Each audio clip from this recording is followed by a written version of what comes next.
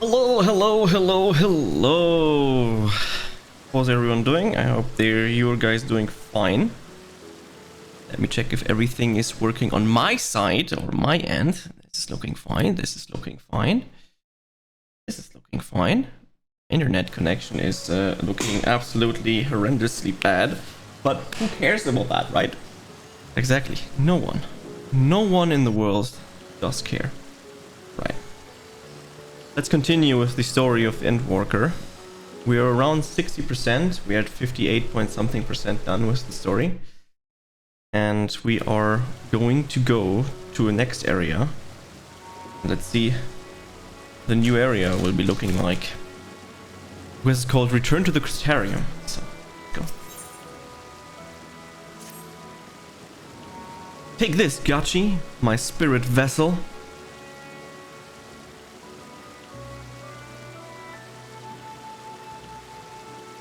Empty now, of course, but it should allow you to operate the tower system in the umbilicus. If even the smallest fragment of Elidibus' essence remains, it should be possible to locate it. As for the axis of the umbilicus, pray seek of Luna for assistance. Chances are she still stands watch at the Ascensor's gate. Should she or anyone else ask after me, tell them I am living my life to the fullest, that I'm happy, hardship and all. Well, we had best be on our respective ways. God's willing. We will see each other. We will see each other again ere long.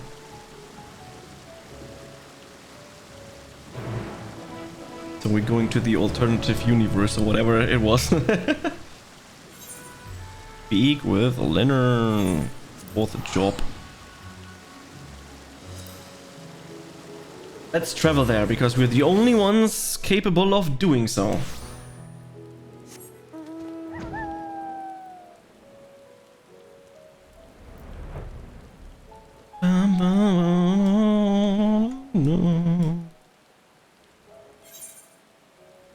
Yeah, she says the X-Arch gate. Oh. We should be fine. Let's see how she reacts.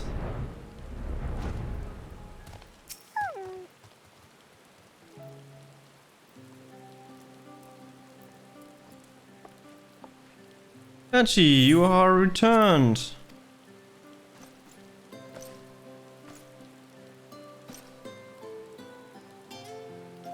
Have you been well, you and the others? We're no shortage of troubles, but we are well enough. As well as can be.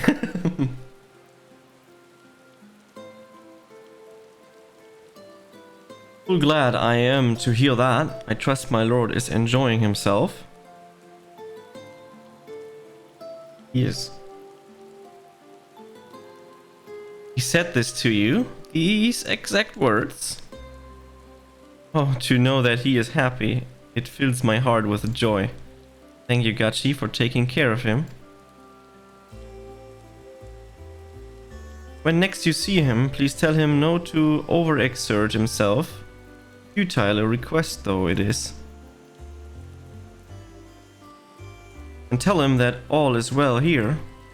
The peace you gifted us continues, and we worked hard to build new lives with ourselves.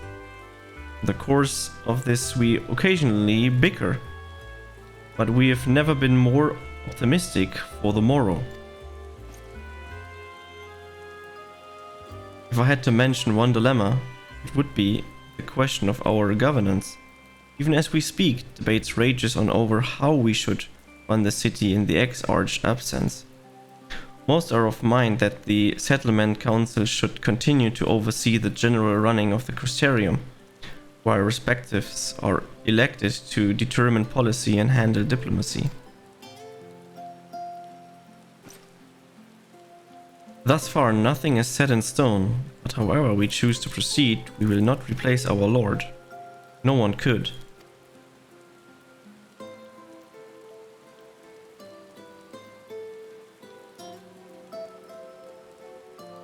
Have we recently observed any unusual phenomena? No, I cannot say that there have been. Curious that you should ask me this question, though. Some days ago, Reen came and asked the very same. She was rather unsettled. In stark contrast to how cheerful she has been of late.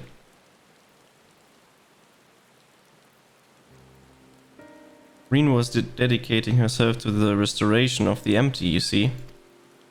Though it will take many long years, the goal seems to have given her a newfound sense of purpose and fulfillment. So when I saw her in a state of such worry, I couldn't help but feel worried in turn. Especially since she wouldn't tell me what troubled her. I dare say she would be more willing to confide in you. May I ask you to broach the subject with her?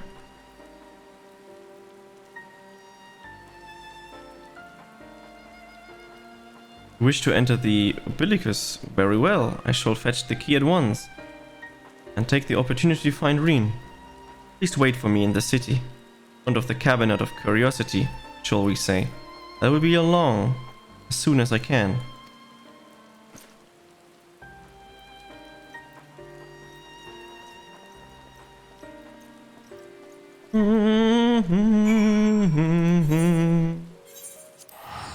That's downstairs. The cabinet of curiosity. Let's go there.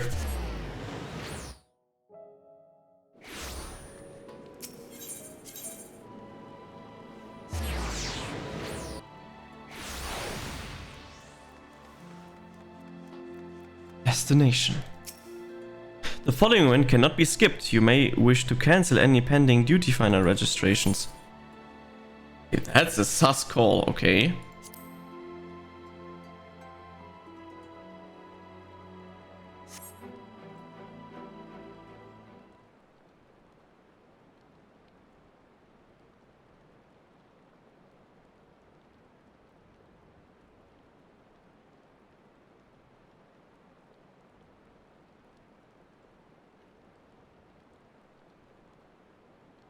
Do my old eyes deceive? Is that truly Gachi?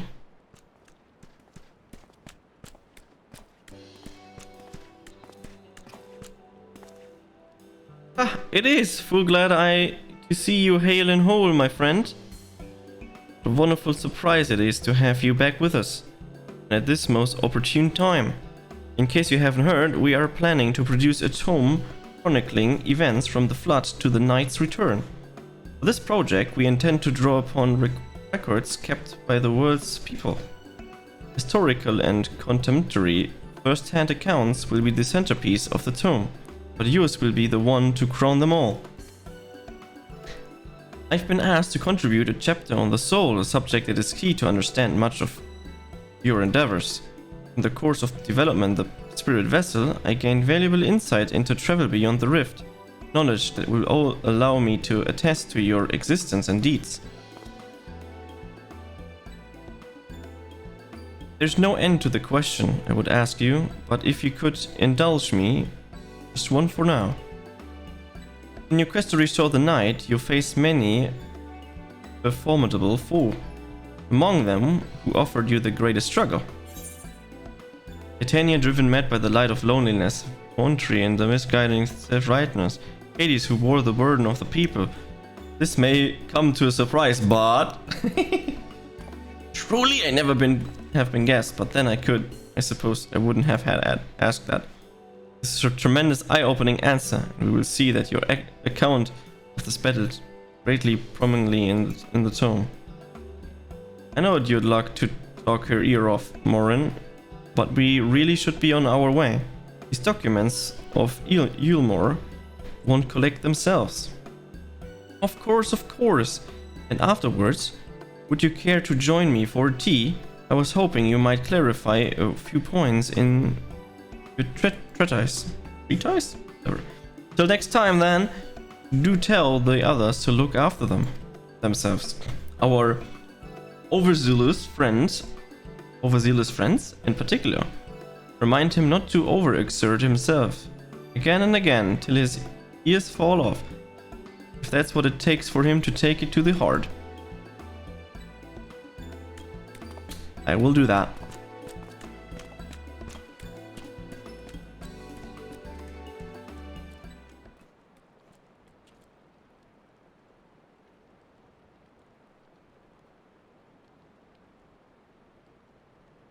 Is that the Warrior of Darkness? Ah, it's really her. What are you doing here? You're going to battle? I can give you some medicine. I made it myself. That's not Ricky. You'd only give her stomach aches. We've come to see Morin to get his advice. One of the guards finally agreed to teach us how to fight, but first we need to choose a fighting style. While I know what I want to be a mage, Arkeol isn't sure. Magic isn't really my thing. I was thinking of standing up the axe or the sword or maybe the bow. They seem all alright, but it's hard to decide, so I thought I'd ask Morin. He knows about a lot of things. He isn't here? Aww. Oh, why don't you have the Warrior of Darkness choose for you? Who do you think suits Arcus best, axe or the bow? For smithing your opponents, the axe. For protecting your friend, the sword. For fighting and hunting both, the bow. The axe. If you took up the axe, you could just be like... Arbor, the Warrior of Light! I love the tale. Let's borrow the books today. Really popular though, I hope it's still there. Thanks for helping me decide, Warrior of Darkness. I'll start with the style and maybe try something else later on. And when I get really strong, I hope to have a bout with you. That'll be my future tank.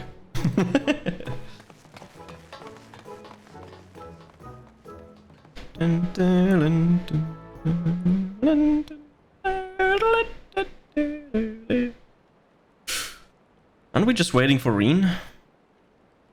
Where is she? Such fun she's been having basking in the adoration of musty old bookworms and wide-eyed younglings, but does she spare a thought of me? Of course not. I waited and waited and waited, but she won't so much as acknowledge the presence of her beautiful branch, even though they're right here. Such a heartless thing of our sibling is cold, cruel and heartless. Someone tiny. Feiyui, in it. Oh, Feiyui, loveliest of branches, however. I missed you. Don't you have more important things to do, Your Majesty?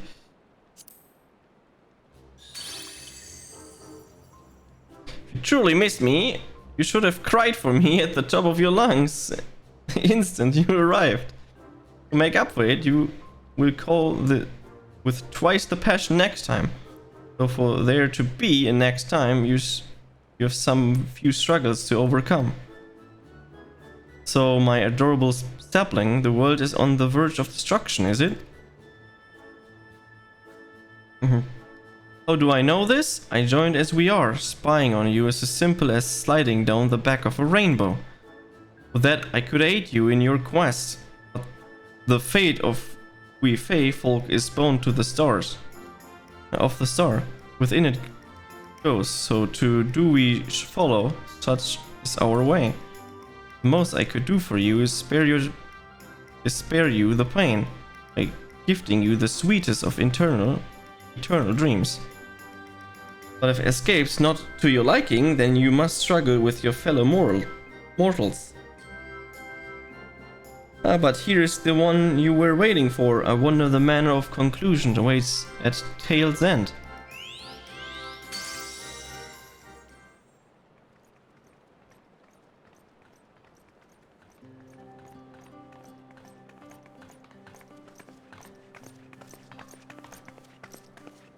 My apologies for the delay. Gachi, it's so wonderful to see you again. You doubtless have much catching up to do. So I shall leave you to it. I've taken the liberty of unlocking the umbilicus, and you may enter at your leisure.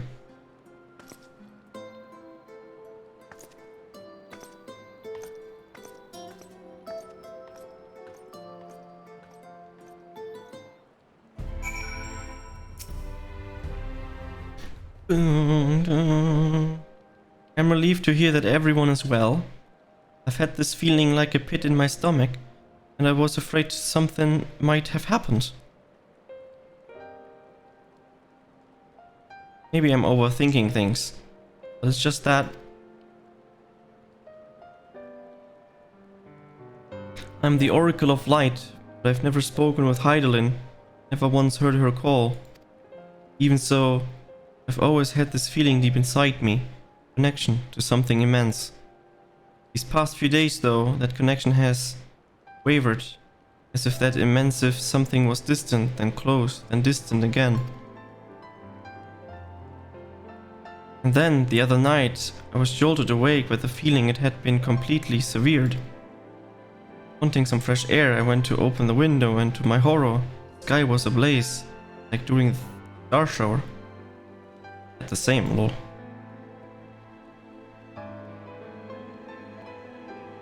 But then I blinked and everything was normal the next day and no one said a thing. No one else had seen what I had seen. As far as I could tell, nothing was out of the ordinary. I began to wonder if it was a figment of a half-remembered dream. Ashi, what are you not telling me? I have to know, please. It doesn't matter how terrible it is.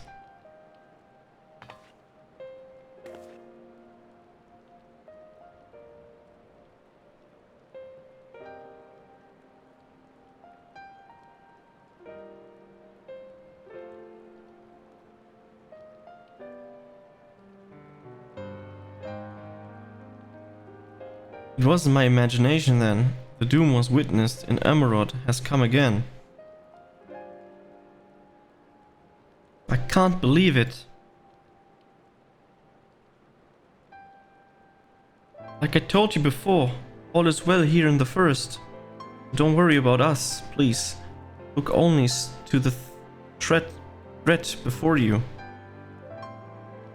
We're fine right now, and even if we weren't, we've learned how to survive. The final days reach us here as well. You may be assured we won't go quietly. No, we'll hold on until you can find a way to save all our worlds. So long as you continue your fight, so too will we, united in purpose beneath a blazing sky.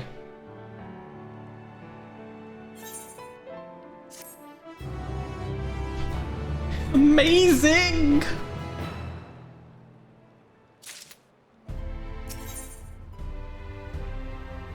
Where's a look of steely resolve. You're headed to the Obelicus to consult with Elidibus, right? I'll do some consulting of my own, speaking with Lina. Decide how we might best prepare for the final days. So it's farewell for now, but we'll see each other again, I'm certain of it. That is nice. If this is a new weapon. This weapon should be better than mine. It finally is better than mine. Okay, let's equip it. And we're gonna use the other weapon. Where is it?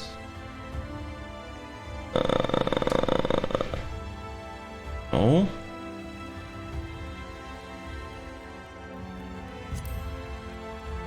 Where the hell is it? It's a blue one. Am I blind? Probably. Ah, it's this one. We're gonna return it to the inventory. I'm gonna extract, retrieve materia.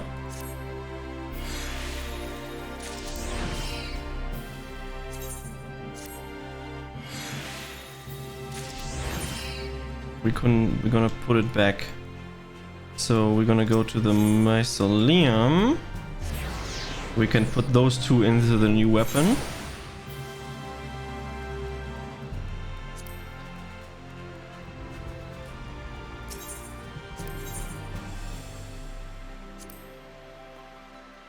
These critical hit.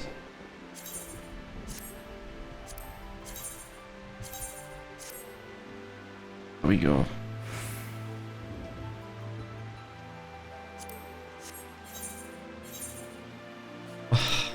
I'm dumb.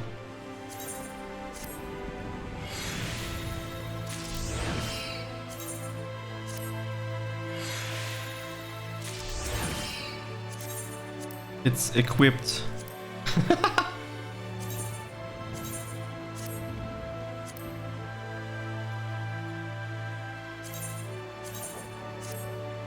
There we go. We have a better weapon. Let's freaking go. This one can be desynthesized. Very good. Alright.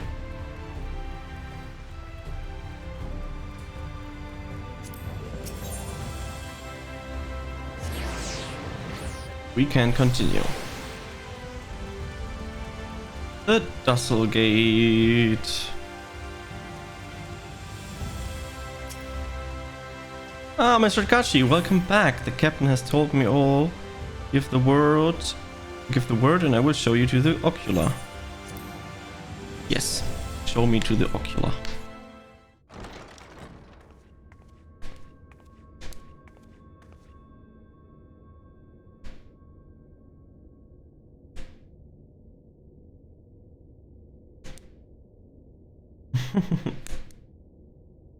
The remembrance.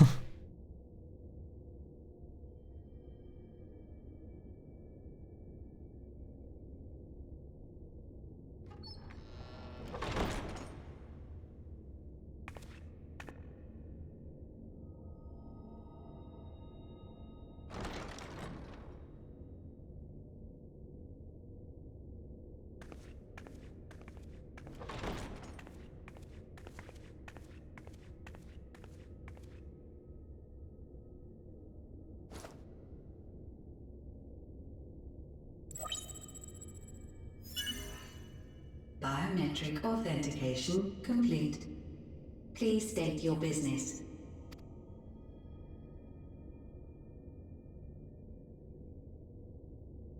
Acknowledged. Reinitializing Circus Tower systems. Searching for Elidibus entity.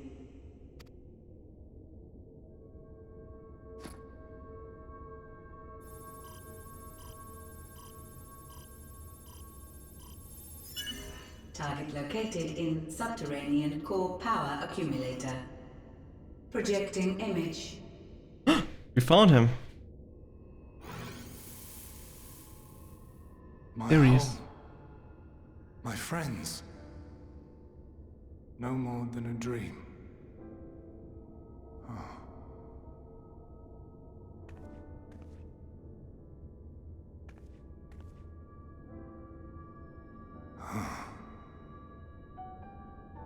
You. Why have you awakened me? I no longer sense those places beyond, or Lord Zodiac. You must explain all.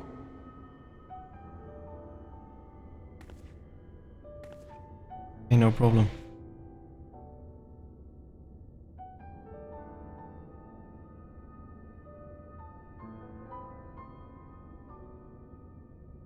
So, he is fallen, and my brethren's souls returned to the star.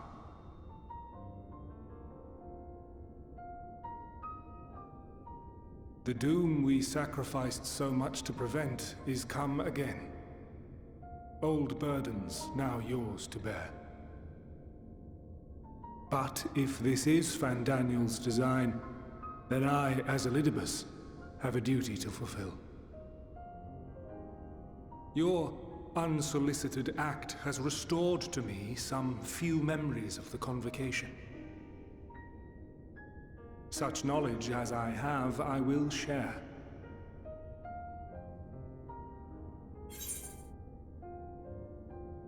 Thank you. I do this not for you.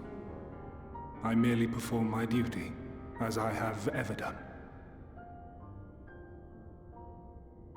Where to begin? The end.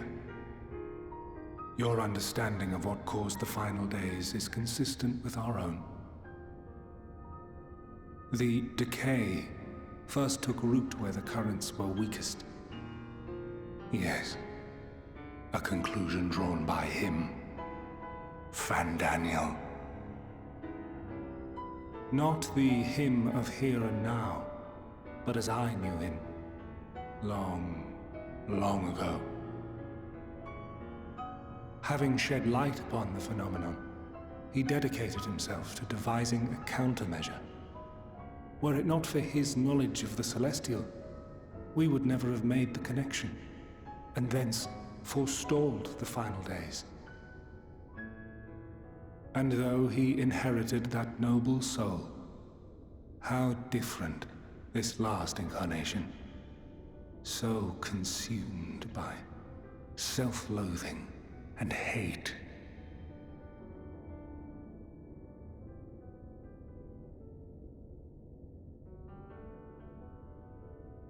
Elpis. Yes, the name is familiar to me. Yet I know it not as a flower, but a place.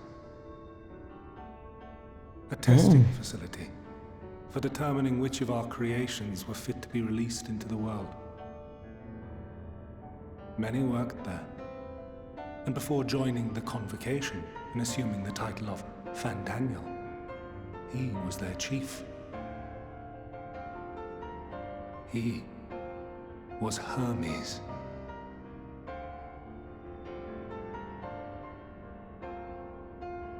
Hermes? The crystals tell little of the lives the 14 led prior to their induction. Elpis itself would tell even less. Nary a ruin has survived.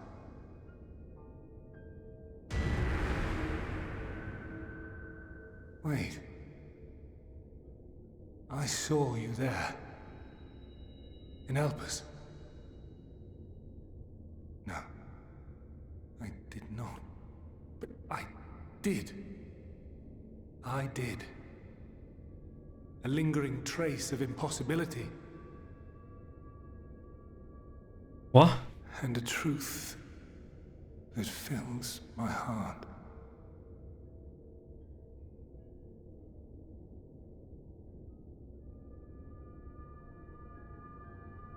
My memories remain clouded, I fear. However, they have revealed to me one possible course. You must travel to Elpis, to the time when Hermes served as its chief. In glimpsing the Exarch's memories, not only did I make his summoning magic mine own, I also mastered the workings of this tower, which, having absorbed my empowered essence, now harbors an abundance of energy. As such, I believe I can deliver you unto the past, unto that place and that precise moment. Given the eons that must be traversed, the gateway will not be fully formed. Your form will be less tangible still than those warriors of light I had summoned. In all likelihood, none will be able to see or hear you. Yet even should you manage to interact with others, you will be unable to effect meaningful change. For the reality you wish to save, the reality to which you must return, exists as a result of the final days. You cannot reshape the past to undo the tragedies of the present. Cannot unmake the sorrow and suffering fated to come. In full knowledge of this, will you still entrust your life to your foe and make the journey? Yes. Have to. Very well. I shall cast you unto the river of time. Let this be my final act. You must input the commands. I no longer have the authority. First, you must reconfigure the systems, that the tower's ether may be channeled for the magic.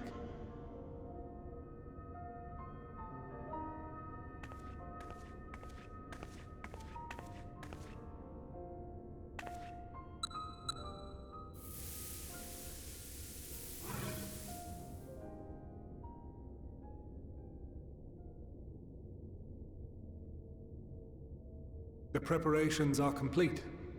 The gateway will soon open. Return at once to the ocular.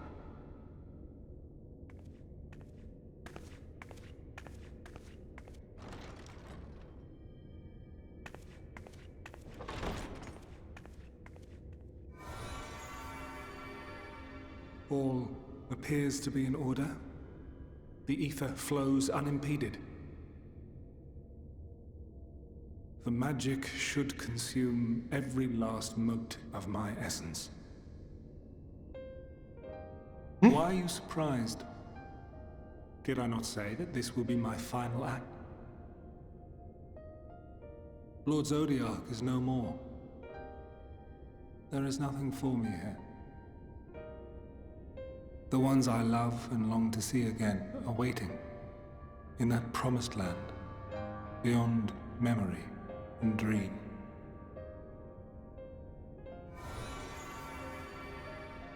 Now go, warrior of light. Go and do not look back.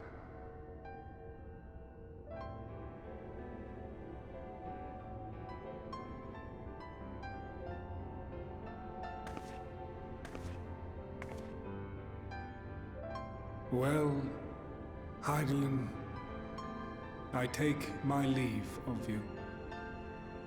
Yours is the mantle of the last of us. May you have the joy of it, the burden and the solitude. It falls to you now. You and your champion to save our star.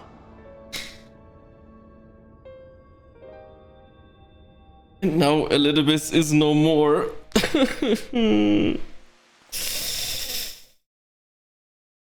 What in the world, man?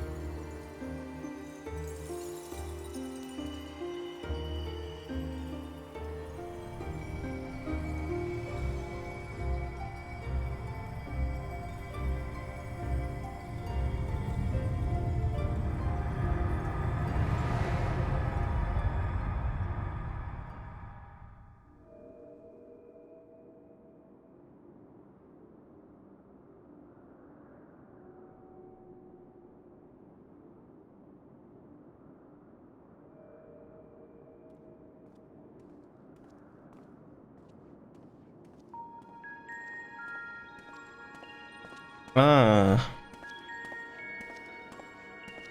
They're all human-like now.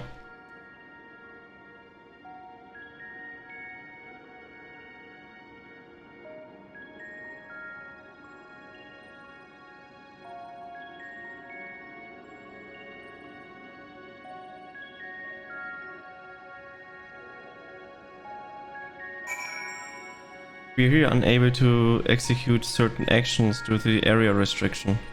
I see. But hi Diesel, how are you doing, man? And Mioth, how are you doing? Wish to like what you wrote though. Love the piano. Oh, thank you. Good piano song. For sure. But I have to do something real quick because I can't read shit.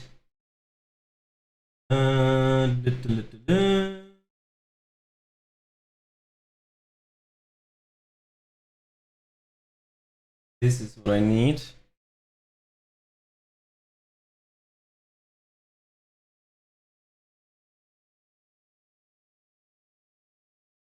Okay.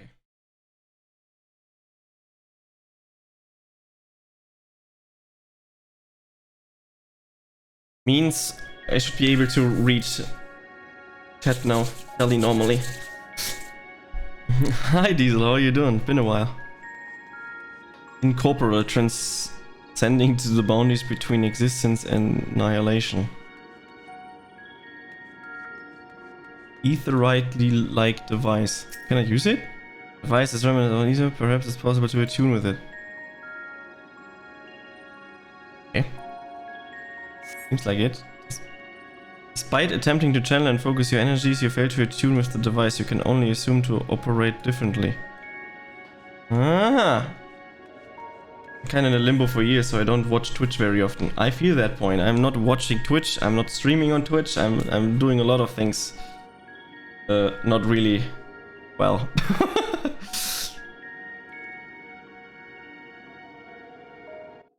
So that's that. Okay, that's not what I wanted. Bottom rather than top. That's what I wanted to activate. You want to play Final Fantasy XIV now? I feel that point. Don't start it if you have a life. This consumes your life. This is great. But it's a great game. Should I try a demo? They have a free trial. I 100% recommend the free trial. You can play thousands of hours in the free trial without paying anything. There's so much freaking content. It's crazy that you can do in the free trial. And it's for free for always, and you can play up to Heaven's Ward, and it's great. I recommend it. I have a life and I play. You are currently sick. You don't have a life right now. The man stands dutifully by the Etherite-like device, a guide for the facility in all likelihood. You attempt to get the man's attention, but if he sees or hears you, he gives absolutely no indication. In a limited one, it appears your form is an instangible. Yeah, we cannot interact with anyone, we can just oversee things. I cannot deny, I don't really have a life, but yeah, I think just want to chill, so I might try trial. Couldn't get it before queues and stuff, but my friends really liked it. I would say it has a reason why it's the best MMO available, you know? It is phenomenal. I'm not a huge MMO nerd, so I should be fine. That's what everyone says, and then they get sucked in. I have to say, the A Realm Reborn story, if you play the main story, is rather meh. It's not mind-blowing, but everything after that is good. Very good. And recommend, take your time when you play the game. Read through everything. Absorb everything. Play slow. There's no need to catch up to people. Just take your time and play as you like. Don't rush. Big mistake. This is the right place, yes. Population. Judging by the woman's word, this facility is called Population. Hello, you there? You attempt to gently prod the woman to attract her attention, but she feels nothing, and seems neither does she. You feel nothing. And yeah, it's how I usually play MMOs, just kind of a single player game, but with dungeons, so I never get to end game. Quick warning, yes, what he said, and it is a very story heavy game. It is more like story MMO. It's all about the story, really. And then when you're at end game, then there's a lot of cool things that you can do. Especially raiding, it's really fun. I heard. It looks fun to learn all the things. The remarkably large man wears a black robe and a half mask, much like the phantoms you encountered in Mare Lamentorum and the recreate Amaron. It would seem you have made it to your destination.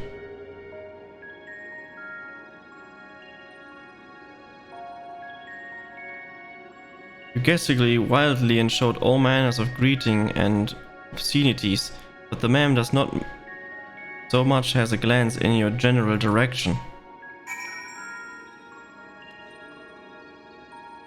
That's what I definitely don't have mental capacity for anymore.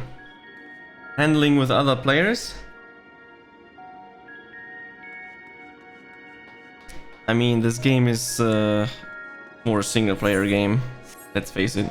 So there's that. Just wander around doing quests, and so keep grinding stuff. I quit. And there's no real grind in this game. If you focus mainly on the main story, there's no need to grind really. If you don't switch to 1,000 character roles, whatever, like you have like a billion classes that you can play.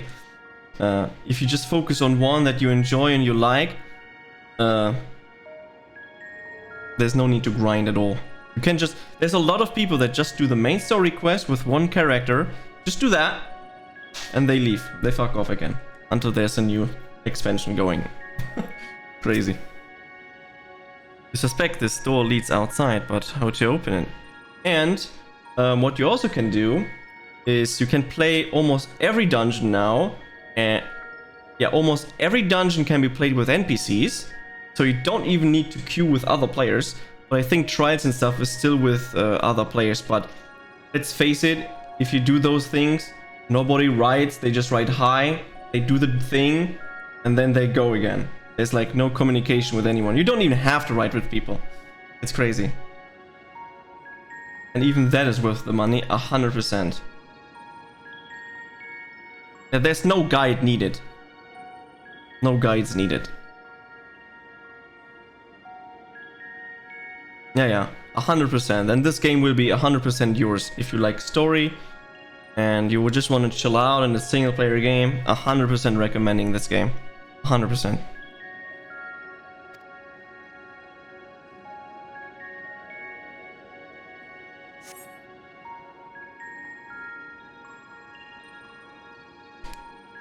We cannot open this door. Open it!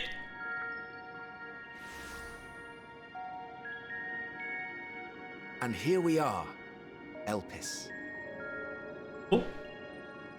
Is that Vandania? Well, how rare to receive you in person. To what do we owe the honor? Oh, just a few odd tasks. We'll be here a while. You're welcome to stay as long as you see fit, of course. As a matter of procedure, however, I must ask that you kindly remove your masks.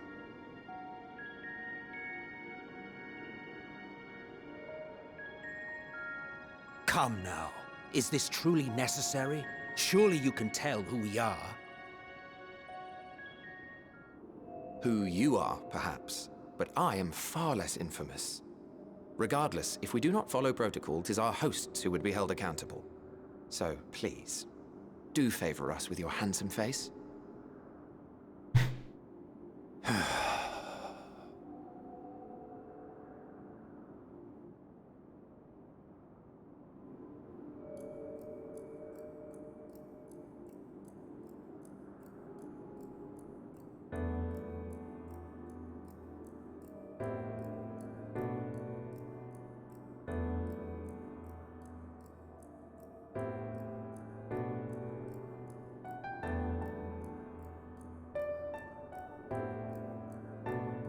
Not much gameplay. A lot of story. Satisfied. I thank you for your cooperation. You are free to go about your business. Glad to help, Diesel.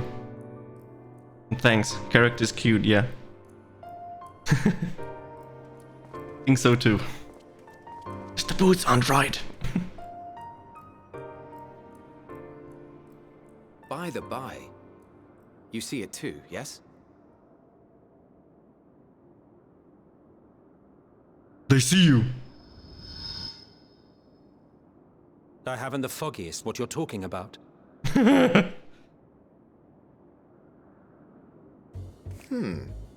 That's odd.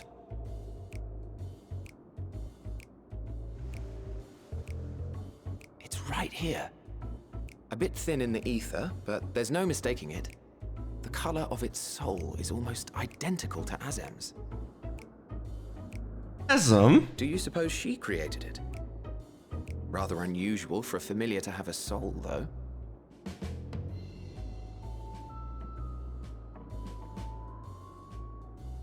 Don't ask me. All I know is that it's trouble. Doubly so if it's her spitting image. So let's leave it be. Come now.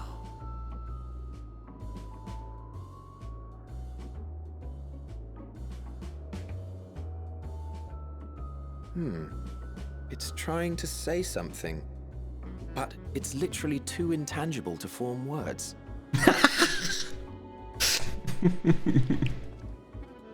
Why don't you give it some ether? Spare a snifter of your bounteous reserves.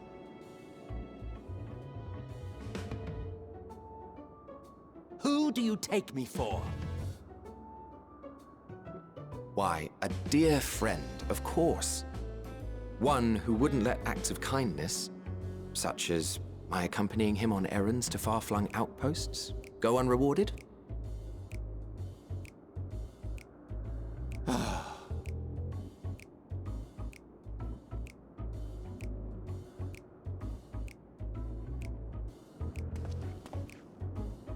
I suggest you close your eyes, or this may be unpleasant.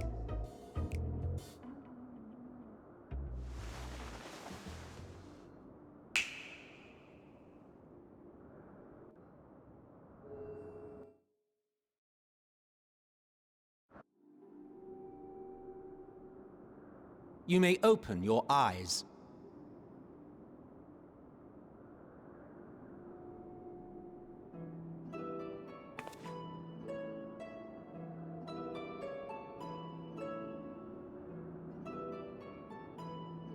Oh, so tall. Oh, you even adjusted its size. The better to indulge your whim. This way, it will be easier to communicate. How very thoughtful of you. And may I applaud your artful reinforcement. Without further ado then. Greetings! I am Hythlodaeus, Chief of the Bureau of the Architect. Oh, there he is! Sulking beside me is the most honorable Emmett Selk of the Convocation of I 14. knew it! And how might we address you, my new friend? Okay, this is crazy. Finally meet them. A fine name. And I'm pleased to see you understand our words. So, tell us, whence have you come? The thinness of your essence suggests you weren't created here.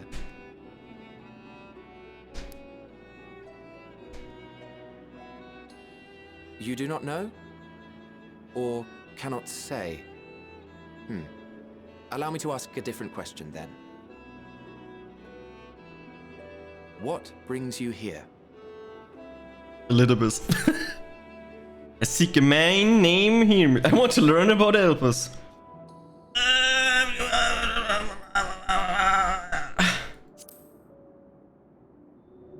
Yeah. Now it all makes sense. We are in the past right now. The same as us. Perhaps Azim wished to come too, but had to settle for a familiar. If she truly wished to be here, then she would be. Right you are. My apologies if we've given offense. The two of us can discern the color of souls, you see, and yours happens to resemble that of a friend. And with your purpose matching our own besides, we jumped to a hasty conclusion. We are here to speak with Hermes, the chief overseer of this facility, which we also intend to tour in order to gain greater insight into the man's work. We, I say, though this is Emmett Selk's charge. I am here only to serve as his guide. And I should be happy to serve as yours as well, by way of an apology for the misunderstanding. Wait, are you suggesting that we bring it along on official business? This thing we know next to nothing about? If you harbor suspicions, better to keep it close than leave it to its own devices. Wouldn't you agree?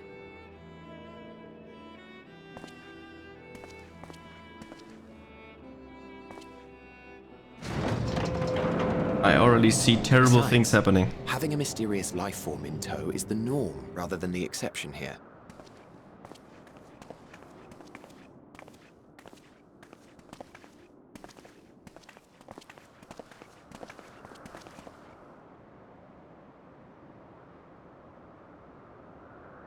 Welcome, my friends, to the testing ground of creation at Heaven's Edge, Elpis.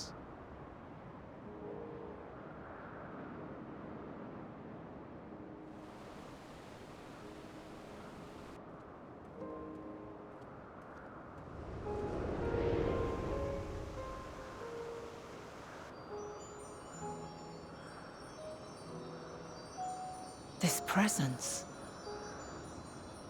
And this is Heidelin.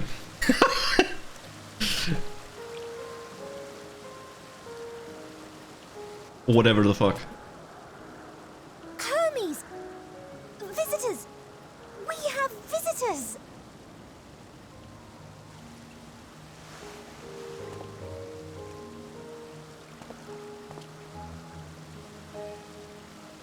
Oh, they can sense the people. That's crazy.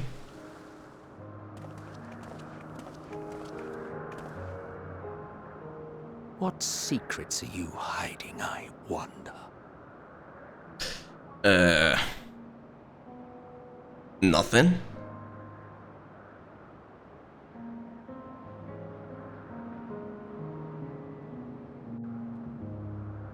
No, it makes sense that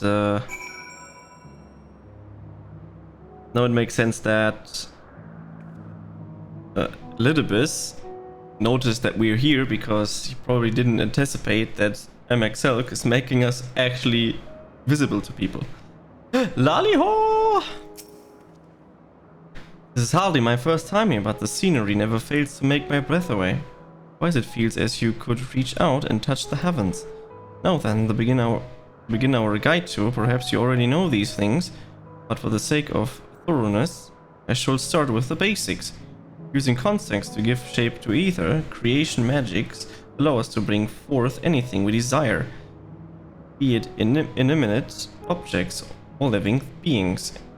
Anyone may conceive of concept, but they must all undergo evaluation at the bureaucrat of the architect. As part of that process, living beings and certain arcane entities may be sent here to Elpis for in-depth observation and study. Fascinating facility, isn't it? I dare say you will enjoy touring it with us. Okay, that is interesting.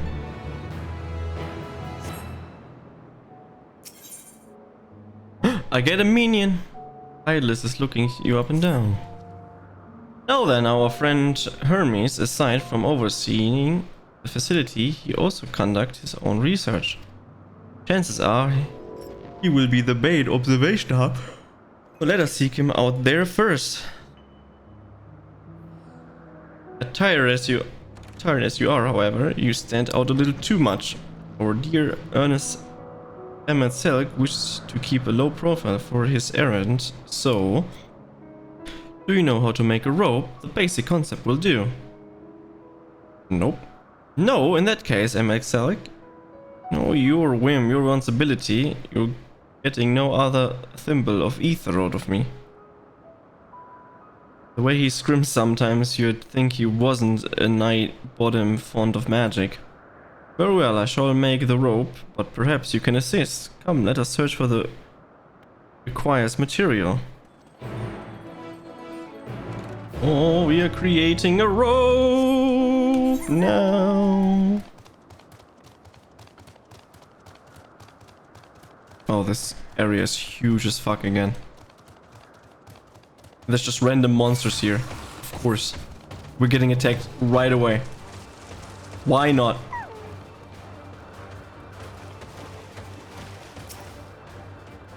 Yes, these creatures should suffice.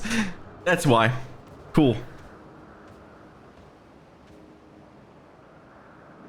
An etheric rope, I want you to use it to capture, shall we say, 2 petolodai. There are 3 species here, I believe. Any 2 different kinds should serve. Now I should mention that the strength of the rope is tied, no pun intended, to the strength of its user. As your ether is still thin compared to ours, you'll need to weaken the meteorite first. It's like... Okay, no problem. But first, let me get the monster chocobo.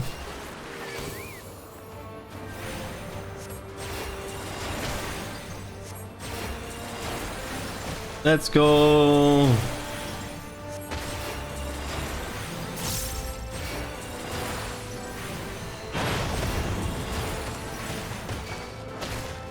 Okay, time to get the thing.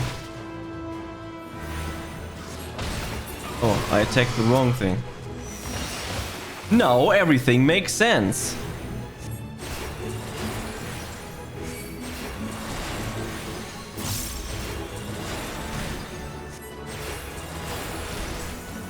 Is this weak enough? Yep.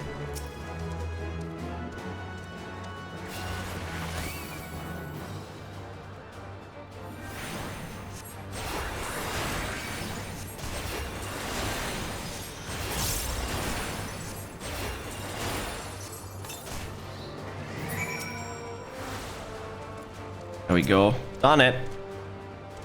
We've caught the Vitalitas. Come, come, let us see. Here.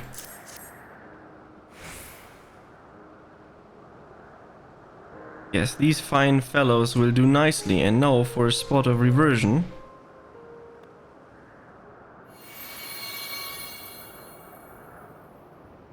There, it's ready.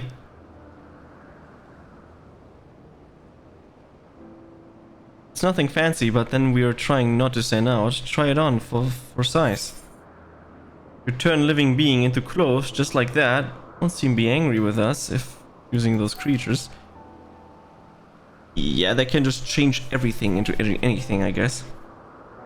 Not just like that. You need to revert them to their constitution. Ah, I cannot read that fast. Lest you wonder why I ask for those two species, it is due to the difference in their ether balance. Blending them allows us to produce Scarp with superior etheric stability. Well and good to disguise and educate it, but it won't fool anyone who can see worth a damn. Fair point, but at the very least it should spare you unwanted attention from casual observers.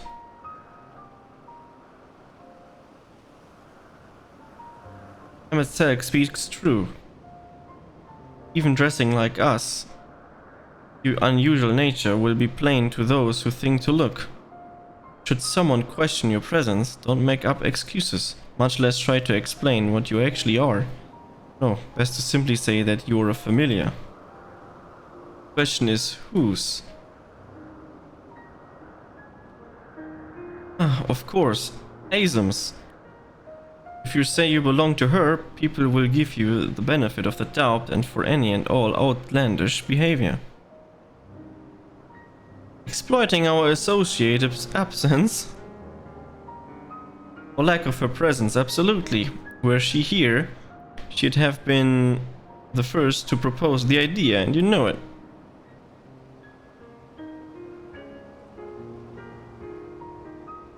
With that, your story is settled. Let us continue with our errand. We got clothes, and then we potentially have to wear that, otherwise we are too obvious. Maybe. Or not. What does it look like? Ah! Funny.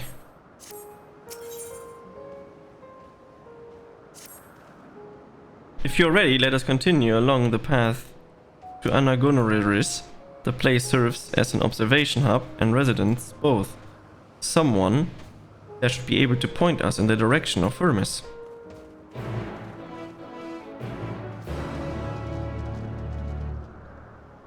Oh, we don't have to wear it. New things we can put in the armory. Most likely.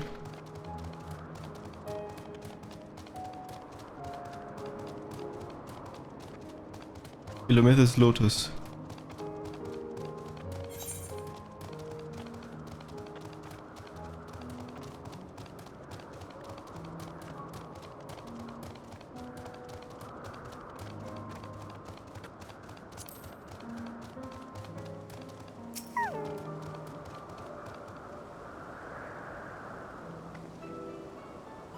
Yes, I can help you.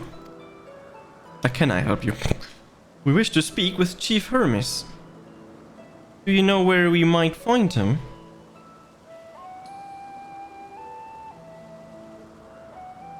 Well, now, by your mask, I assume you are one of the 14. I wasn't aware there was to be a visitation. Between you and us, it's something of a surprise. Discretion in the matter would be appreciated. I see. My lips are sealed. The chief should be out conducting observation as usual. His focus of late has been aquatic creatures, so I expect you will find him at one of the pools here. Pools, you say? Many thanks and apologies for disrupting your work. I say Hythloidius. I've never met Hermes. You know him well, do you not? That being the case, couldn't you simply find him by his ether? Aye, that I could. That would be boring. As you know, I'm aesthetic and I can discern the color of souls. By the same token, we can also see ether quite keenly and from great distances. With this skill, I could readily locate Hermes, but I felt that it would be a waste of an opportunity. We are here to perform an assessment, but after all, by searching the ordinary way, we stand to gain insight into Alpes and the man in charge of it. This is as much for your own enjoyment, like as not. The point taken. If you're going to accompany us, make yourself useful and help us look for Hermes. According to his profile, he has short, dark hair. So you know, it's because we're in Alpes that we don't have our coals up. A special exception due to the need to be aware of dangerous creatures. Elsewhere, we do not exhibit our individuality. It's unseemly. This is all common sense, but I would assume you possess any. The red treat indeed to be able to search for someone by their appearance, and I thank you for humoring me. Come, let's find our man.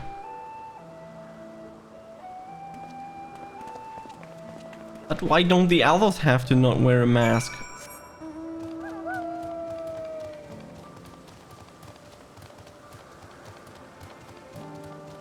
Short, dark hair.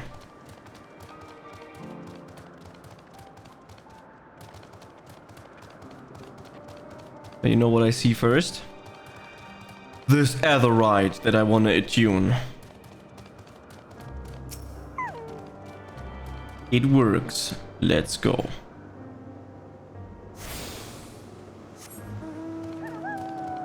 Now let's find the person. Ah, there at the water. Definitely. Yep.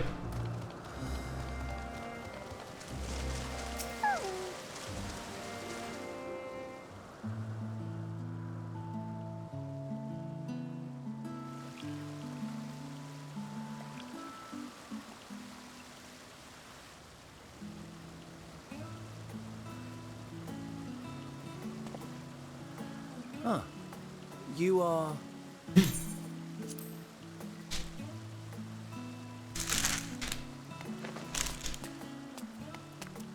Oh.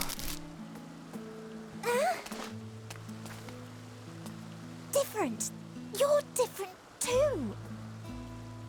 You and me. We're alike. Friends. I want to be... There is. I rock this. Wait. Please. Wait.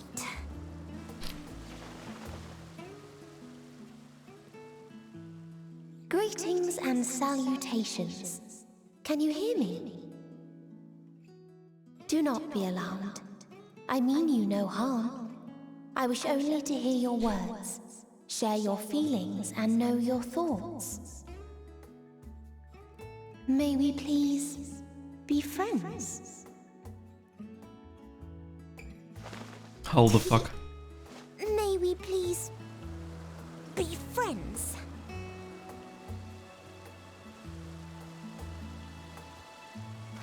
Ah, I see you found him.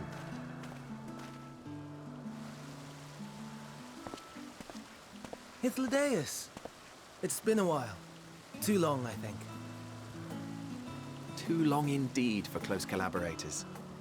On this blessed occasion, I bring not only myself, but others who long to speak with you.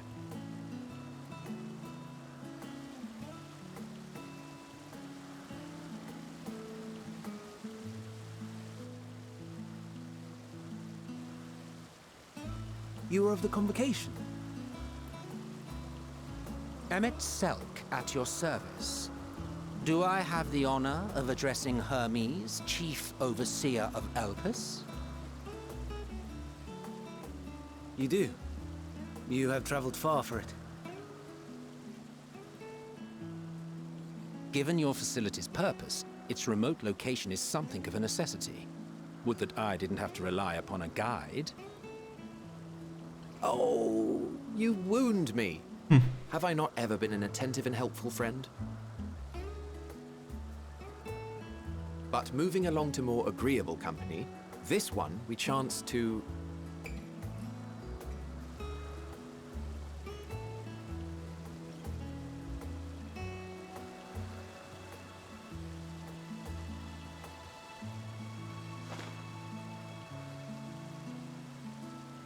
Well, you certainly have her attention. Is she one of yours, Hermes?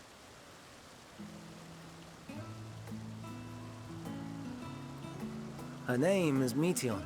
It means shooting star.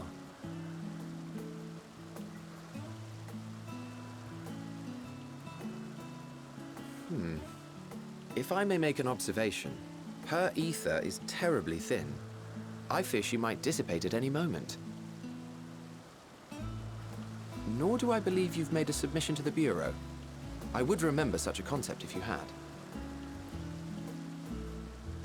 I haven't, as you say. I judged it too early. She's a pet project of mine, still undergoing preliminary testing. But rest assured that I will attend in person ere long. Very well. Being an authority on flying life forms, I appreciate that you are exacting in your work. I shall look forward to your submission. If we have finished with the perfunctory chit-chat, I would discuss official matters. By my coming, I trust you already anticipate the subject. I have an inkling, yes. Please wait to the main building yonder. I shall join you as soon as I've returned these creatures to their homes. What's wrong, Hermes? The Namastoma is missing.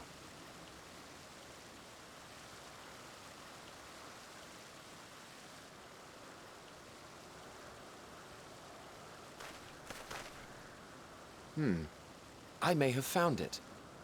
A creature with the self-same ether as those there, nestled in the boughs of a tree outside the grounds.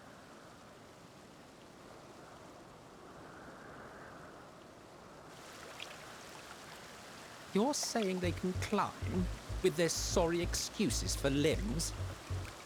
The fashion has been to imbue aquatic creatures with the power of flight, ever since the words of Metron created a sky-swimming fish.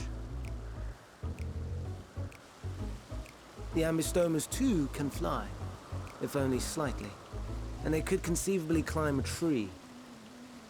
Whether they can come down safely, however... Excuse me.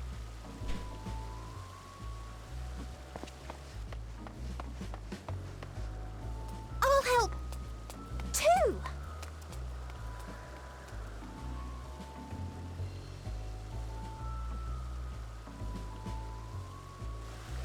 And what are we supposed to do with this lot?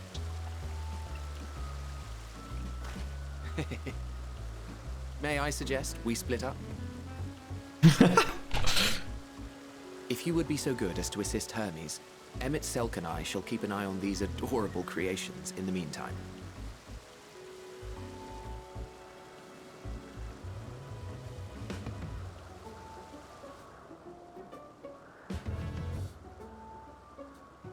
It's at least something.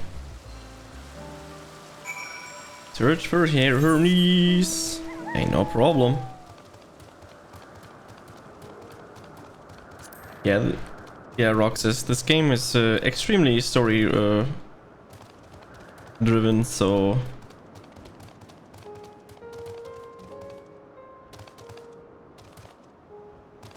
there's a lot of talking going on. Found it. Seems Hermes and Meteine have found the quarry. The creature known in this age is an ambystoma. Yet though it has been safely extricated from the tree, Hermes appears to have found himself in quite the predicament. Didn't see! What the fuck?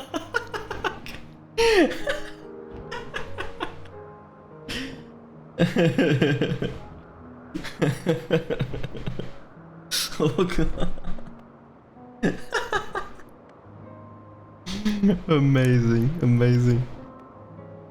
Oh, I can 100% recommend this game. Like, if you like story and no time pressure and stuff, this is very good.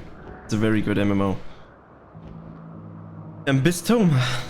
Hermes saw it up there, up the tree. He climbed up to get it, but it jumped on him, and he slipped. He slipped? He fall on the tree? Do you need a hand? No, I'm fine. If a little embarrassed. Now for your own safety, please stand back.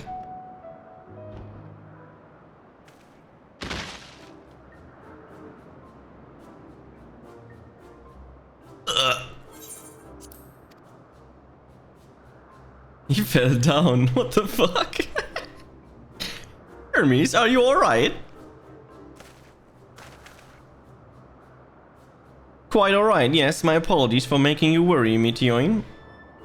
I have no clue how to pronounce this name again. Both you and, nobody. Gachi, you're called intriguing names. Somehow reminiscing of a new creation. Thank you for coming after me.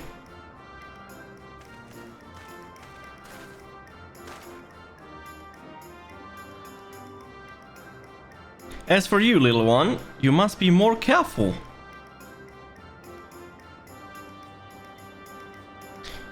You may be able to fly, but it doesn't mean you cannot fail and hurt yourself. Oh no, I had forgotten all about its fellows. No, the others are taking care of it. Truly, what a relief. I must thank Amasak and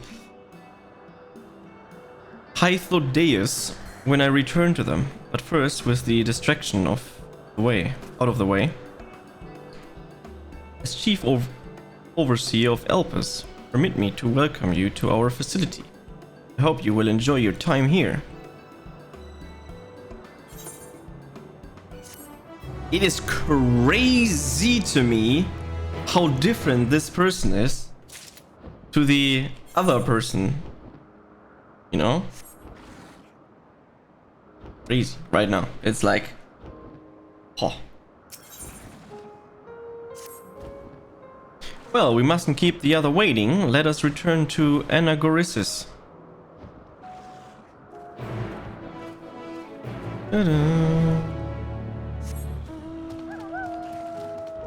There is obviously a fate going on here.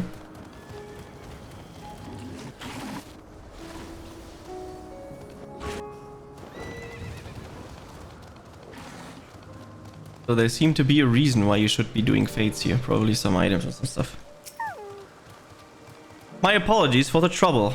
Owing to your kind assistance, all of the ambystomas are safe and well. I presently sent them back to their space. If you would go on ahead to the main building, upon entering you will see a table and chairs, a meeting area. We may speak there. Oh, very well. Take care not to let the creature slip away again.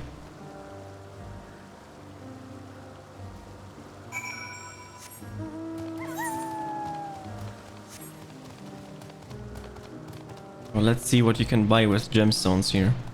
I will probably have no idea what these items do, but people seem to do the fates here, so...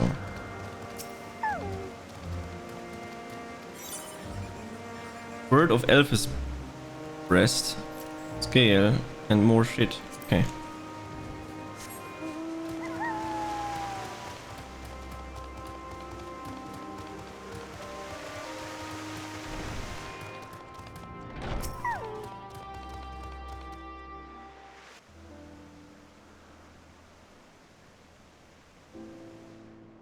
This appears to be the place. And here is where we part ways. We will be discussing highly sensitive affairs. Only a select few may be privy to such knowledge, and that does not include someone who cannot or will not divulge their origins.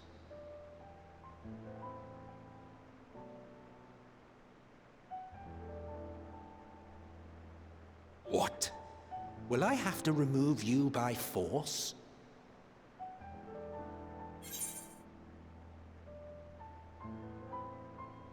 I have important things to say to him as well. The reason I cannot speak freely.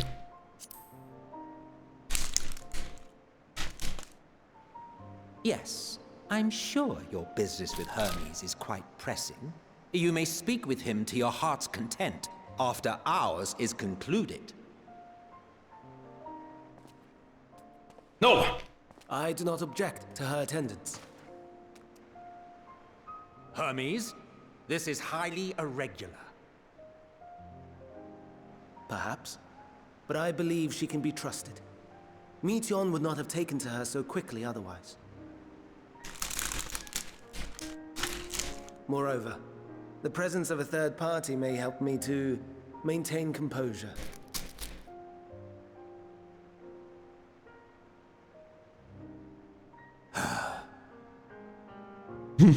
As you wish, then. Behave yourself, do you hear?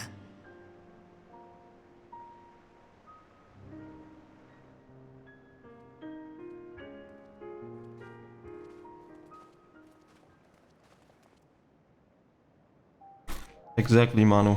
Exactly. So, it's finally happened, then. Aye. Van Daniels declared his intention to step down and named you as his preferred successor.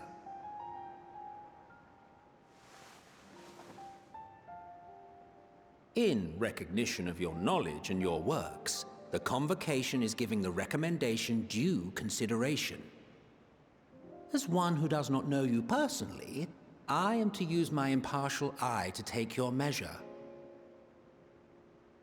And above all else, to ascertain your disposition towards the invitation.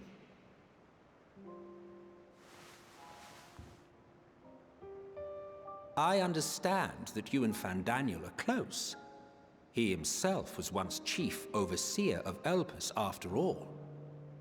I should not be surprised if you knew before anyone else that he wished to relinquish his office. I did. He told me that when he fulfilled his purpose, he wished to pass the torch to me.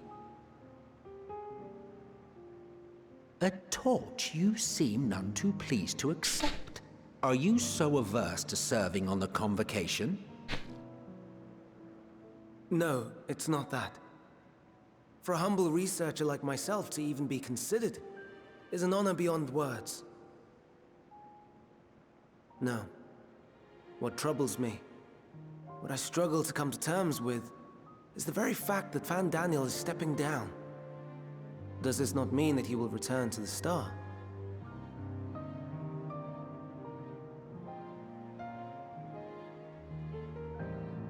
Of his own volition, yes, like so many others have before him.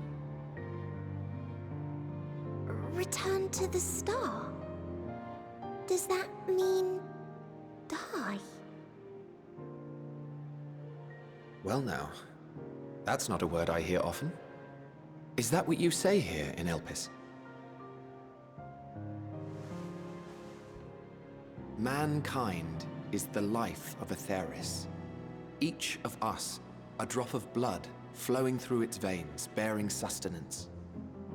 In our finite time upon it, 'tis our duty to make it a better place, that all who call it home, now and in future, may abide in happiness. To that end, we have dedicated ourselves to the pursuit of enlightened creation. And by our efforts did we transform this once untamed wilderness into the peaceful paradise you enjoy today. To return to the star whence we came is a privilege afforded to we who have so loved and nurtured it. A choice embraced by those who have lived their lives to the fullest, in service to our world. And when they depart upon this journey, it is beautiful, always. The 14 are no exception. 'Tis believed no occasion is more felicitous than the fulfillment of one's duty. Our office becomes our lives, and to retire is to return, or so the majority of us hold. Some few have elected to eschew custom.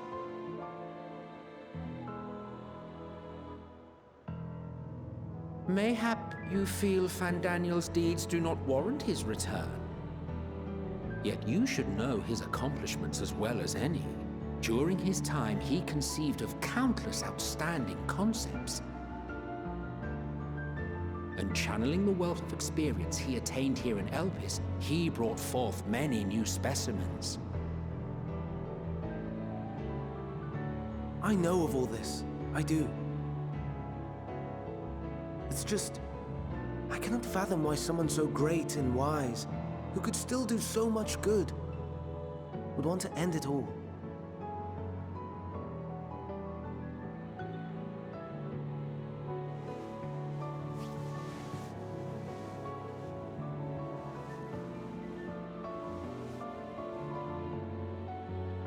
Oh no, I've made her upset. Forgive me. I know I requested your presence. Might I trouble you to take Meteon outside? A change of scenery would do her good.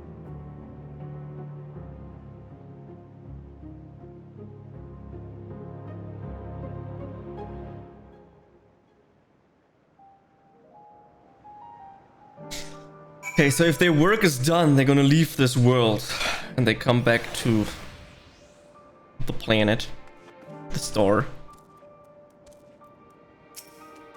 Still trillion billion questions in mind, but sure. Sorry, Gachi, I didn't mean to walk. Perhaps we can go for a walk.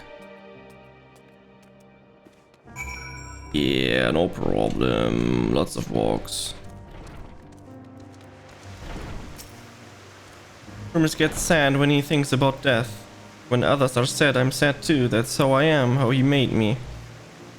Don't worry, I'm fine now. So why do you come? Why did you come here? You want to learn about Elpis and Hermes? Oh, teach you. I can teach you. We could take turns. I tell you something and then you tell me something. Sounds like fun! It will be, it will be. Where to start? Yes, let's talk to Memon. He should be near the Aetheryte. I'm not good at explaining, but Memon is. So I'll have him explain instead.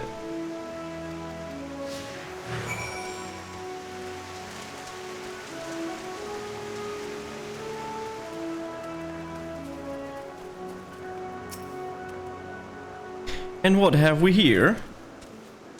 But you look like a person. Your ether is quite thin. I assume you're a familiar like Meteon.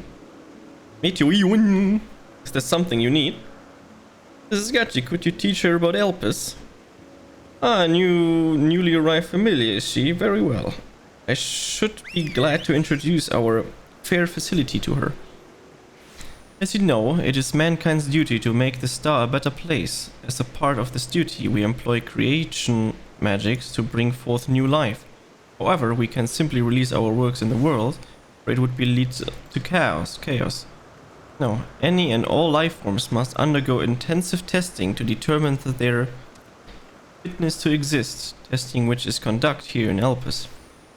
Every candidate is subject to rigorous studies in which we identify their properties, surmise what habitats might be suitable, and speculate as the effects they may have on the environment and the other species. Should it be judged a beneficial addition to the star, it will be allowed to take its place in the world. The two of you, too, were created with the hope of making the star a better place. So heed your masters well and be good, do you hear? We will, Mammon, we will. Thanks for the lesson. You had a turn. No, I get a turn. Where did you come from? From a place far, far away. From a place facing a great threat. From a crystarium, I guess. Then I probably don't know it. I don't know much about other places. But this place is important to you, I can feel it. Oh, my power, I haven't told you about it. Creation, let's find a creation. One not being watched, then I'll explain my power. Sure.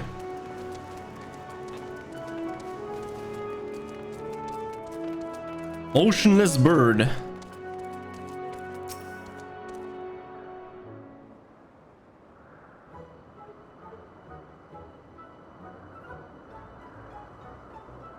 Oh, this creation is perfect. But I don't remember seeing it before. Perhaps it's new. Anyway, I'll try reading its mind. That's my power.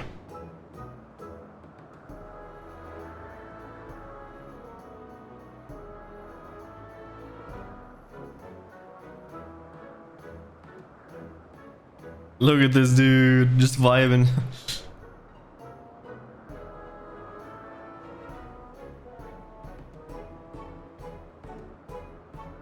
Nothing happens. I can't read it, or maybe there's nothing to read. Wait, please. Wait, I'll try again. With you this time.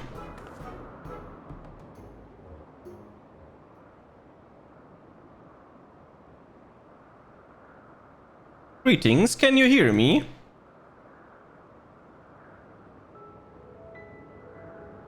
This is my power. I can read the emotions of those around me and project my emotions to others in return. I'm not actually speaking to you in your mind, rather you are converting my emotions into words and intentions, a process performed subconsciously by intelligent life forms. Are you telling that the bird is dumb? The ability is vital to my mission, for it allows me to interact with intelligent beings, even should they communicate via unknown languages or other non-verbal means. As a consequence, I'm clumsy at speaking. Yet though I struggle to express myself in this fashion, Hermes wants me to speak as much as possible, for everyone has thoughts and feelings that they may wish to hide. I harbor an affection for you, one that is difficult to define. Aside from the fact that you share common traits with us, your thoughts are complex, prismatic. They draw me in and leave me wanting to know more. Out of respect for privacy, I will refrain from using my power when speaking with you. Nevertheless, I want you to know what I wish to be your friend. No problem. Did you hear me? Good, now it's my turn again. So, what are you good at? Fishing, crafting, gathering, playing. Good at playing video games. Playing. Playing? I'm still not sure what that means. Hermes says let's play, but then he goes for a walk or looks at creations. It's fun, but no different from work. Look at the dude. Lies on top of that big one. I see. I think we might be bothering it. look at the stair. Let's keep going. We'll go and see Yuanthi next. She's usually in a small building on the west row. Sure, let's go there.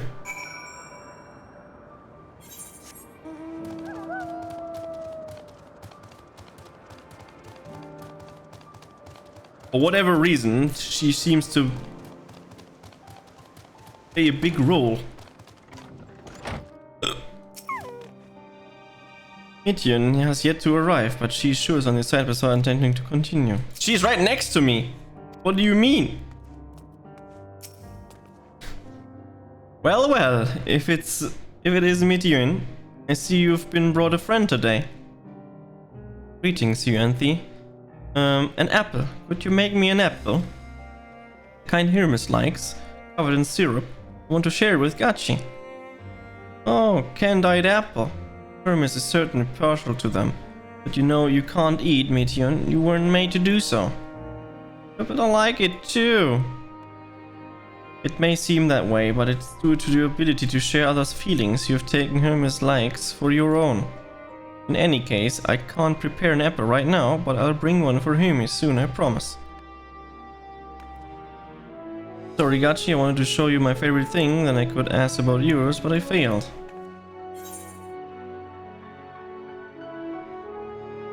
Tell her what you like. Oh, that's what you like? Yes, yes, I can feel your joy and happiness. It makes me happy too. Thanks for sharing it with me, Gachi. We have walked and talked a lot. Maybe Hermes has finished talking too. Shall we go and see? Now the world is going to explode because, I don't know, things happened. Suddenly war. Everyone dies. Explosion. He turns into Zodiac. I have no clue.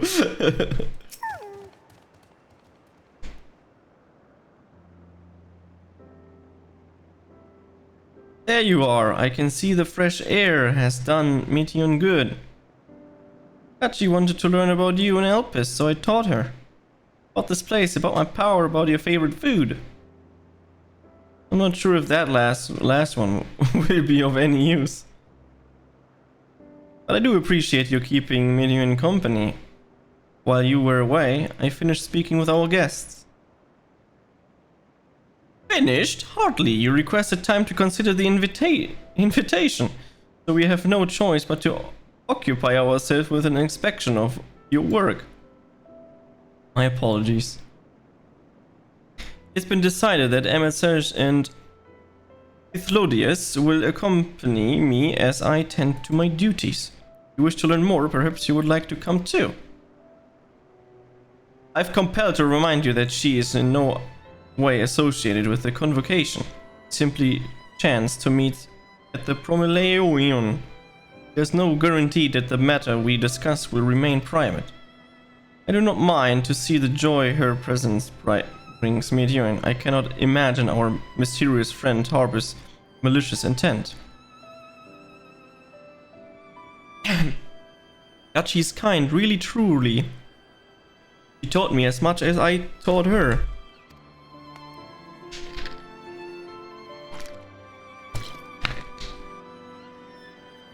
You're coming, of course, to watch Hermes. You're bound to learn lots and lots. Rip water bottle.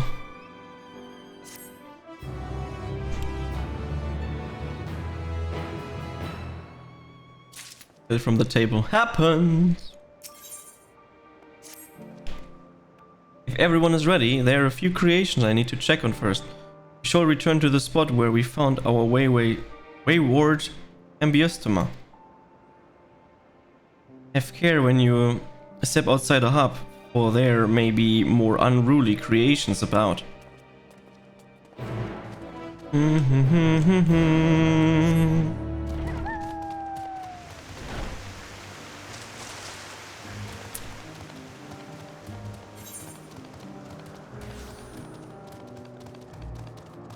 This guy had a really interesting FC George name thing.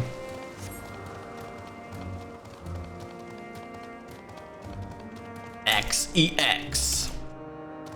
Pronounced Lude. Is there a new species of Italuda we recently set loose? It has been doing very well, managing to maintain a stable existence thus far. If it can see its observation period to the end without issue, we shall release it unto the world. Tell me, do you know the difference between living beings and arcane entities? It is the presence of a soul. Yet the soul isn't something you can choose to have at will. No, it manifests only in those beings whose forms adhere to the laws of creation that can endure on their own. Being that do not fulfill this requirement, such as those spontaneously born of magic or natural phenomena, who have no souls. Not have souls. That's why the things, when you have in the final days, these creatures don't have souls, so they don't have ether because they're spontaneously born. No matter how much it might resemble flora or fauna, if it lacks a soul, then it's considered an arcane entity. So you see, it's not for mankind to decide what is living. The domains lies beyond our manipulation, and it is hubris to assume otherwise. But come, let us head to the nearby beacon. We've received a report that arcane entities have gathered there.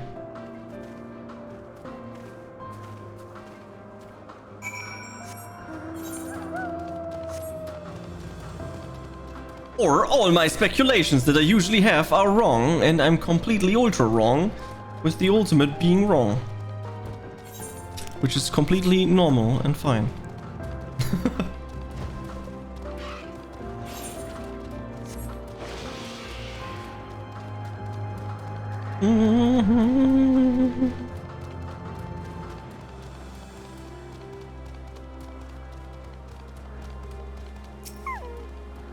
Ah yes, lightning pneuma, just as the report said.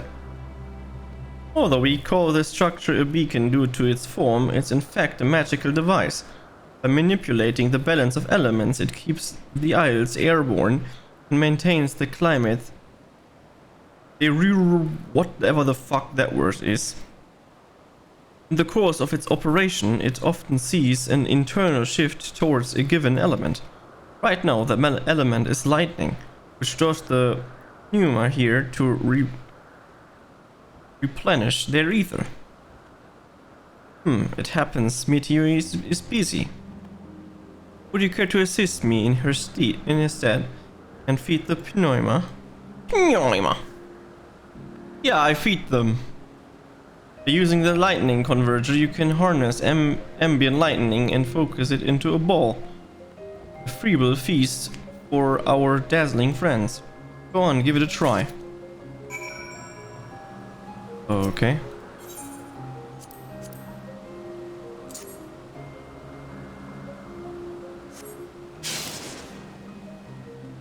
Oh, I have to hit this. Okay. I thought I need to hit them.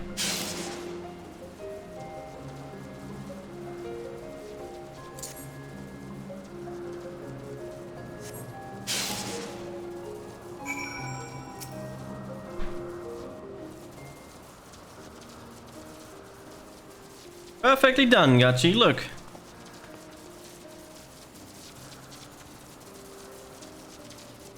See how they gather to feed, how they express themselves through their action despite their lack of words. Speech is not the sole defining characteristics of a thinking, feeling creatures, nor is silence an indicator that they do not possess these qualities. But it is soulless arcane entities such as the pneuma of the ephemeral life form, such as the Italuda, or seek the perpetuate their existence to survive. Using so difficult words. Is between an arcane entity.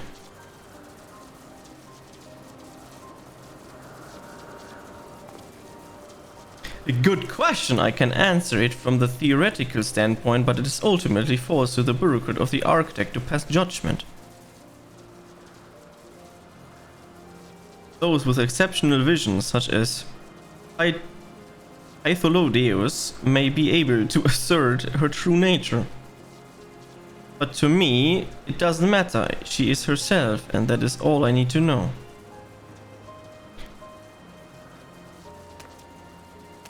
Oh, you finished already? I'm sorry, I was in the way. Not to worry, my dear, they missed nothing of note, and we still have plenty of work for them to observe. Next we will head east to the Morning Dew. I need to speak with some observers there.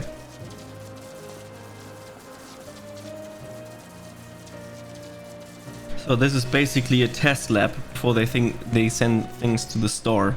And this thing passed, and so we have to encounter it in dungeons all the time because it is freaking annoying, throwing a thunder at us.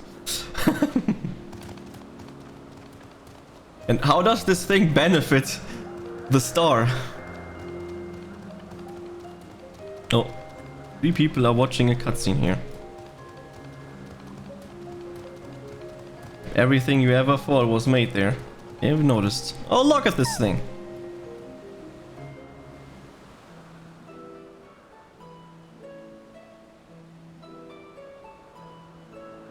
They basically play God. Amazing, is it not? The Ampelos, one of our newest subjects.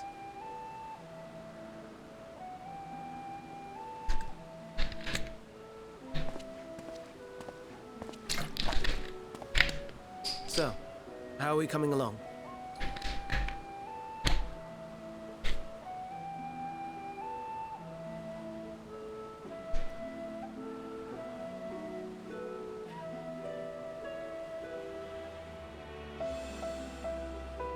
Whoa, that flower, I know that one. And that is the area where this woman was in the beginning, I think.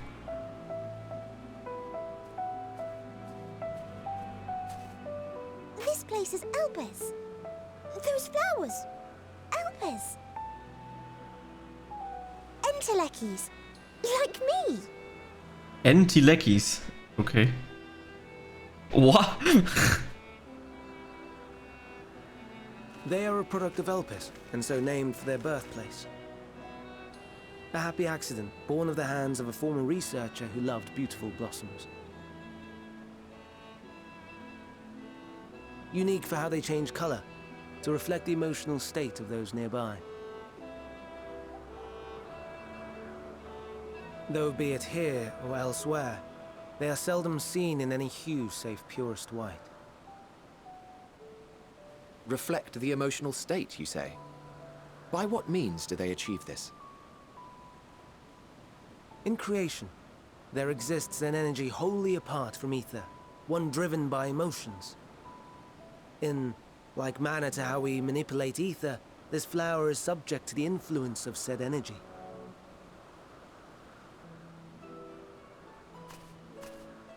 While it has no will of its own, it is sensitive to the prevailing emotion in the vicinity, and reacts by altering its color and vibrancy.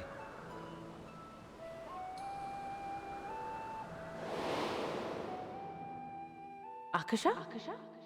It is one of the unseen energies defined by Harnish alchemical theory.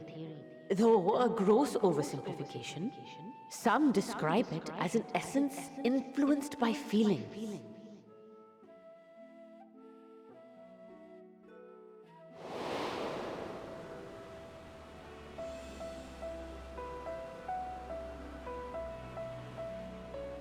Akasha. Though I'm not familiar with the term, your description suggests it is the self-same energy. Dynamis, we call it. And those entities like the Elpis flower that have the ability to interact with this energy, converting emotions into tangible phenomena, are Entelekis. That's me! That's me! An Enteleki! That you are, my dear. And no ordinary one at that, but the first possessed of free will.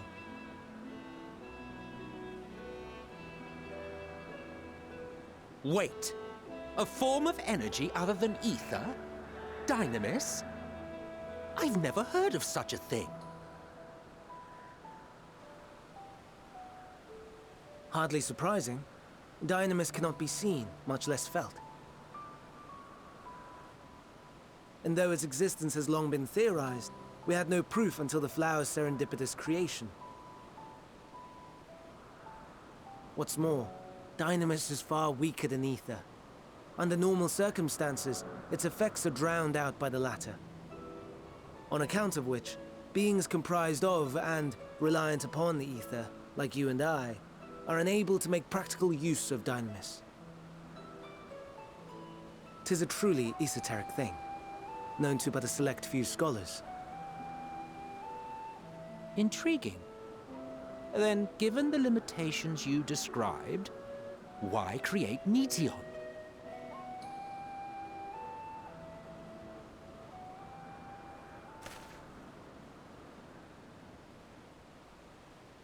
Our star, Aetheris, is especially rich in ether, so much so that its name is derived from it.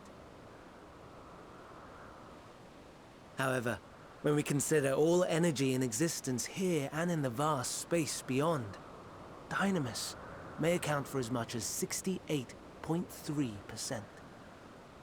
The more abundant form by far.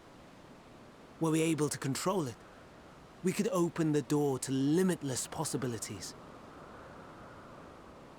'Tis not unlike a gently flowing stream, unable to break through the dam of ether barring its path. But if we could imbue the stream with the vigor of a raging river...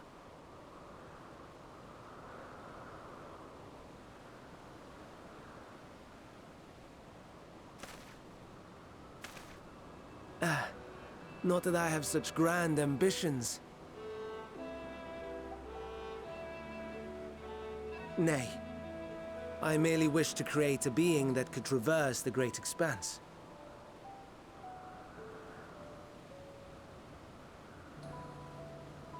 The relative scarcity of ether beyond the bounds of this star was a concern.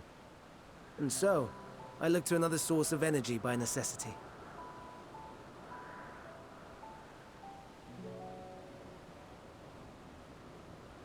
That being Dynamis.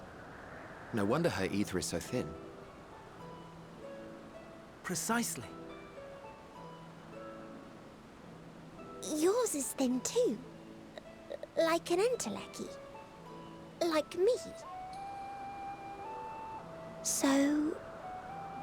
are we the same? Entelecchies. Sure, I don't see why it couldn't be. Well, I have been known to transcend with my limits with nothing but determination. If I'm thin, it's because Amazon didn't do a proper job.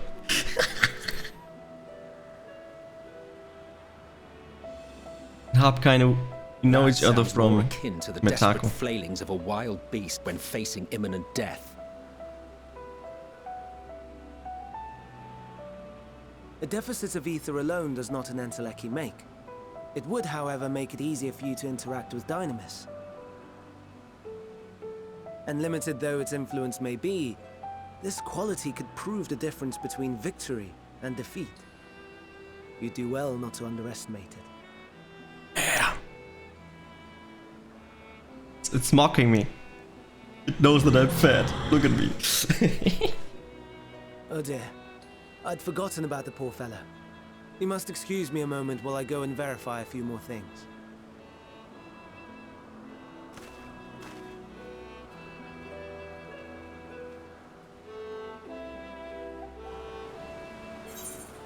This is interesting. We learned so much that I completely forget what the fuck is happening. How are you doing? Mister, I wanted a unique name, but I chose to do a typo, but the typo is not a typo because otherwise it's not unique.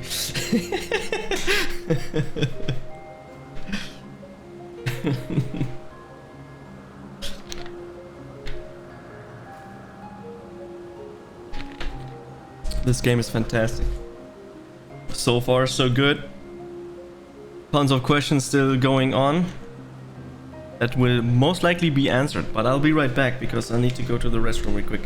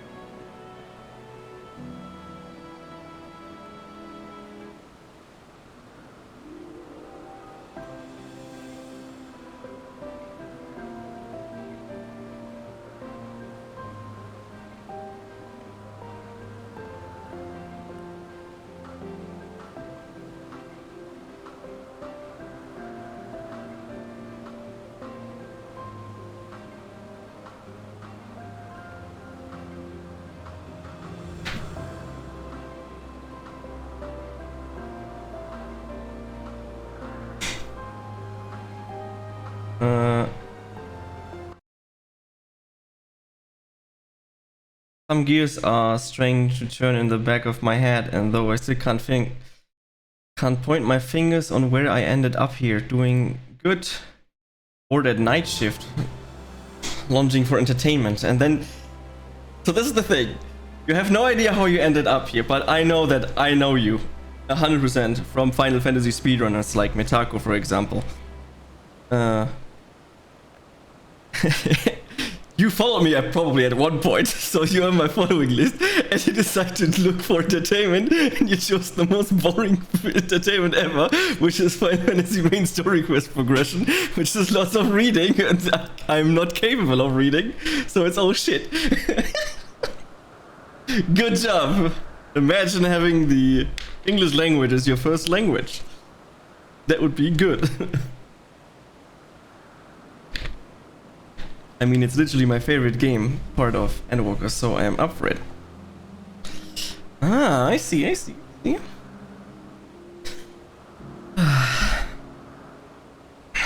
I'm pushing through as much as I can. Kinda want to start raiding and stuff, so pushing through. Even though my one singular pushing through doesn't really help because we also need to wait for other people to push, so we do raiding. But having it done means I can work on other things like living the gatherers, crafters, other characters. So that's good. Let's continue.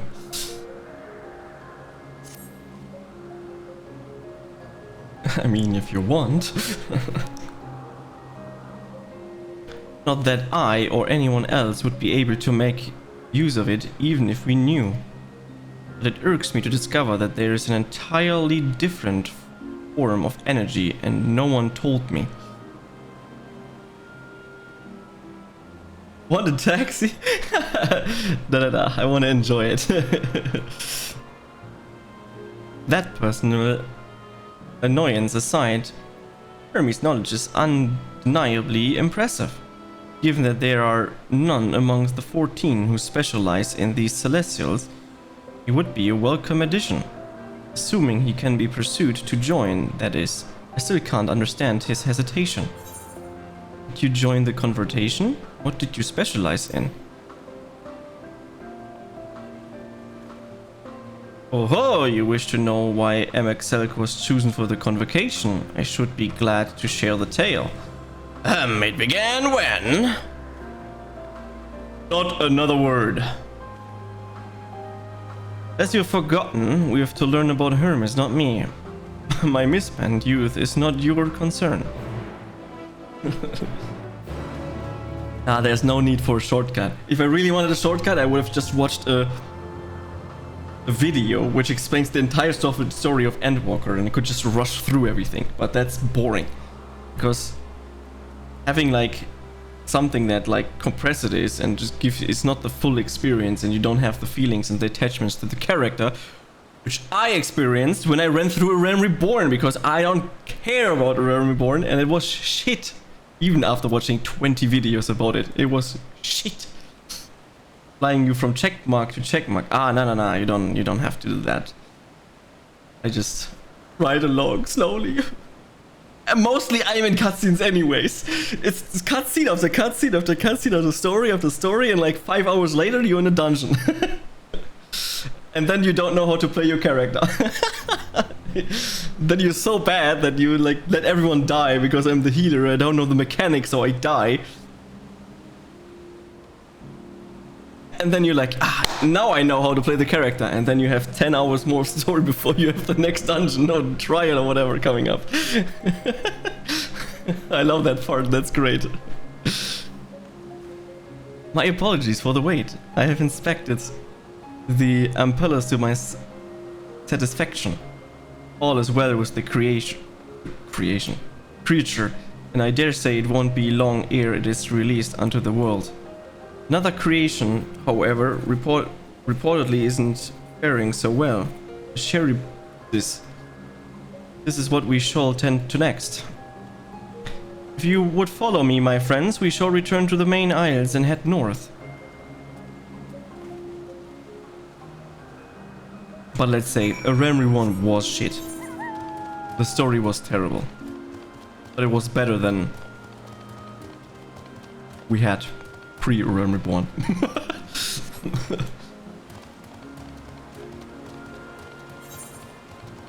But I noticed that this entire game is pinpointing a lot towards the pre-release of the vanilla FF14 in the story, so convoluted stuff. It's good. The hell is this? A Leviathan?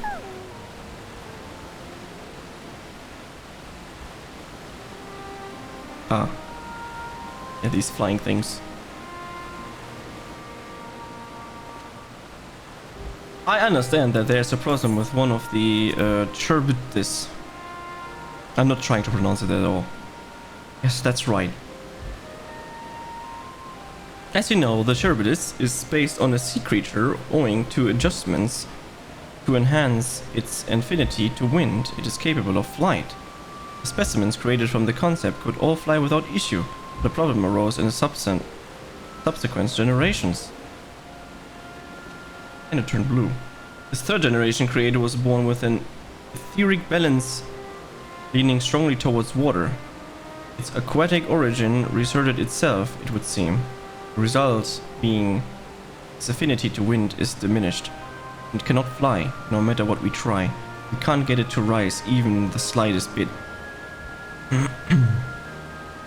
For such change to manifest in so few generations, I fear they are too unstable, flawed.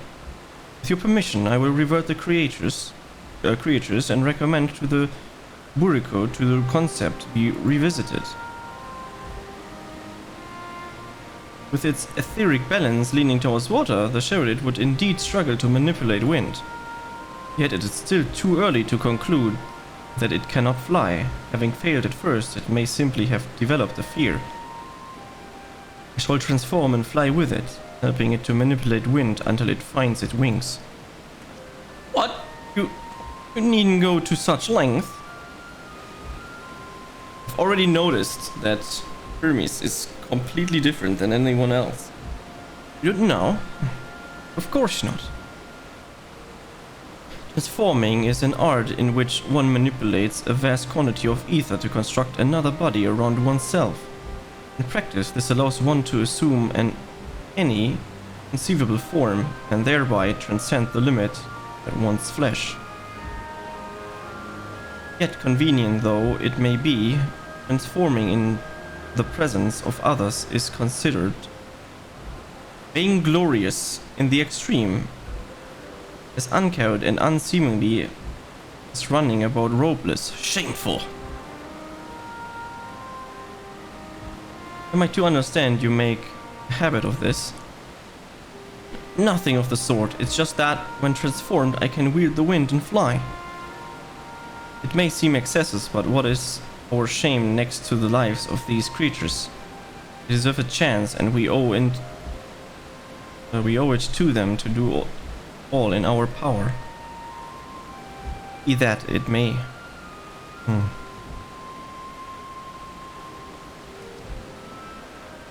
Yes, I believe I have a solution, MXLG. May I trouble you to move to Charlotte away from its fellows somewhere out of sight?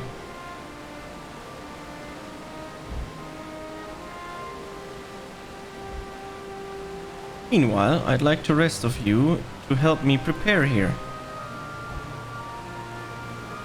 What mischiefs are you scheming now? No mischief, I assure you. I would but prepare you the need to report to your colleagues at Hermes committed an indiscretion. So have a little faith and run along.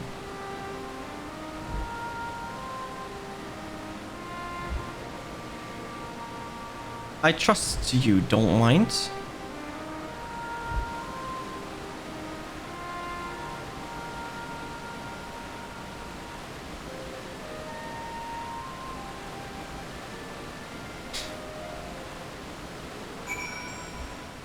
You just want to get rid of this guy. MXLG is out of sight. Good, let's speak of the plan. It's a stroke of genius, really. We have MXLG train the Sherrod Beast. Aside from being able to fly untransformed, he can readily see ether currents. And with his adept spellcast, he can also employ suitable wind magics to guide the creature along. Well, he is indeed capable of all you described. It is not his duty. I am loath to trouble him with it. Don't be, as I mentioned, it would also be for his own sake. With that settled, let's begin at once. Gachi, I want you to go to MXLG, tell him that you have a favor to ask. You will be disinclined to cooperate at first, but you mustn't be discouraged with our friend. The trick is to be unflaggingly persistent. Off you go now, and good luck.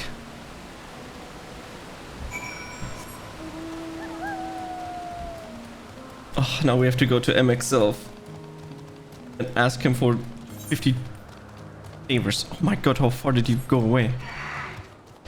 Who's that? Someone is landing. Ah! I see you.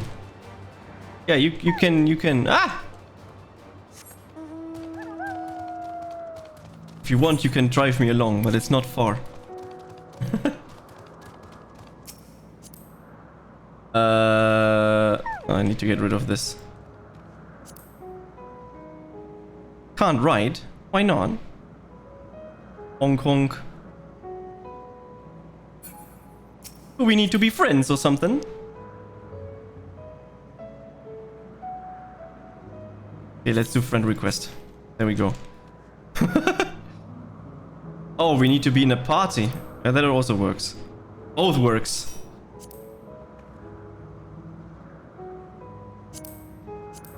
Okay, let's go!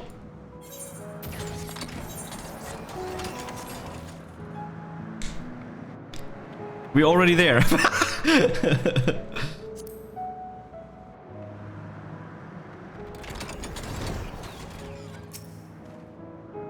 Yeah, Twitch and the ads, I completely understand. It's stupid annoying.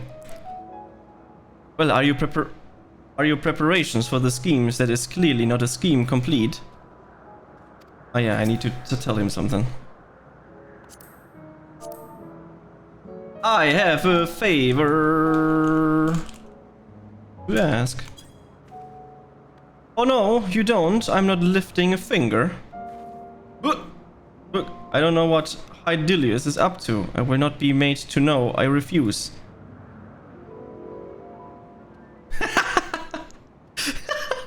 What you wrote in chat? Oh my god. If Hylas is to be believed, relentless insistence may serve to wear down the ever-wary MXLG. Now say, please MXLG. Oh my god.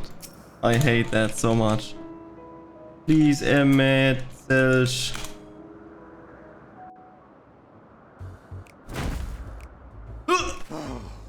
No, no, no. You are not foisting this nonsense on me.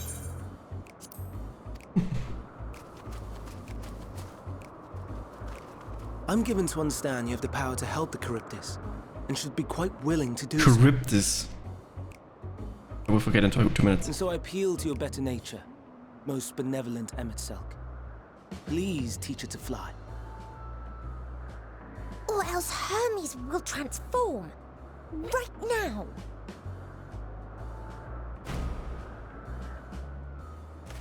Now, there's no need to go quite that far.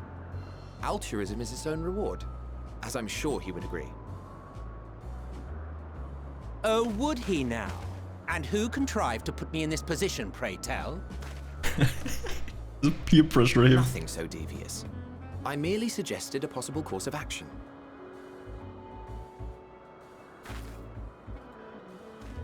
Please do it! Please, Emet-Selch. Please. I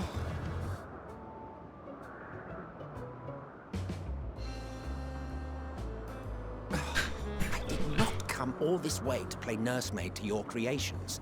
I'd thank you to remember this favor and let it be the last.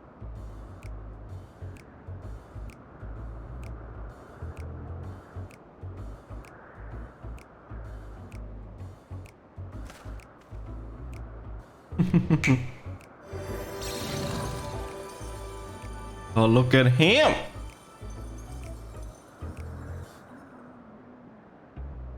I will aid it once it is taken to the air. It falls to you to shepherd it skyward.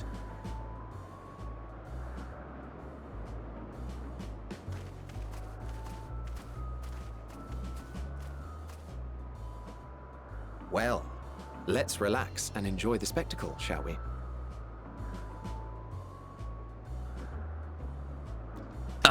I appreciate that. Time to relax.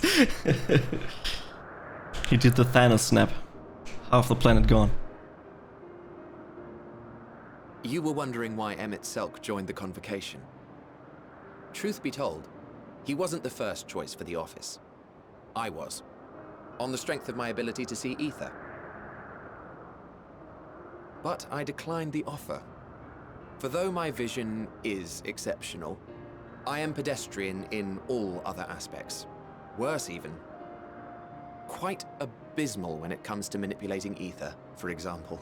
Couldn't transform even if I had a mind to do so. What good is the ability to perceive a problem if one cannot act to address it? Emet-Selch has no such shortcomings. He excels in vision and manipulation both, the latter to an extraordinary degree. If there is a mage more powerful, I do not know of them.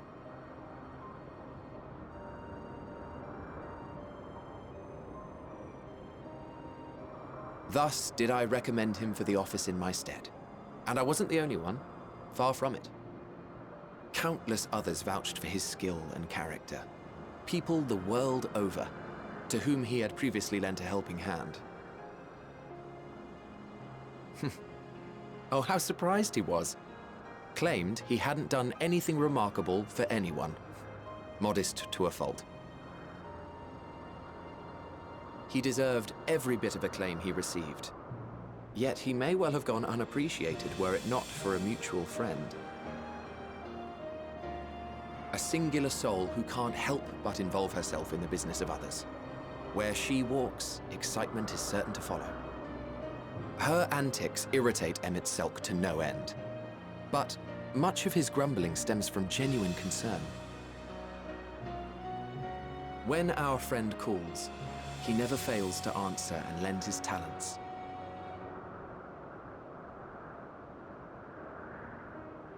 And in the course of doing so, he himself came to be recognized and respected by those around him.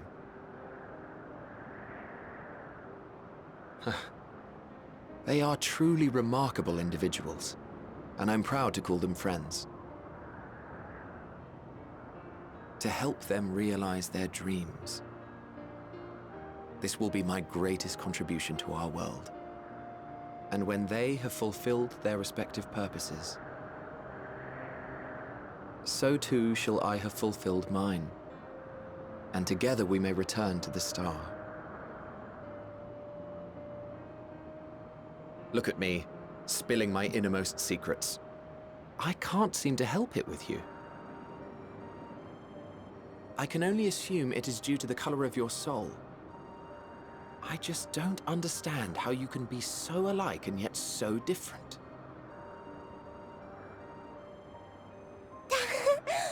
Well done, my pet. Well done!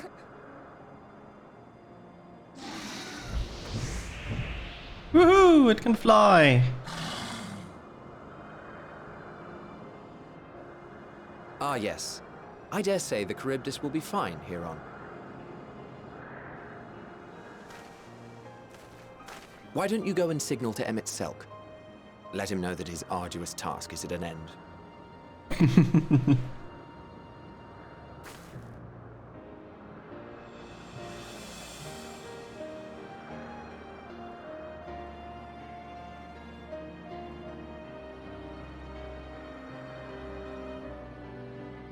Okay, loser, we go quest and joke.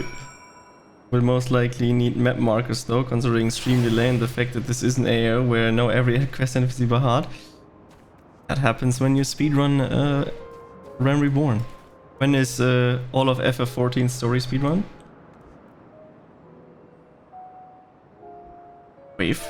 Wave.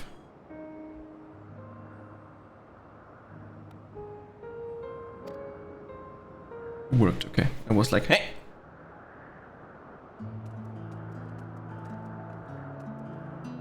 We will find a way. I have no words to express my gratitude. Thanks to you, the Charybdis has learned to fly.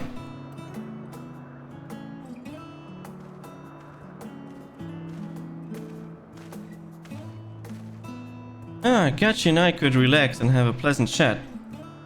I'm sure you did. The creature needed some small assistance at first, but soon it was flying more or less on its own. I hoped you would need to repeat the lesson. That was truly impressive.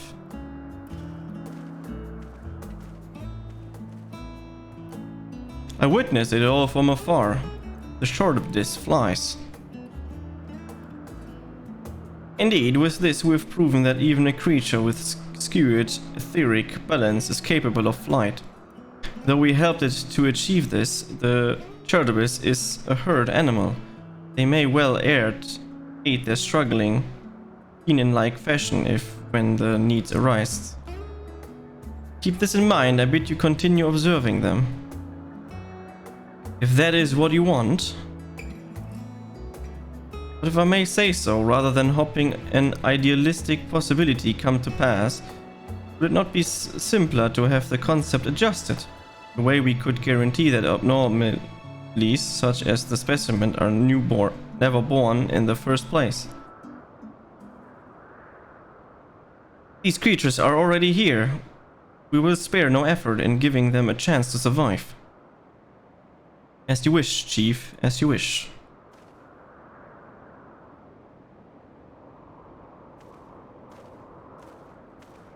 And I'm going to take weeks off and have all the 15+ speedruns I want to run list work down to it. Understandable. Hermes! I'm fine, don't worry.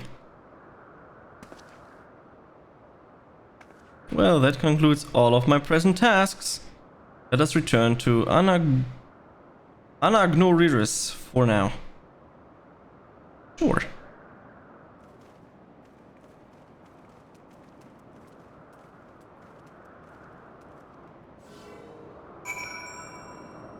Let's see. I can teleport there. Faster. Who's that? Nice bike. Yeah, the 2 steps can do. Easy. What? Want to apologize for forcing me to help, do you? Save your breath. You didn't force me to do anything. I merely choose to expeditious way to have done with an implement to our business.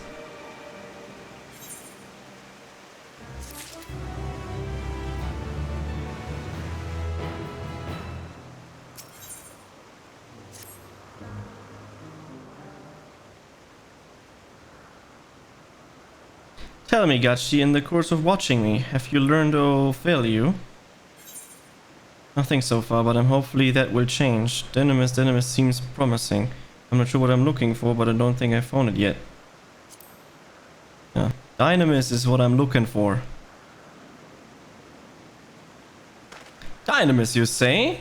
Curious that such an obscure phenomenon should be of interest to you. Chief Hermes, what good fortune to find you here. Is something the matter? The Lycaon, I'm afraid, is done it again. No sooner did we release one of the observation than it set up the nearby occuputis, slaughtering them. Was the creature hungry or something somehow provoked? I'd just fed them myself, and the occupitas were keeping a wide berth. It is the nature of the Lycanos that is so to blame. The innate viciousness. Temperament aside, it is an outstanding creation, perfect in form and function. Though it may be suited for release, I have no doubt that the Burkut will accept a concept for preservation. In any case, there is no point in postponing the inevitable. Doros will revert them all once the paperwork is in order. Where's the scene of the incident?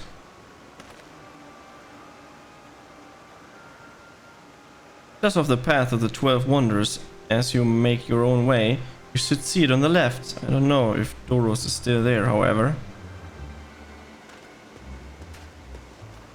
Hermes Wade!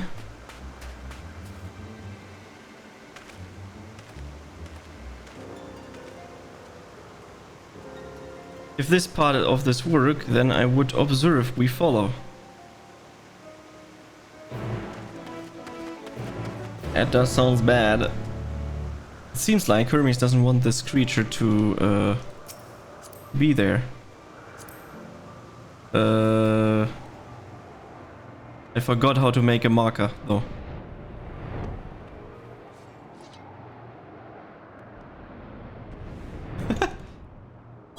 Ah, I did it. Okay. It's marked on the map. Thanks for flying. That's a cool thing. Fly.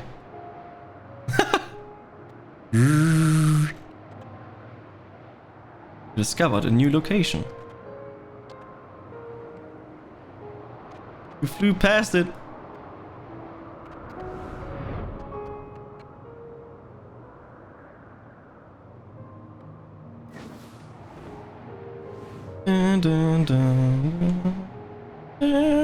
Okay, we're here. Here on the left. Thank you.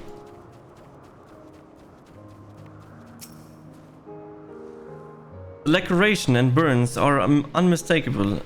The Lycaon was indeed responsible. Need to send me the marker in group chat as well, preferably. Okay, can do that. Let me change to party chat and then we're good. But the creation is nowhere to be seen. Doros must have taken it away. The man makes his base at the 12 Wonders. I shall go and seek him out there. MX Silk and I will search the area for good measure, just to make sure the Lycan did not escape.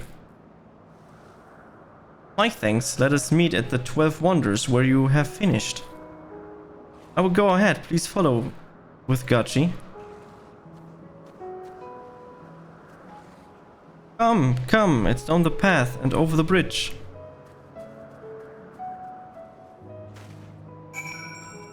I guess it is. Which button was it again? Okay.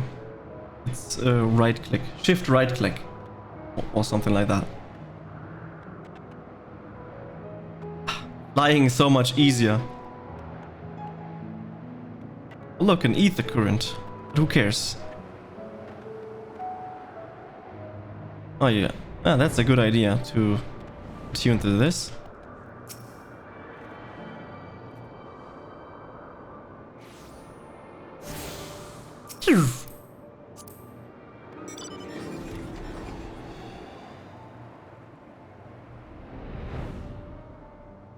Yeah, should be fine.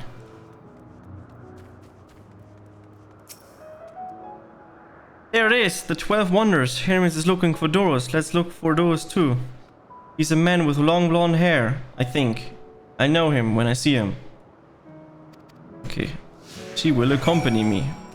Let's go. Okay, looking for the character. Blonde hair woman, dark haired man. It was blonde haired man. Okay, there's a blonde haired man. Go. Doros, that's Doros. Easy. Well, now, if it isn't Meteorine, what's bringing you here? What brings you here?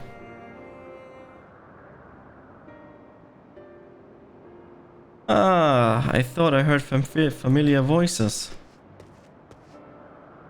Didn't realize you two had decided to help me search for Doros. Thank you. You're in charge of the Lycaonos, I believe. Where are they now? Out in the fields in restraints. Princess as they were, I wouldn't well return them to Catissus. Once I've submitted my report, I'll see them reverted without delay. It's as he says, the beasts are indeed quite furious. Ferocious. You're one of the 14, what brings you here? Nothing you need concern yourself with, as you were. We heard the news. The Lycaonos slaughtered Occupitus. As the observer in charge, you are of the option that they are not fit to be released. Hey, I am. Their abnormal aggression and exceptional strength makes for a highly problematic combination. It matters not where they are released. Lycaonos would threaten other species and upset the natural order. Could it be that the specimens observers are an outlier? Highly unlikely. We've created a good many of them, all exhibited the same tendencies. Even when we used Kairos to begin with a fresh slate, their behavior was unchanged. Kairos? A memory reconfiguration system. The chief himself created it. It allows us to erase or alter memories that we may observe creation in different environmental conditions without needing to remake them from scratch. That's interesting. Quite impressive and potentially dangerous indeed. Depending on the intensity of the etheric emissions, Ashtheroth may wish to have words with you. Rest assured, I've kept all values within prescribable limits, and to prevent misuse, the applications are limited to those authorized by the Chief Overseer. Do not misunderstand. To manipulate a subject's memories is an intrusive act I deeply abhor, but it's still preferable to execution. Come now, Chief, let's not be melodramatic. What was born of ether is simply being reduced to its original state. I know the distinctions concerns you, but we mustn't lose sight of the bigger picture, making rational choices for the sake of a more prosperous star. The creation cannot be properly studied. Even with the aid of Kairos, we remake it. Creation is deemed a detrimental existence. We unmake it. It is all for the greater good and non-questions of necessity of such routine processes. I understand these things, I do. I would never think to unleash a clear and undeniable threat onto the world. Yet, insignificant though their individual lives may be next to all creation, it is all the Lycaonos have. Before we seal their fates, we Owe it to these beings to exhaust all options, to ensure that nothing has been overlooked. If you insist, let me provide you with a full report and we may take it from there.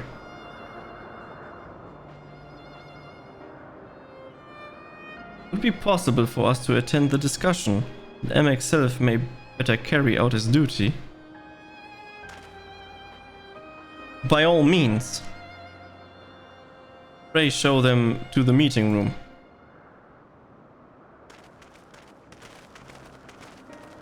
This is very interesting.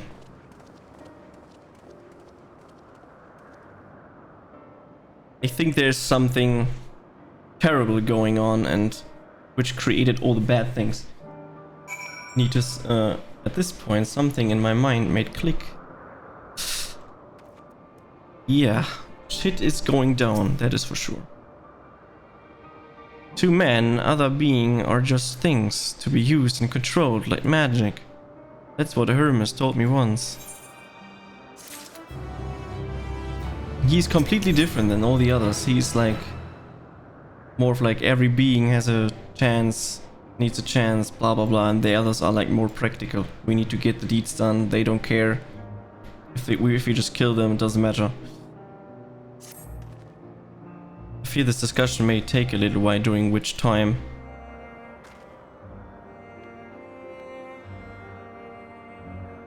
Meteon, are you feeling unwell?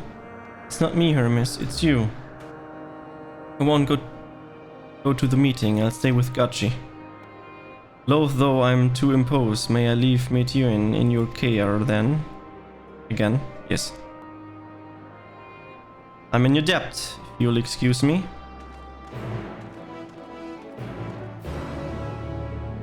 They did something absolutely terrible. I'm 1000% sure. Can you help me with something, Gachi? The meeting will make Hermes sad. I want to cheer him up with a flower. Hermes like flowers the most of all the creations in Elpis. Most creations are expected to be interesting or beautiful or strong or better in some way. But flowers are different, designed to suit our emotions, what we feel and want to convey. Hermes likes that. I can't make flowers, so I'll search for one, and I want you to search with me. Let's start at the 12 Wonders. He's accompanying me again. Time for flowers. Yeah, don't worry. I have enough story going on right now, so I think no long travels needed right now. Vibrant purple flowers bigger than your hands adorn the tree. Oh, so big and bright, I love them. But they might be too bright, you have to think of the reception. That's what Hermes said. A slender tree.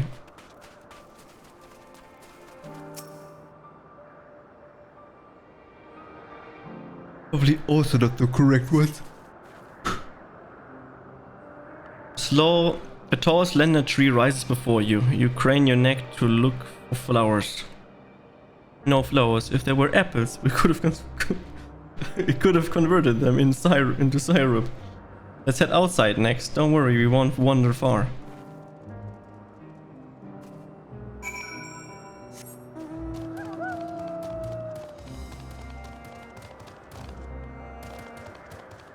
Now we're looking the flowers that Heidelin gave us.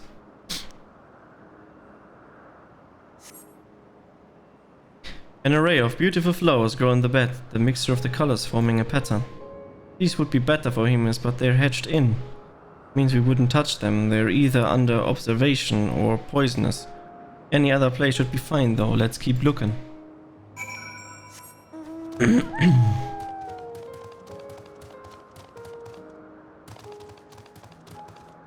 Amelia plant. On a tall, thin stalk, the oddly shaped flower is mesmerizing in its undulation. Oh, a cornelion, a flower that can move. When Hermes wasn't looking, it shoots seeds at him. Not a good gift, maybe. But you're good, Gachi. Is spotting flowers. We'll find something soon.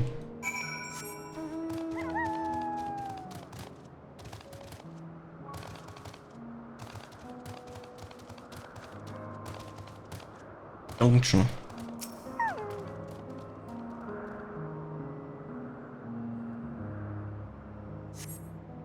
You spy nothing promising nearby, at best common lens grasses with some new tiny flowers. Nothing around here. Over there, Gachi, something big, huge.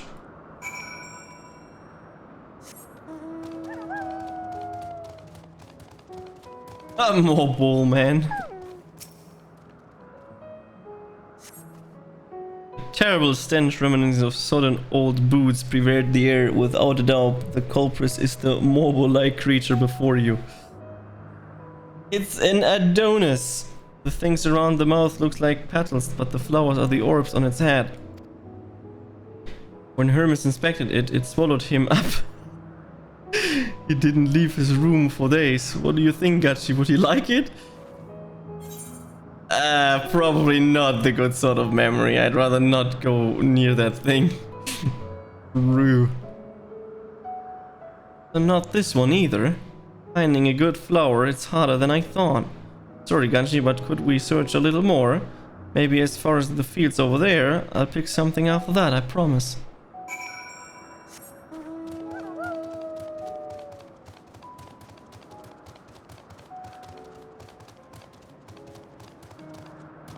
Lush fields.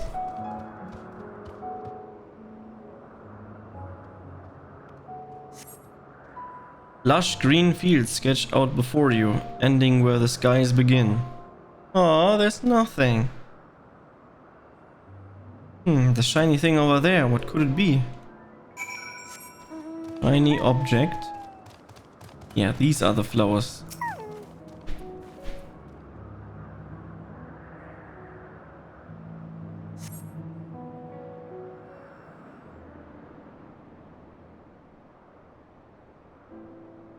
Oh, Elpis flowers, they're here too. Hermes likes and dislikes them at the same time. Like me, they're entelechis. Like me, they feel his pain and turn dark. That's only for Hermes though, for others, they're already white and bright. This reminds me, when I pulled it out, it turned black and destroyed. So, someone is really upset. Or some shit. Truly, the fallout was dark in your home. And do you have it too, a dark emotion? I mean, yeah. I've known the pain and sorrow of loss. I felt great fury and frustration. I've been plagued by doubt and anxiety. I dare say I have a few. Yeah. A lot. Negative things are happening. You don't have to say it. I can feel it. Some things you want to hide. But won't you lend it to me, the darkness inside of you? Uh-oh. I want you to make the flower dark in front of Hermes. He has been in dark place since before he created me. He needs to know that he isn't there alone, that others are sad too. No problem, we pick it up and I'll make it dark. Truly, you'll do that? Yep. Thank you, Gachi, thank you. It means more to me than I can say. I can't wait to see how Hermes reacts. Let's get back and fetch him. I think that's not a good idea, though. He's probably gonna be like, Nani the hell is going on?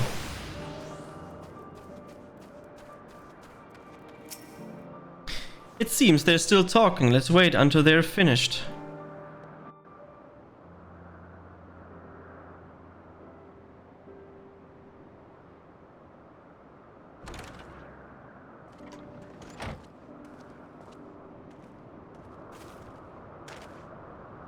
Hermes! Please.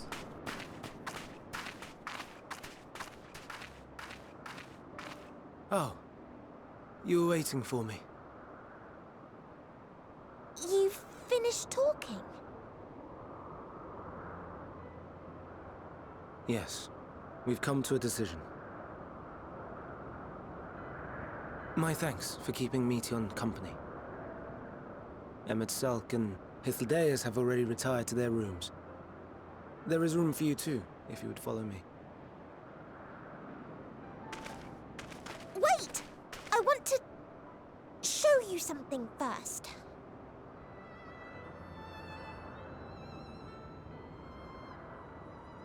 And here we go.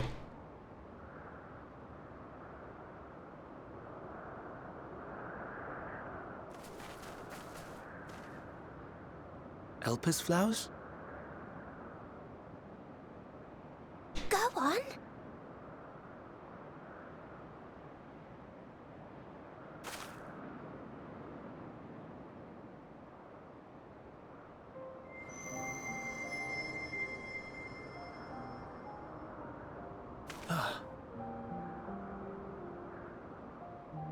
You're not the only one, Hermes. Others feel sad too. You're not alone.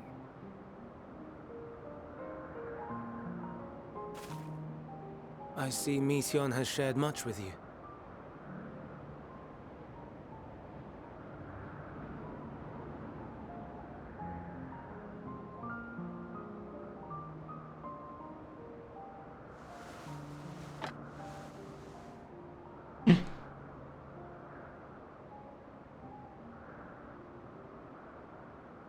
May we talk a moment?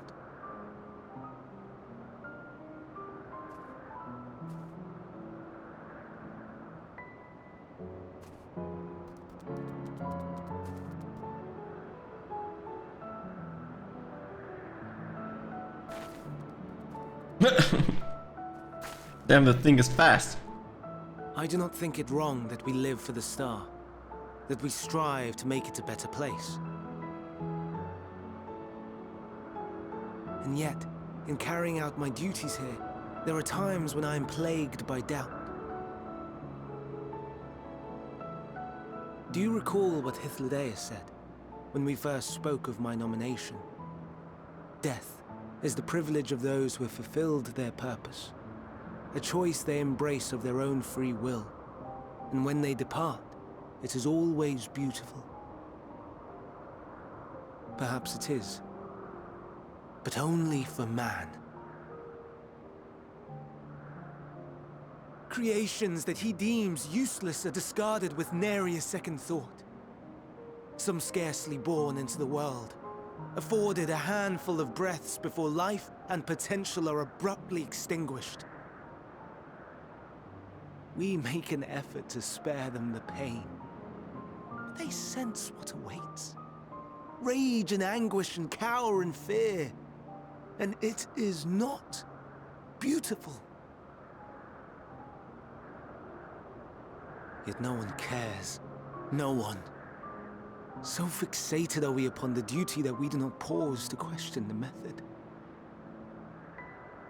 Pain and suffering, confusion and despair, writ plain in the eyes of those poor creatures. Yet no one sees. We turn a blind eye and carry on in blissful ignorance. Not amiss. And always, always the blossoms shine pure and white. A contradiction so blatant I could scream, want to scream. How can you all accept this aberration? Then I wonder, am I the aberration for thinking thus? And I am filled with dread. But now I know I'm not alone. Not the only one for whom the flowers weep. I won't ask what you thought as you kneeled beside the Elpis, or if you only did it at Meteon's insistence. Nevertheless, I thank you. To know that you too have experienced suffering is a comfort. Glad I could be of service. Let's have no more brooding, eh? Well, I could tell you all about suffering. Let's go. Lest you misunderstand, I derive no pleasure from your pain. It's just the fact that you are still here in spite of your suffering gives me heart.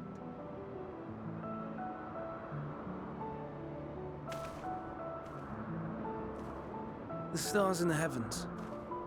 Know you what they are? Though it is too far to tell, each glittering light could be a world not unlike Aetheris. A world filled with life. So many stars, so many lives. For us, there may be no higher purpose than to live for our world. But what of the other living beings out there? What is it that gives their lives meaning? That drives them day after day after day? To pose that question to our undiscovered cousins, I created beings of dynamis, who can traverse the vast emptiness between the stars. Meteion and her sisters. Aye, sisters. She has a great many of them, and they have already departed on their journey, traveling to one star and then the next in search of life. As one might expect, exploration on such a grand scale is rife with difficulties, and thus far I've naught to show for it. But I have faith that we will make some manner of discovery ere long. And when we do, I should be glad to share our findings with you, in gratitude for your kindness.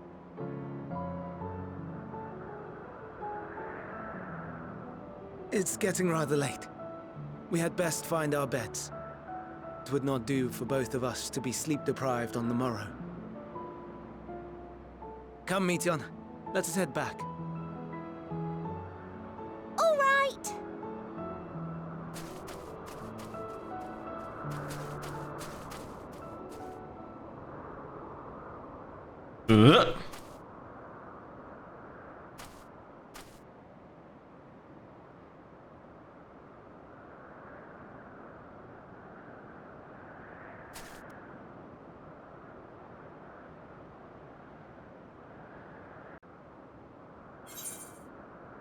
What was she sensing?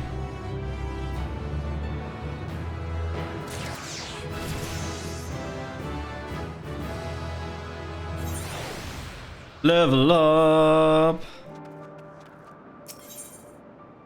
Accept.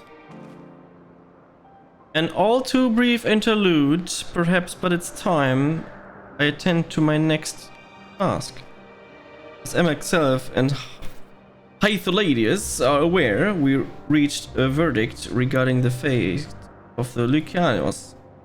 7 were created for observation, and all 7 must be unmade. Doros has followed the correct protocols, and as chief overseer I can find no fault in his judgment. The Lycanos would disrupt the natural order, ravaging and consuming other species until they themselves starve and perish. They cannot be released into the wild, and they cannot be allowed to remain here in Elpis.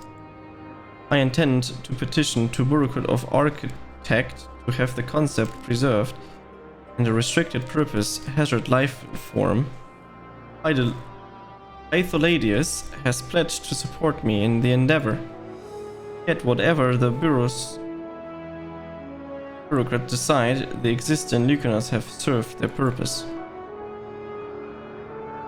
Doros has already isolated the creatures and is preparing to carry out the necessary measures. I will join him forthwith. It is my duty to witness the conclusion to his duty. If you are resolved, then we have but to accompany you.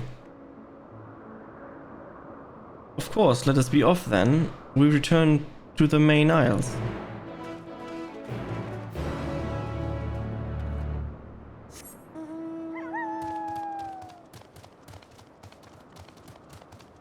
Would guess that Up is still AFK, so we just go there. It's not far.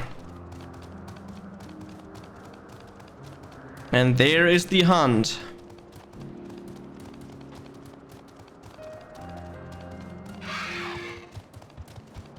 People are farming for the hunts.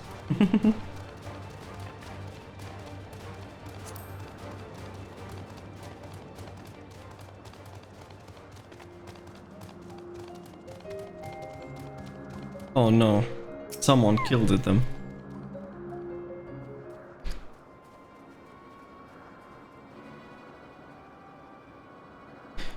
Doros, are you hurt? What happened here? They caught me off guard. I had them bound with ethereal shackles, but they became frenzied even more so than usual and broke free. I was able to stop 4, the other 3 escaped.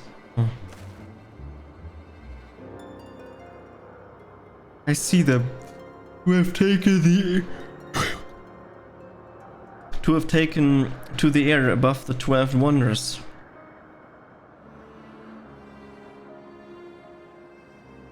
The last is up ahead, lurking in the fields. You and Gachi handle that one. The pair in the sky you can leave to me. If this is how it must end, then so be it. I will render assistance to MXF, unneeded though it is.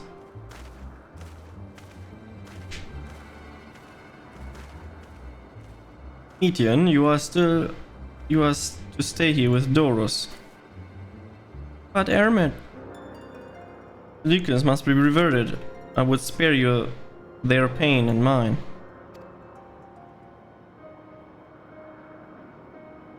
This is my burden, not yours, but if you are intent on helping, then please follow my lead.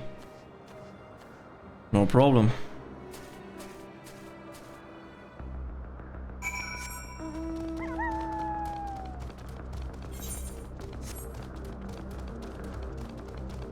Yggdrans, a tree. And it saw me, which is not good, but it's okay. Hermes. There it is.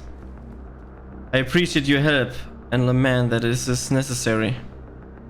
There it is, our quarry, within striking distance at present, but if it feels threatened, it may well flee beyond our reach. Here's my plan. You will approach slowly in full view and draw the Lycaoner's attention.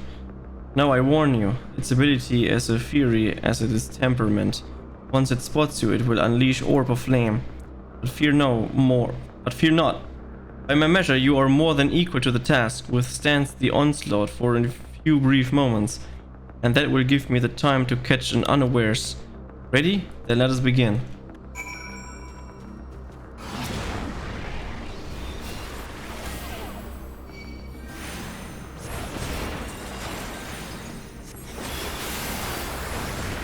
Time to destroy the fire ether.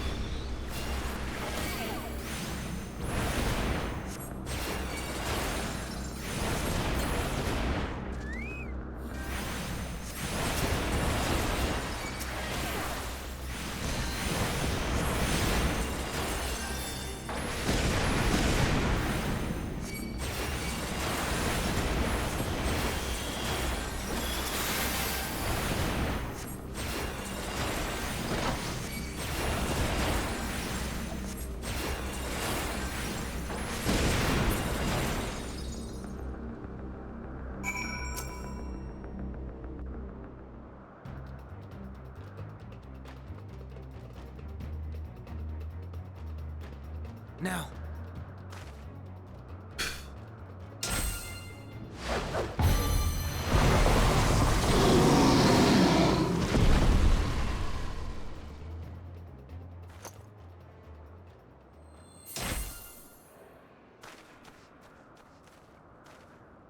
Oh. Forgive me. Please. Forgive me. May you and your kin find peace. Wherever your souls may drift in the underworld, may you find tranquil seas.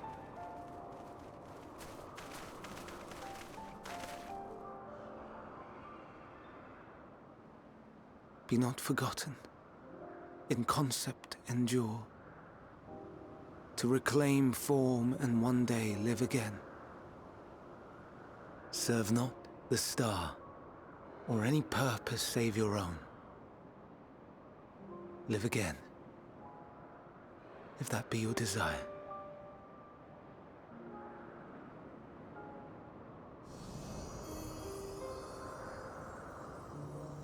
Hate, if that be your want.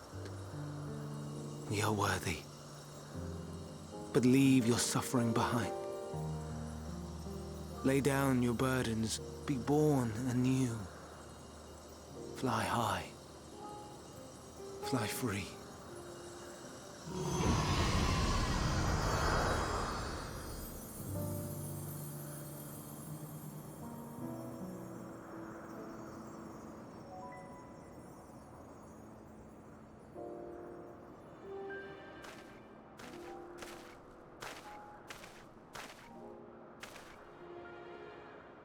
Join the convocation, Hermes.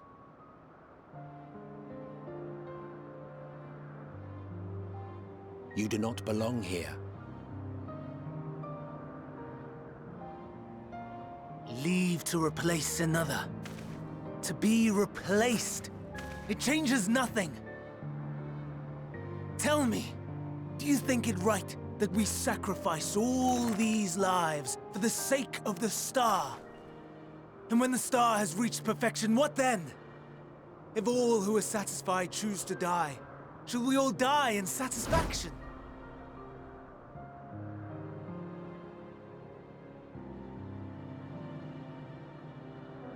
I do not know. Were I to take up the seat of Fandaniel, it would be tantamount to approving my predecessor's death. I do not know if it is right.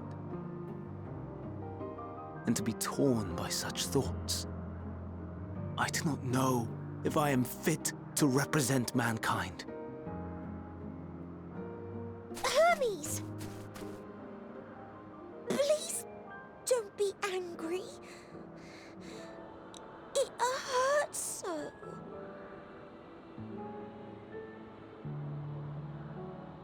Forgive me.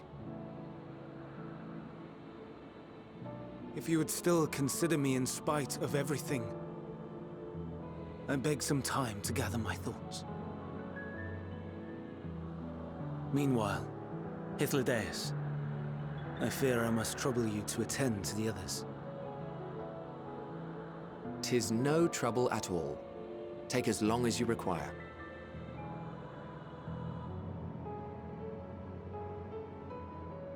And you, my friend, I pray you find that which you seek.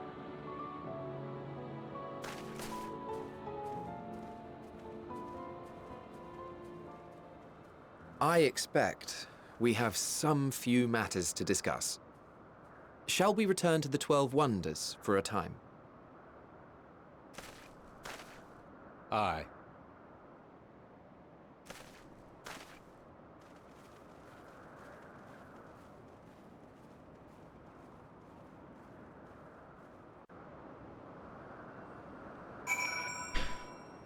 Oh, that escalated. The other Iconas have been taken care of. The incident is resolved, and life as Elpis continues as normal, or ends, as the case may be. Rationally speaking, I understand Hermes' arguments, no matter how well deserved the rest. There is a pang of sadness when a colleague leaves us, yet never has a departure caused me such a grief as Hermes appears to feel. What must it be like to experience such torment? A lot. Where to now? If there's anywhere you would like to visit before we leave, I should be glad to show you the way. Primus has not yet outright refused his position with the convocation, merely postponed the decision. As such, I may as well resume my sentiment.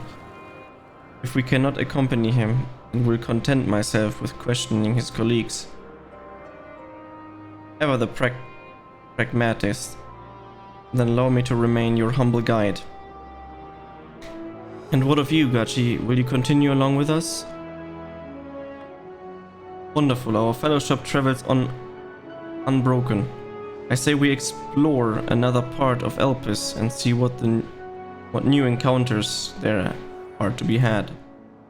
If you would follow me, we will find first back towards Anagonoris. Hey, we can accept the teleport offer now.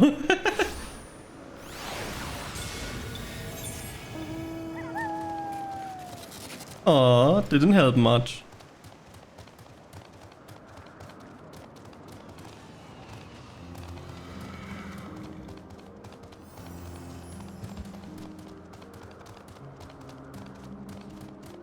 It helps a little bit. Less walking though.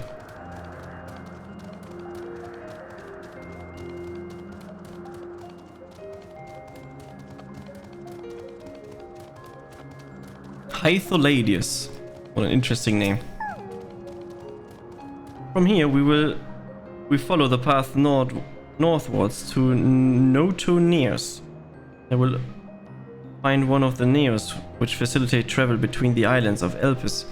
First, some travelers must be accompanied by someone with the requisite permission, which I have precisely been granted. We only need to use the device together once, and henceforth you will have leave to use it freely. Shall we? Oh, okay.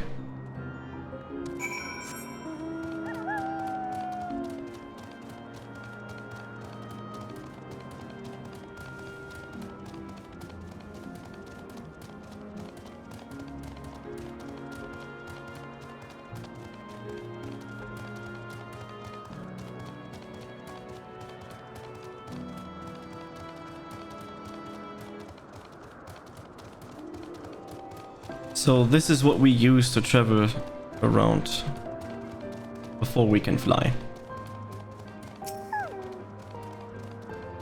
Here we are, Noteneos. This noise will take us to Calimelius Sephiros, the western island.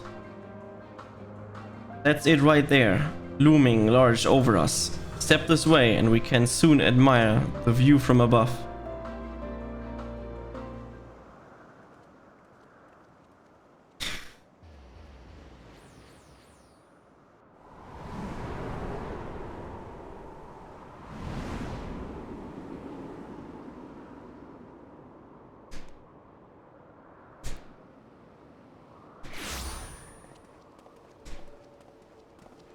I present to you Calimelios Zephyros.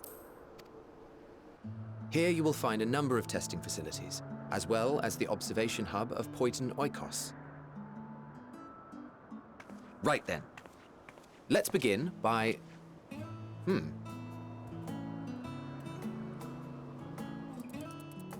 Well, well. An Arrayus. How delightful.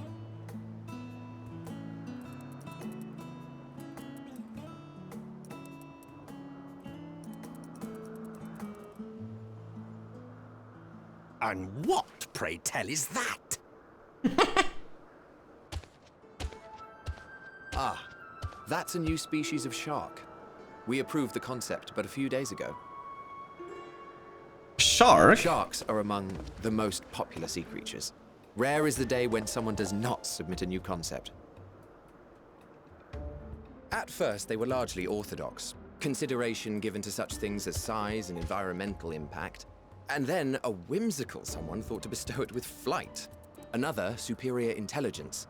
And then the floodgates burst. Concepts with multiple heads, or arms and legs, and so on and so forth. It was getting absurd.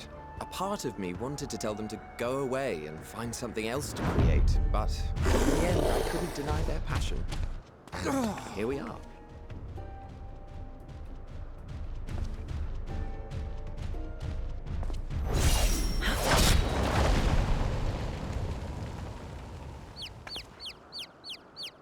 Who's that? That's the woman we saw early on, yeah. That was too close. Are you unharmed? But look, it's Heidelin. Well now, if it isn't a pair of familiar faces. Banar, that we should meet you here. Exactly. Vana. As I mentioned earlier, the better part of the convocation holds that when we retire is when we return to the star. Well, she is not among said majority. Even after stepping down, she carries on with her work. Vanar is her name, and she is the previous Azem.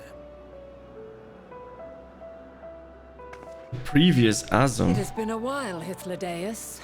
You look well. Less so, Emmet Selk.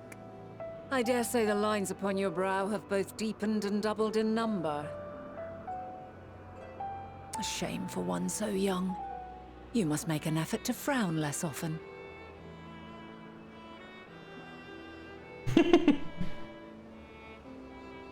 Easier said than done, thanks to your unruly successor. How is she, if I may ask? Incorrigible as ever. Rushed headlong into a volcano on the brink of eruption just the other day. I should be glad to share the tale in its entirety later, if you're so inclined. Oh, you know I am. Now then, you are?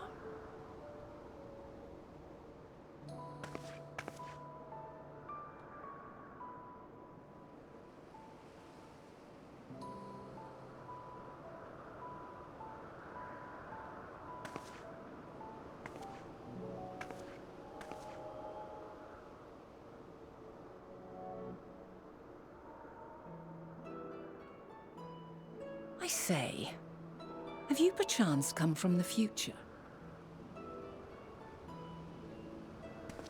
She knows.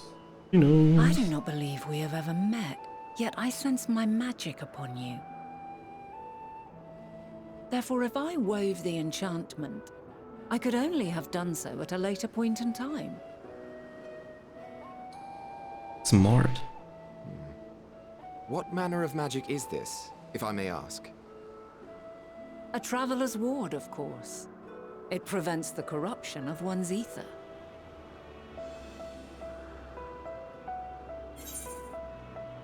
That sounds rather like the blessing of light. Does it protect you from enthrallment by primates by any chance?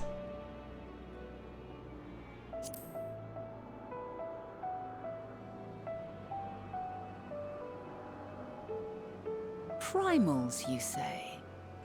But I'm not familiar with such beings. But if they enthrall by warping the balance of ether, then yes, the magic would afford you a measure of protection. I gather from your question that you are not ignorant to its presence. Hold on. From the future? That's absurd.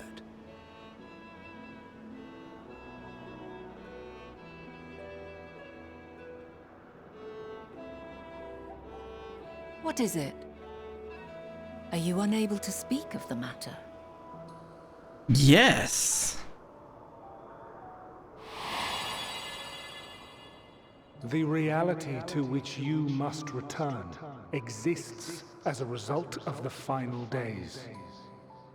You cannot reshape the past to undo the tragedies of the present.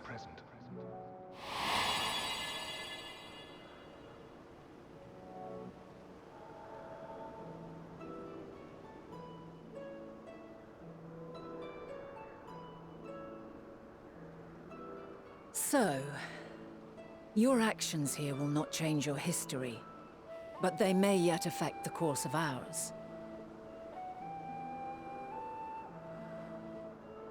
very exciting. I'm quite fond of delving into the unknown, and there's naught more unknown than the future. Until a moment finally arrives, we cannot know for certain what will come to pass, regardless of our supposed foreknowledge, so you needn't worry for us. More importantly, that you should go to such great lengths as to travel unto the past bespeaks the gravity of your quest. Will you not reveal it to us? Mayhap we can be of aid to your cause.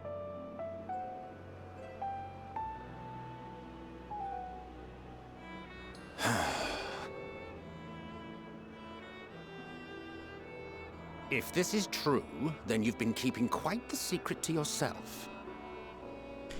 I have to. As a representative of the Convocation, I will hear it all. Your identity, purpose, everything. No.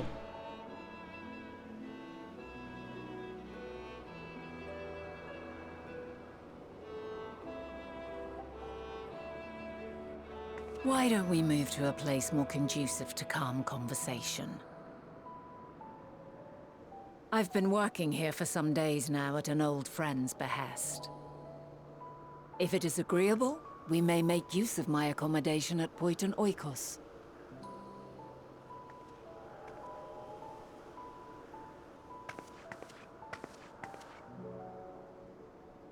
We were meant to meet.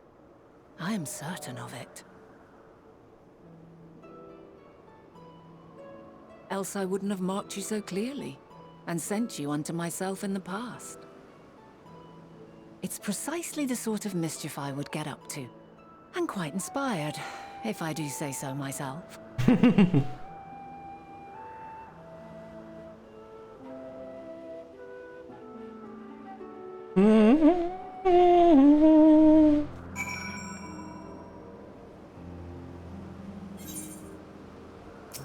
Finally met her. My apologies, but before we move along, a colleague has tasked me with a matter which I'd rather not leave unresolved. It involved finding a certain concept engraved crystal and the quick-fingered aureus which was made of it. An aureus, you say? I think we might have seen the culprit before being distracted by the business with the shark. Would you like us to follow its ethereal trail? That would of course lead us only to the Aureole. There's no guarantee that it hasn't dropped or stashed away the crystal you seek. Please, even that much would be enormously helpful while you are hunting down the thief. I cannot follow behind and scour the forest floor just in case. But I just you to join the research. I would appreciate another pair of eyes to cover the land to the west of here. Many thanks. There's a small bridge leading to Poiton Oikos. Let us meet up there once we've exhausted our efforts.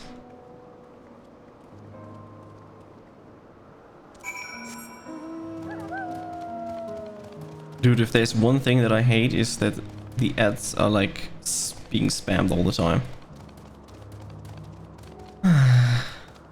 So annoying.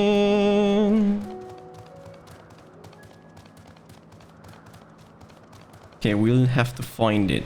Where could it be? Aha! Found it. Concept crystal. Found it! Time to bring it to Vanette. Vinat. Other way around.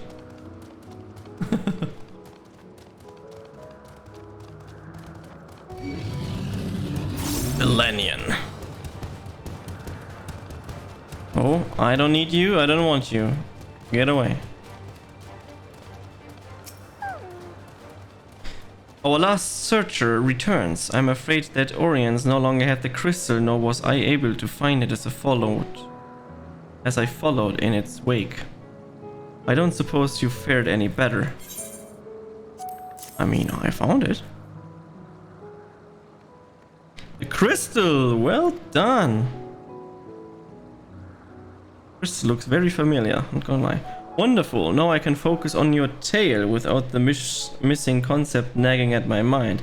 If you already had a knack of finding things. I've often been asked to do so. Traveling and searching go hand in hand.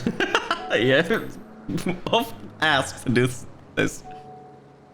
Oh, you too! Some of us seem destined to always be searching for ourselves and for others. Long ago, when I held this seat of Azam, I was forever trekking back and forth across the star in search of answers to people's problems. Naturally, the need for such journeys has lessened considerably since I entrusted the position to my whimsical successor.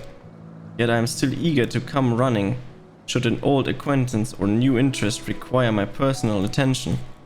That is why what brings me to Elpis, in fact, many times has been presence.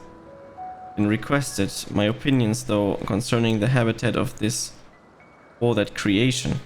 Agreeing to help locate this missing crystal was a minor distraction, which now promises to become a major revelation. How strange and wonderful it is the way one thing leads to another, wouldn't you agree? Okay, now I have the question. She already gave up and she's a specific person that were not sent to the star, because if your work is done, you'll be sending to the star. So she was done, retired, but she didn't go to the star. She has another ASIM, which is set there.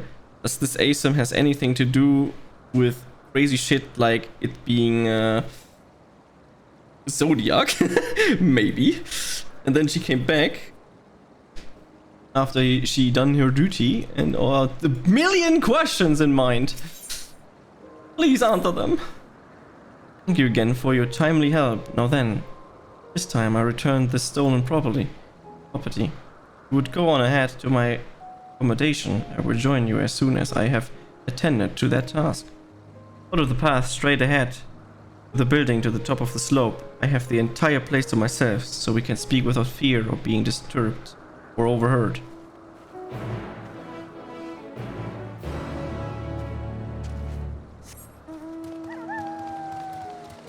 Yeah.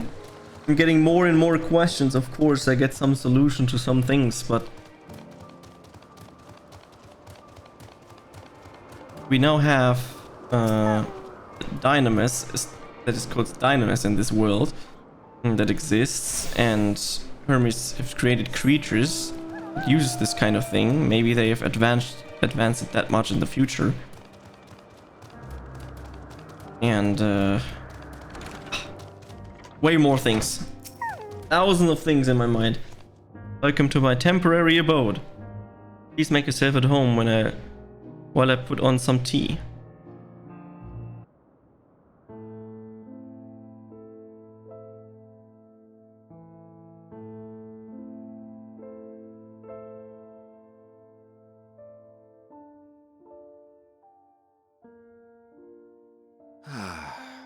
A wonderful aroma.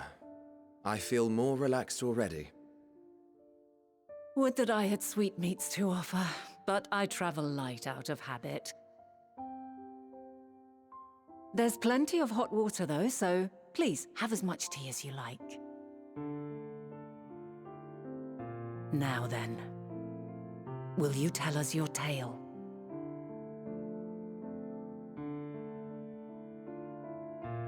The question is, what can you say and what not?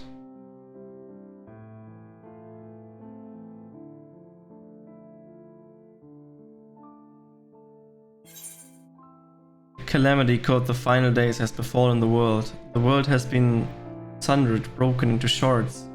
Mankind is being forced to flee the star. I cannot say anything much. I cannot say that the Final Days is coming and stuff. The world has been sundered, broken into shards. Could be, but mankind is being forced to flee the star. Let's say that. It's vague, but gives a hint what's happening.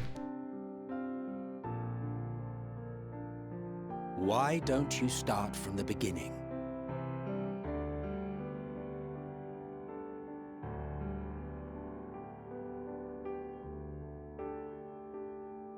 And now I explain everything and ruin the future. Oh, this past. Brother.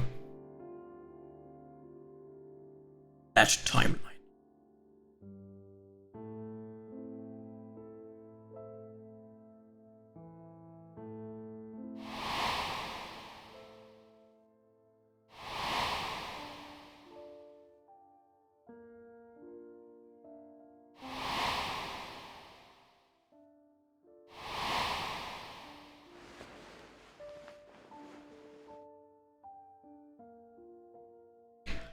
Actually explaining everything, what the fuck?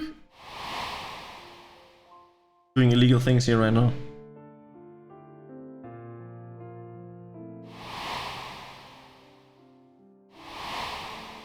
Zodiac, planet dying.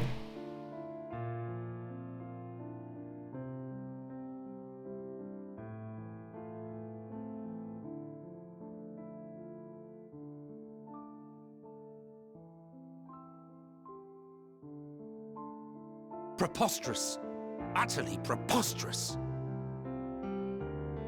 While not the words I would have chosen, I too have my doubts. Much of it borders on the incredulous. What of you, Vanar?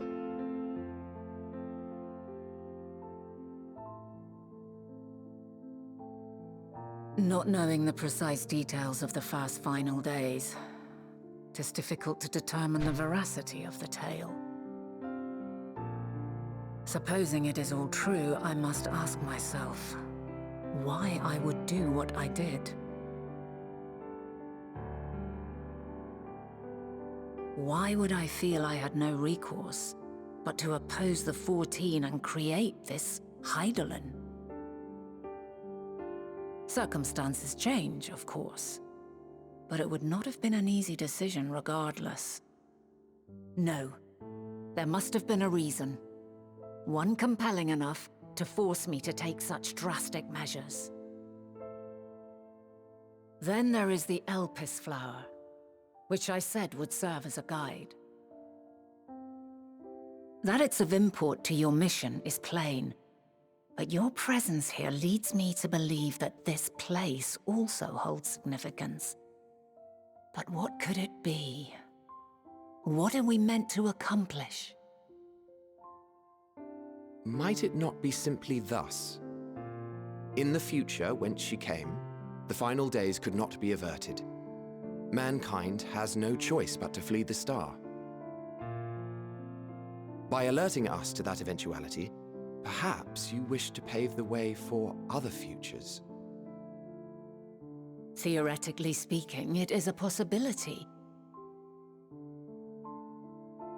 Yet if that were my primary objective, I see no reason to guide our friend to Elpis specifically. The capital and Amarot, or even my own home would be more logical destinations.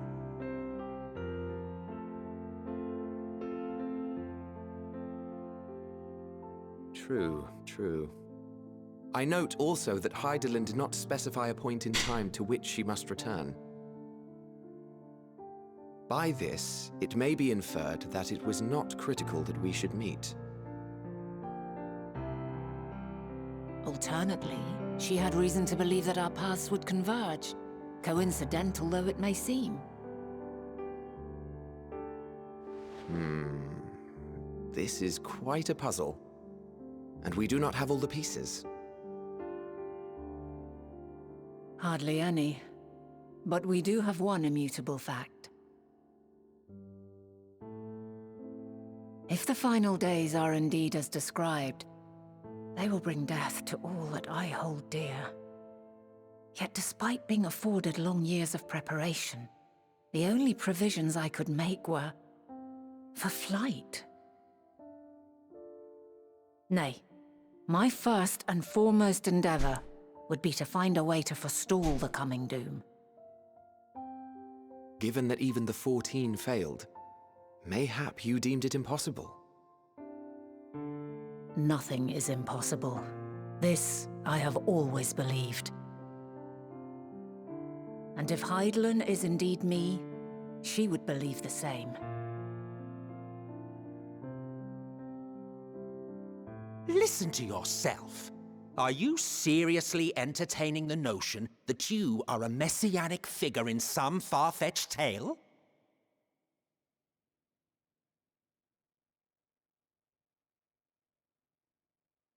Well, I will not. I refuse to accept that our world could be undone by some unforeseen calamity. I also take offense to my portrayal as a megalomaniacal madman. To sacrifice oneself for the star is a noble act, and I would hold those who gave themselves to this zodiac in the highest esteem. Yet, you claim I recreated Amarot and populated it with phantoms of our people? A bizarre indulgence that would be insulting to their memory. Worse still, I even invited you there. Literally invited my own downfall. Why would I do something so idiotic and inexplicable?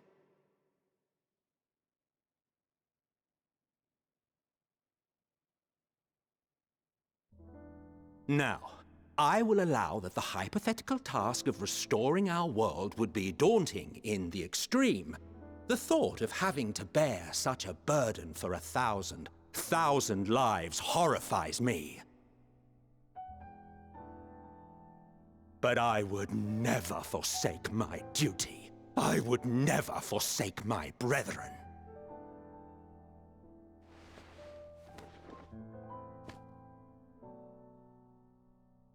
You do not know me. I've had my fill of your fiction. I will return to my duty, and you will not bother me again.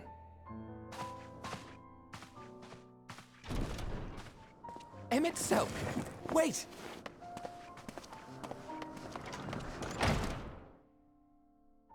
Nothing changed. You're still the same person. You've seen much of Elpis already. If you have any observations to share, I should like to hear them.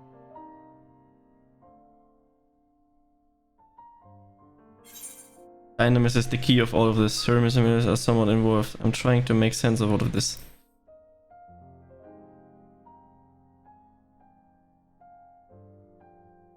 Ah yes, the energy distinct from ether. Though not my field, I have a basic understanding of Dynamis.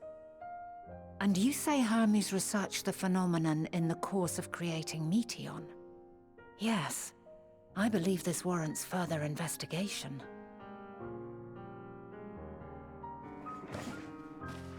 With that settled, 'tis time for action. The missing pieces of the puzzle are here, I'm certain of it. And when you find them, the picture my future self has painted will be complete, and you will have your answer. Probably not. Suffice it to say, I will aid you in your quest.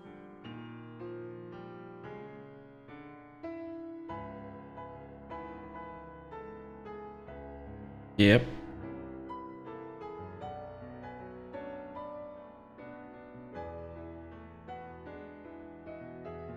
Have faith. If Emmett Selk is the man Azam described to me, we've not seen the last of him.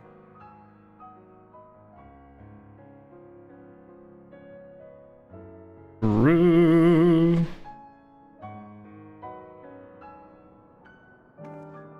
I like that we broke the things that Elizabeth told us not to do. We just do it. Let's go.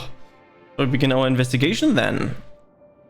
I'm acquainted with Hermes, of course, but only as a visitor received by the chief overseer of Elpis. Of the man himself, I know only that which is common knowledge.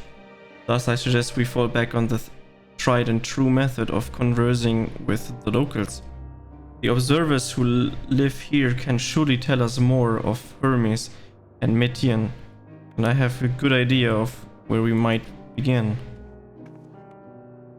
Yeah, we met Vernat.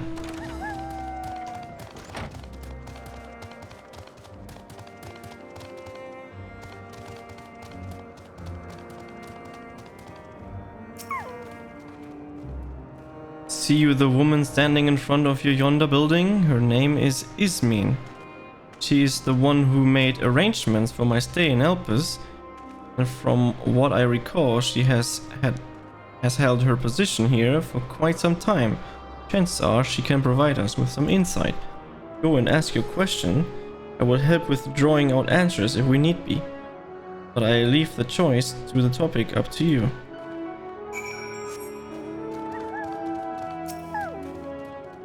Questions for me? Well, I suppose I have no other pressing duties at the moment. The following event cannot be skipped and may be cancelled at any point of the duty finder. Okay.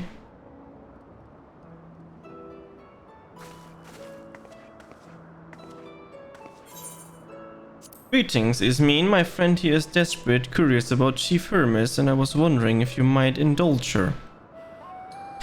Certainly, Mistress Venat. Anything to be of your service. What do you wish to know? What kind of person Sam is? What are Hermes' interests? Want to know what kind of person he is? Well, I can only answer from my own experience, but I would describe him as a quiet man, reserved, you might say, and occasionally somewhat poor with his choice of words. His red-stricken nature, however, does not prevent him from carrying out his duties as a chief overseer. This man is a walking chief when it comes to life forms. He can discuss any species in incredible detail, and is the leading authority of concept with the power of flight. I hope that answers your question. Was there anything else? How long has Metian been here? I cannot rightly say, as the chief personal creation, Metian has not been subject to the observation and study like other concepts. So one day she was simply there, and what do you make of her abilities? I understand that she is highly unusual, familiar, able to read emotions and communicate directly with one's mind. Exactly how she was created with that talent, however, is a mystery to me. My apologies, I wish I could explain her nature in more depth, but I have no had occasion to discuss it with Chief Hermes. Do you trust him? Beg your pardon, I've known Chief Hermes for many years, though I cannot say we are close. He has never withheld information to the detriment of our duty, if that is what you mean.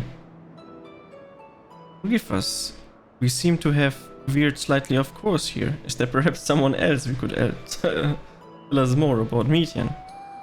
It would be Timaeus. He has a similar experience with the flying concept and is more than eager to discuss the subject. You find him conducting his observation of the banks of the stream somewhere to the east. Oh, and unless you take the particular joy in the rambling discourse, I suggest you keep your questions concise. Shall keep that in mind. Thank you for your patience and your insight. Think nothing of it. If there is an aught else you need during your stay, please do not hesitate to ask. Come, Gachi, I think we have taken enough of Ismene's time. No, I want to keep asking dumb questions. 2 meters running. Investigation is off to a fine start, wouldn't you agree? From here, I propose that we split up. I shall continue making inquiries with the residence observers. We could track down the colleagues Ismene mentioned. While I did feel compelled to interject once or twice during the previous conversation, you seem more than capable of drawing forth the answers you seek. All I ask is that you're footing around the stream. We can meet back here once you've finished speaking with the Timaeus. Timaeus it is.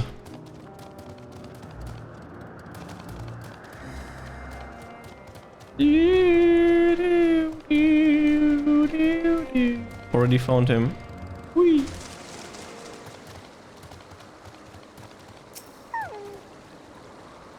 Yes, I'm Timaeus, but please keep your voice down, you'll startle the birds.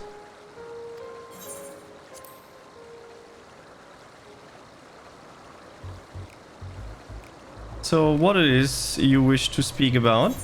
Is it true you're an expert on flying creation? What do you think of Chief Hermes' flying creation? Straight to the point. Chief's hermit's work, a worthy subject indeed. Those beings with sore throats that clothe majestic and graceful are ever a favorite of the creators. Even now, with so many varieties in existence, the flood of newly imagined concept continues unabated. What sets the chief creations apart, however, is how they benefit from his boundless knowledge of the celestial stream. Worlds that climb so high that they disappear from view, others which traverse but boundless skies in the moment, and all without riding the currents. I know of none save he who can conceive of such marvels. Even we, who prize elegance of form above all else, are dumbfounded by his genius. Gideon is a marvel, then? My opinion on that matter would be superficial at best. Despite my admiration for Meteor as a constant, I have never delved too deeply into the inner works of her nature. I know that she has a gift for communicating via emotions, but otherwise her abilities are a mystery to me. If Chief Hermes should choose to submit Meteor's concept to the bureaucrat of the architect, then will the design be resigned of public scrutiny? Analyzing a colleague's creation before the step is frowned upon, to say the least. Of course, if he came to me, a fellow artisan, looking for advice, that would be an entirely different story. Do you know the dynamis and the entelechis? Dynamize and entelechis? Those terms do sound vaguely familiar. Was there not a flower made here in Elpis which exhibits properties of one of the other? It must have been centuries since I last heard anyone speak of this. Has there been a resurgence in interest? Then why bring that up, the subject? I'm flattered that you thought my insight, but I cannot afford to neglect my duties for the sake of the idle chatter. No, I really must return to my observation. Surely you have your own tasks to attend to.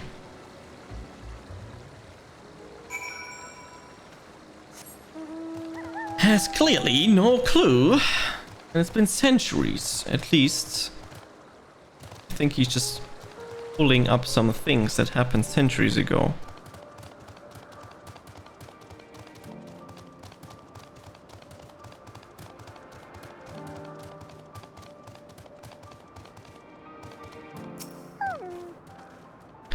Back already, that was quick work. You've been obviously clever enough to head off any of that rambling Ism mentioned. So have you any new findings to share? Besides that it takes centuries. I see even an expert in the field had little understanding of Million's capability, let alone an awareness of dynamis. My question results in much the same answer. Hermes' colleagues view Million as his personal project and could provide no details beyond those which you just told me. Which leads me to the belief the only person with any significant knowledge of the dynamis is Hermes himself. Yes, we've made some progress here, but more information is needed if we are to reach any definitive conclusions.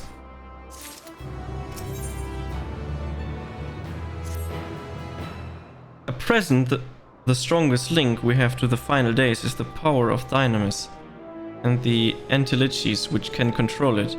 Yet most scholars are only vaguely aware of these terms, let alone study them in any depth, except for Hermes, it seems. Thus, I'm inclined to stay our current course and learn all we can about the chief overseer and his familiar. And on the subject, was there aught else of note you can tell me about Meteor, aside from her unorthodox method of communication?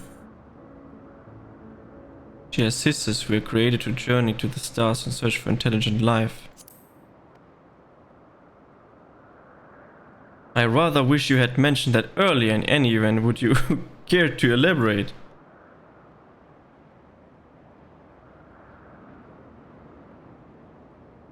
So these siblings of her now travel the great expanse in search of deeper meaning. Thank you. Thought the mystery at hand remains unresolved. I feel you have touched upon a vital clue, one we should keep in mind as we continue. Next, I propose we take ourselves to Peripetir Crystalline, not far from here. Just follow the path to the west. That is somewhere at nowhere. We can go. Thanks for taking me, by the way.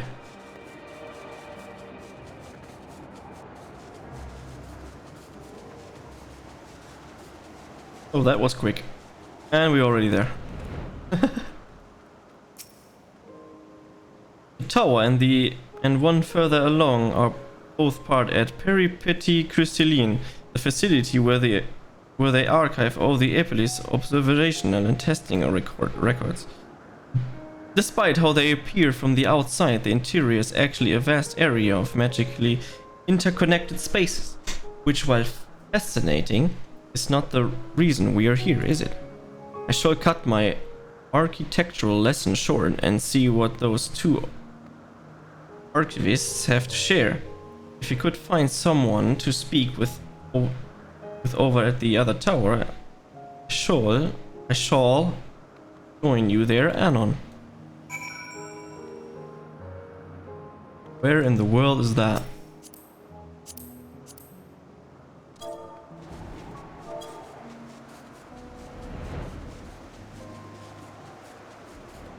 So much faster.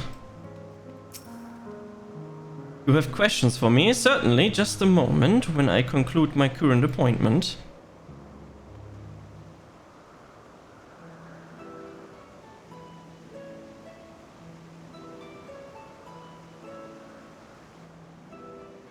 Indeed, so if you could provide a comprehensive log of these behaviors, we should then have sufficient data for our official records.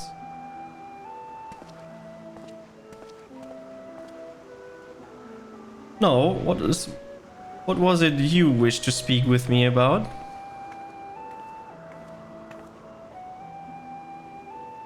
He probably has some information about Dynamize, right? Chief oversees personal research project, and by that I assume you mean Meteon.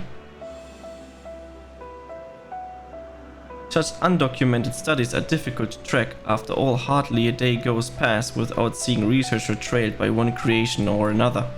I'm afraid I cannot tell you exactly when Meteor appeared, only that she now spends much of her time at Chief Hermia's side.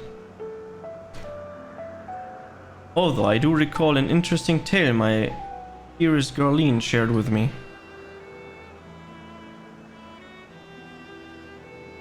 Garline is my partner and a fellow researcher here in Elpis. She was returning late one night when she caught sight of Chief Hermes sending Meteon Heavensward, a host of them. Heavensward?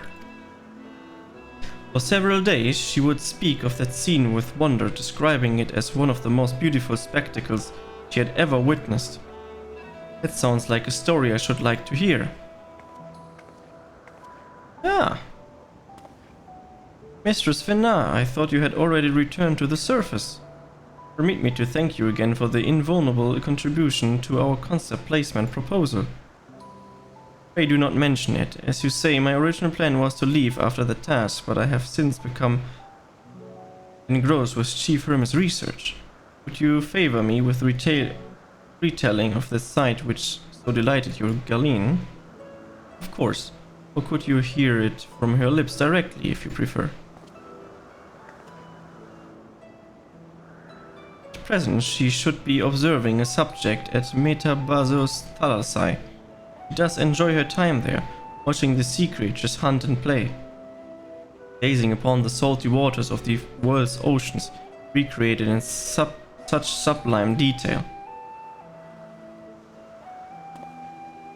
I imagine you must find similar joy in indulging your boundless curiosity, Mistress Venat, even though such pursuit must continually and regretfully delay your return to the star. Indeed, they do. This is a rest well deserved and long overdue, I should think. How greatly have we prospered for the wisdom of your culmination during your travels as Azam. And what would Elpis be without your earlier academic work. The theories you developed served as the basis of many techniques you still use today. Man is a creature of contemplation, but none embody that nature with as much enduring passion as you. I dare say there's not a soul alive more worthy of a return. I shall rejoice the day of your depart, of your final journey. She created man, kind, basically. What I'm reading into this, I guess. I will be honored. Well, shall we take this opportunity to meet with Galeen in person? Then allow me to reconfigure the door to the archives here. I will take you up on the skyway and spare you the need to avoid hostile concepts on the ground. That would be most helpful, thank you.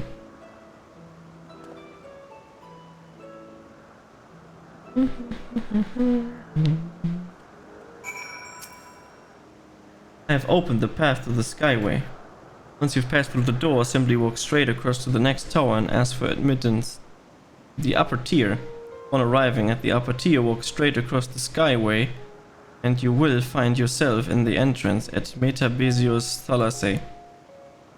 Jeline will be eager to share her tale with you, I'm sure.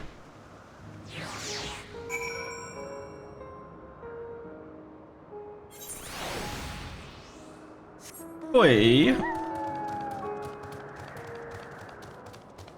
Lots of running. Look at that cool weapon.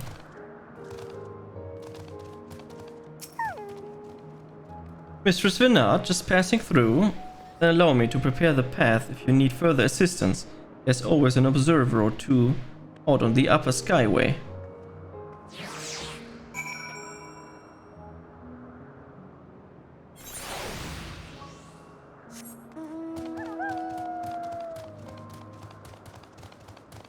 Da-da-da-da-da.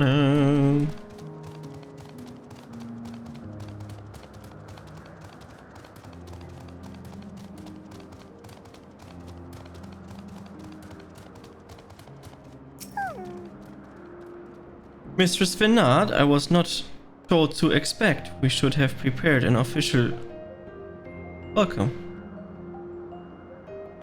Please, there is no need for fanfare. I only wish to speak with Jeline, if that might be arranged. Yes, Jeline, of course. I will inform her immediately. Ah, but she may be engaged in a testing phase. You could be in for something or wait. Should I let you know your business is urgent? It won't be necessary. This lovely view will keep us occupied until she is ready to receive us.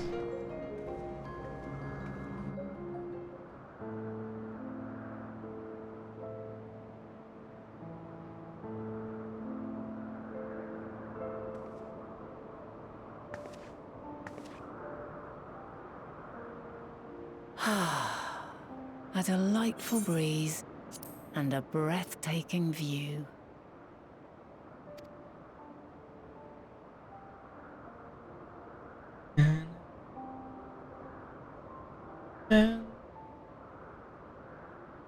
What is it like in the future? Is the world still a beautiful place? Beautiful as ever. Some parts yes, others not so much. It's more beautiful here.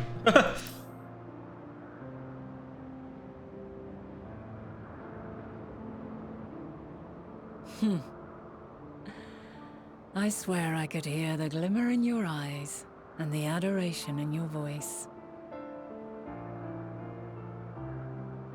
While we wait, will you not tell me about your adventures?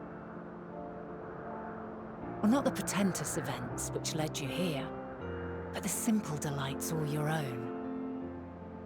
By learning about the future world, I may gain insight into future me's plans. But more than that, I have an interest simply as a fellow traveler. Short of going somewhere oneself, there's naught more stirring than hearing another's account.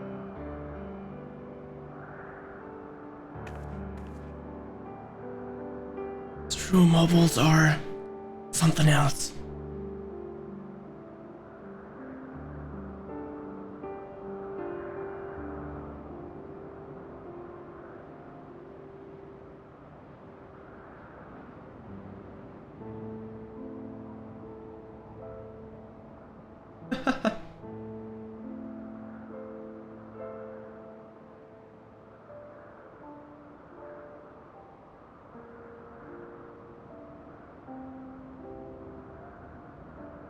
Incredible.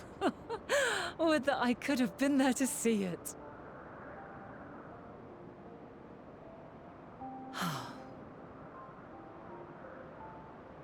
Yours is a harsh and unforgiving world. Yet in spite of this, your brethren hold fast to their virtue. To know that the light of mankind's potential still shines, even in that faraway place, it gives me heart.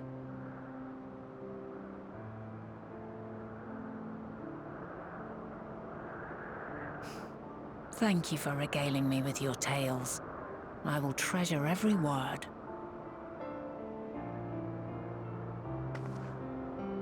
As you know, I was once a scholar.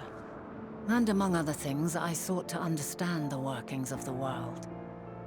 What exactly is ether? How formed the laws of nature? Whence sprung mankind?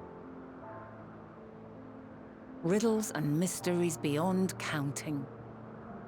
Over the years, I have managed to find answers to some few of them. Yet rather than attain a sense of mastery, the more I understood, the more I came to hold the world and its miracles in awe. We too are miracles, each and every one of us, born of the warm breath of life that traverses the heavens, swirling through eternity. When I fully grasped the improbability of our existence, nothing felt impossible anymore. If it could be imagined, it could be done.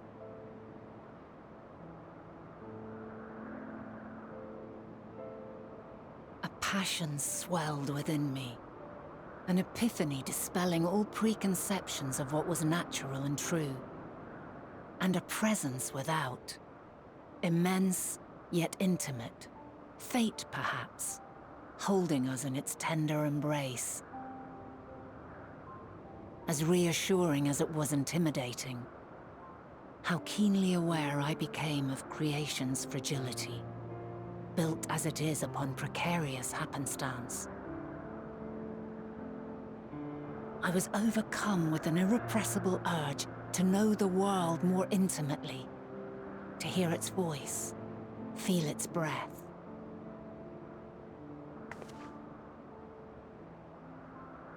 I ventured forth on a journey that very day, so very long ago now.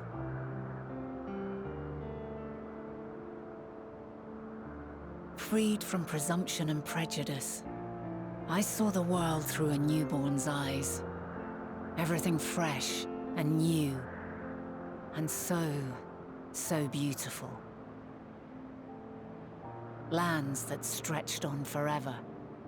Skies one could drown in, the heartbeat of nature, silent yet strong. And amidst it all a people, beacons of light and life, laughter that warmed my heart like naught else before. They are my meaning, and my purpose, my love. And so long as they need help, I cannot return to the star. Perhaps my future self is still waiting for it. The moment she can let go and walk unto the end. Safe in the knowledge that man will find his own way.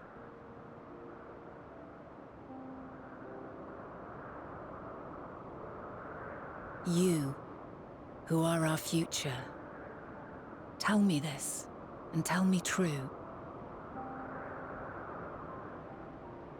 Has your journey been good? Has it been worthwhile?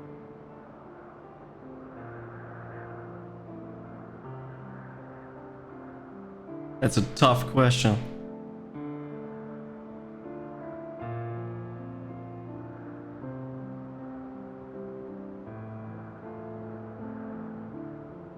Pray forgive my lateness. My observation subject was rather irritable, and it took a while to settle it down. No need to apologize. Your work takes precedence. Besides, we had a pleasant conversation in the meantime. You're too kind. Now then, I'm told you wished to ask me some questions. Indeed. I've an interest in one of Hermes' creations. Meteon. You witnessed a host of them take flight, yes? Oh, that! Yes, yes, I did. 'Twas in the dark of the morn. I'd left the Thalassai after nocturnal observation. As I walked along, I spied a bright light climbing high into the southeastern skies. Then, in an instant, it was gone, like a shooting star, only rising rather than falling. But then another shot up, then another, and another. Intrigued, I made my way to the edge to investigate. And who should I spy on an isle to the south but Hermes and Meteon, the Matea, rather. There were lots of them, and I realized they must be the shooting stars that I'd seen. A dazzling spectacle indeed. Have you spoken with Hermes about this? Oh, yes. The sight left such an impression on me that I approached him about his mystery project the very next day.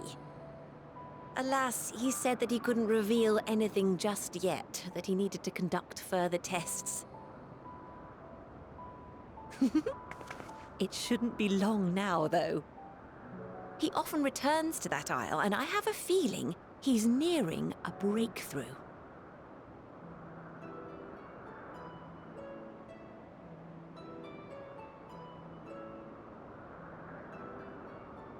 Splendid. We are likewise eager for the details. Well, that is all we wish to ask. Thank you for taking the time to indulge our curiosity. You're very welcome. It's always a pleasure to speak with other inquisitive souls. Oh, and will you be descending now? If so, I shall link the doors for you. Please. Interesting. Maybe in the final days the shooting stars dawn on the Earthite are these things. Just for the wrong things. That is rather interesting. So another piece of the puzzle falls into place. From what we have learned this far, I think we can safely conclude that Hermes hasn't been revealing the details of his research to others. Which suggests that either someone will appropriate his discoveries and make use of them, or that Hermes himself will have a hand in causing the final days. I also think that the whole time already. Since we have no reason yet to suspect the former, we should consider the latter, the more likely possibility. Proceeding under that assumption, our next step should be to divine why or even if he might desire such a terrible fate for our star.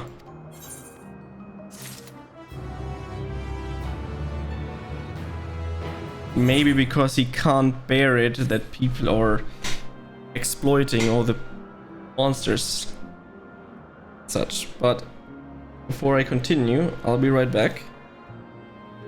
And it sounds bad that you have to do a lot of work in your night shift right now. So sad to hear that.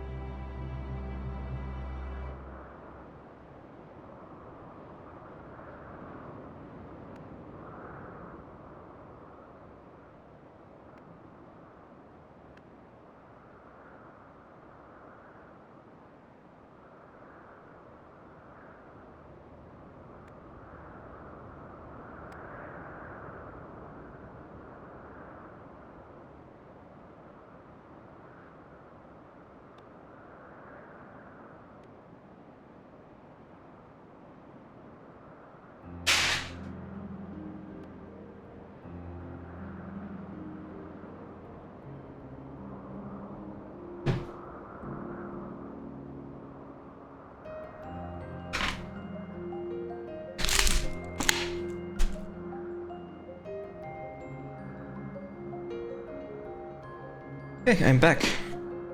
Before we continue, I'm gonna strengthen myself with eating something really quick.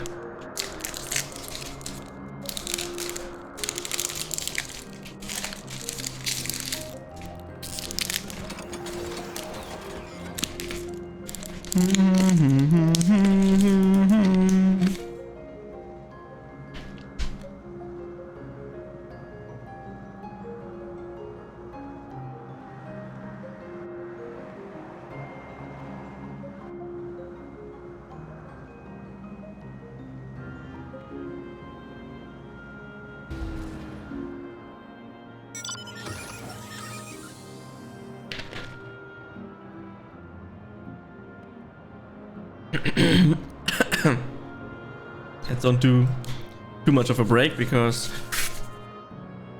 time is running low. I don't want to do it that much longer, but I kind of want to get through Elpis.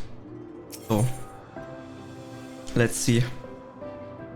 I like to visit the site from which Hermes sent forth the Metea. If we are fortunate, we might find some hint of what drives the research of his.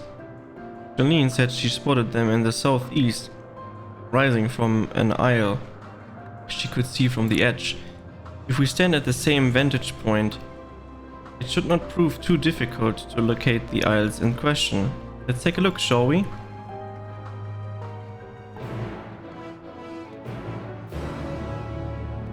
Oh my god, that is very far away.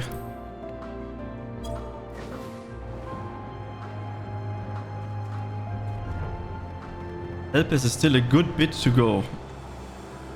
Yeah, I imagined, because half the map is still gone.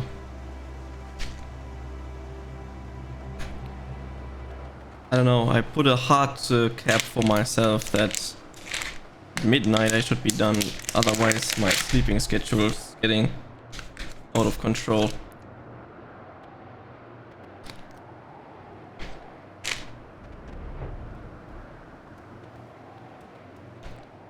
I want to start earlier than later.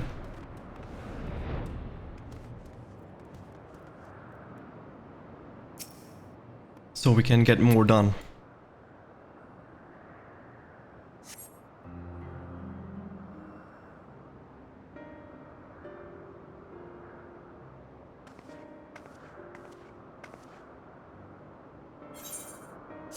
Now, if I were conducting some mystery research, where would I go? Ah, what about that one? If you the means to fly, it's quite a distance away. How inconvenient, but hardly an unsurmountable problem. To me, Argus.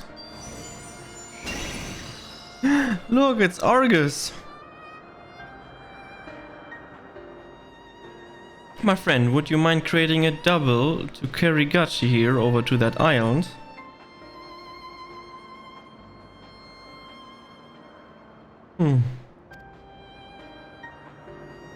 Stubborn creature, there is no place on this great star we have not together traveled, and still remains obstinate in the presence of strangers.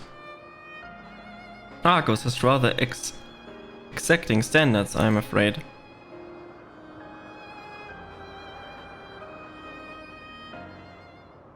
What? You've ridden him before? Your before means my after. Not at all confusing that. Interesting. It's certainly not unthinkable. But speaking of the here and now, the quick solution for us to face off in a sparring match. Demonstrate to him that you are capable of holding your own against me in battle. You should convince Argus that you are worthy of his back. Besides, I might even teach you a thing or two into this bargain. You seem doubtful, but useful lessons or not, it will certainly be a moment of remember and a memory of this distant past to cherish. What say you, traveler out of time? I choose your battlefield. I will do what I must. And if this memory turns out to be a bad one...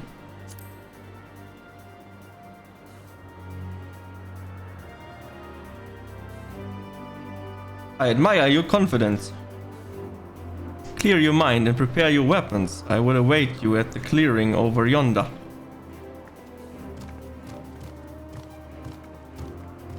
We are fighting her. What the fuck? What the fuck is this big thing? Oh, I've seen it in the shop. It's the ultimate super expensive thing.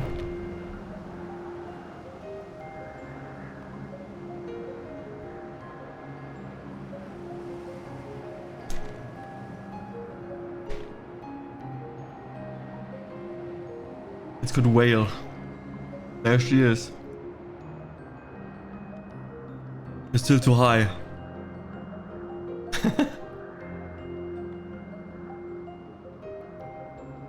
This is the school bus. Still too high. Ah, no. Sorry, I have to disband this party real quick.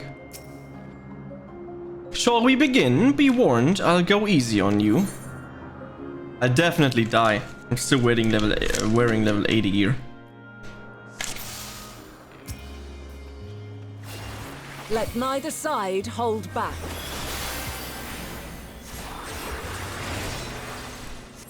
She's a paladin. God. Holy macaroni. Okay, I didn't assume that she's that powerful. My blade sings!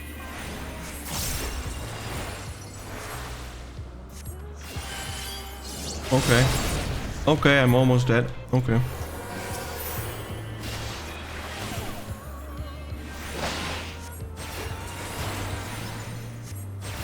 True blink. Okay. Okay.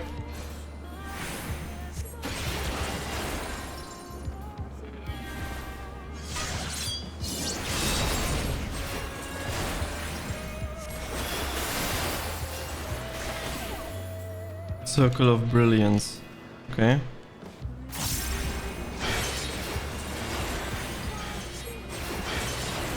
Nah, she ain't fooling around, that is for sure. My blade sings! Oh, it doesn't.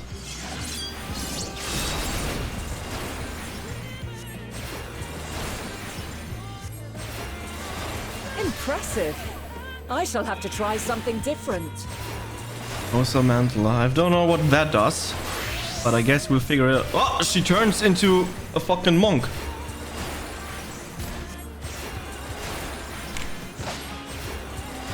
No quarter. Okay. She's quite special. Oh, I didn't pay attention what's next.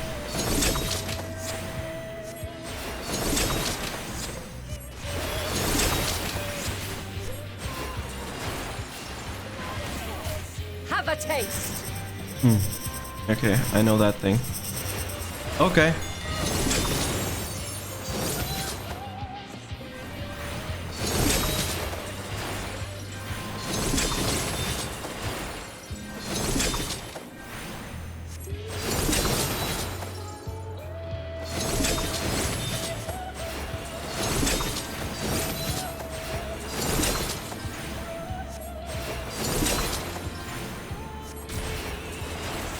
That is quite something. I see you won't be easily overcome, but neither will I.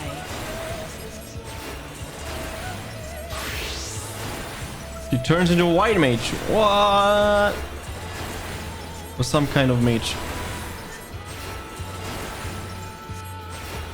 True arrow. What the fucking crazy hell is that? Okay, I understand that. That's fairly easy to dodge. Prepare yourself.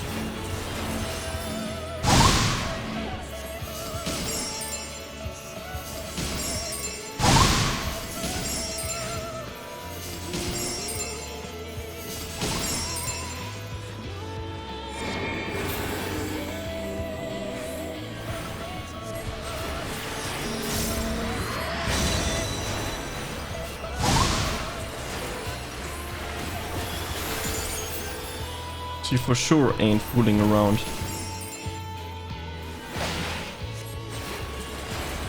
At least I can heal myself.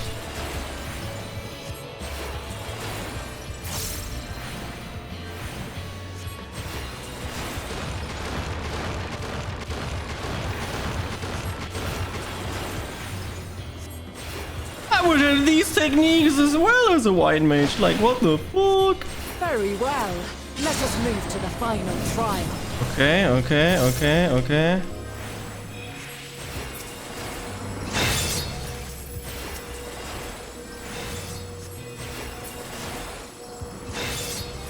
Okay, okay, okay.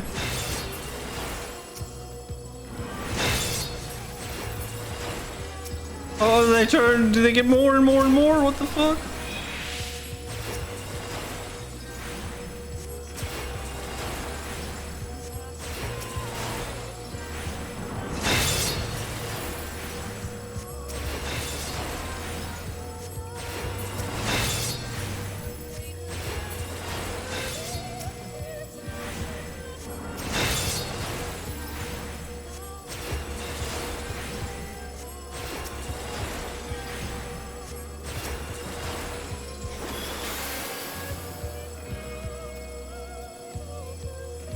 Solid 0%.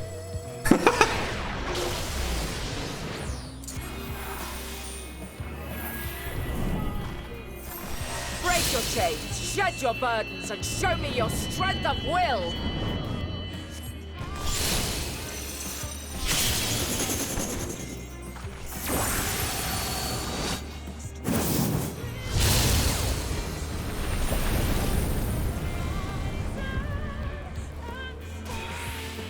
Oh my You still stand. Christ. People of your time are more resilient than I had dared hope. I have seen enough. Ha! I did it.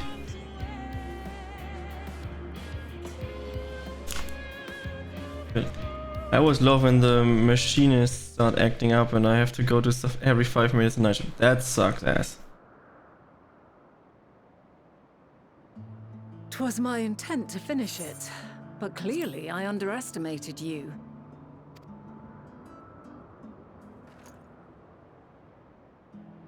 One would think I never learn. I made the same mistake with Azam when we first sparred. Despite being less than half my age, her strength was astounding. Who's the new Azam? 'Tis plain you have weathered considerable hardship. Far more even than your tales would suggest. It seems we have both learned much on our journeys.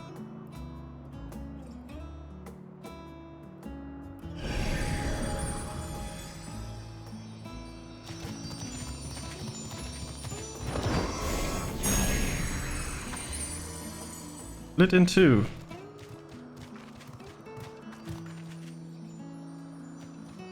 Well now, I dare say he is warmed to you. A boon to be sure. He never forgets his favorites, and is ever eager to come to their aid.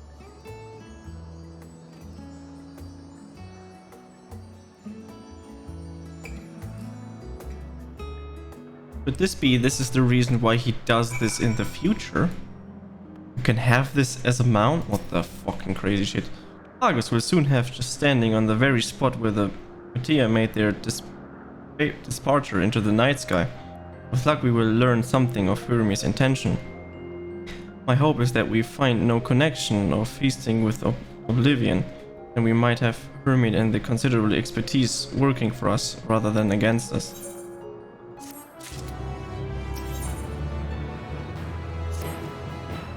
Let us move over to the edge before mounting, shall we? That will allow Argus to catch the current racing up from below and give us a smooth ride over to the Isles.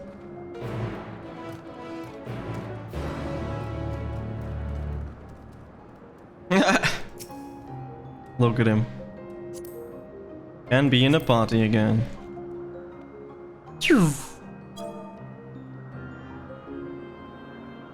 If you're not busy, of course.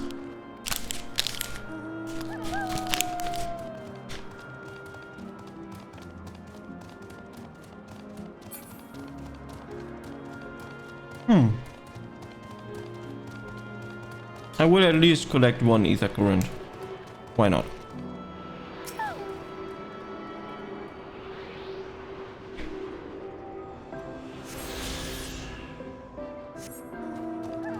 Yeah. That's why I like to play White Mage in main story quest, because you can heal yourself. Because with every other class, it feels like having a lot harder time doing these kind of duties. Sometimes, maybe just bad. Argus moves motion to his back with his missile. You've been given a go-ahead to hop on.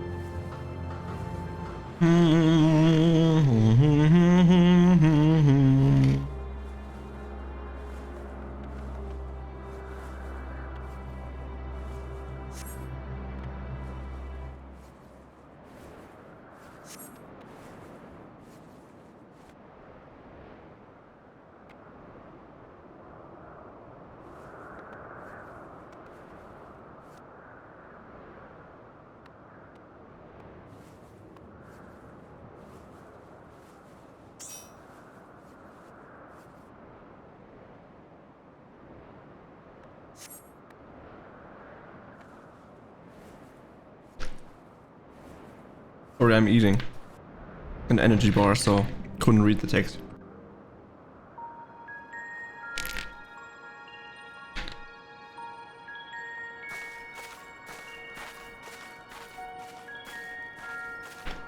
Quite a small place, lacking even the most basic equipment.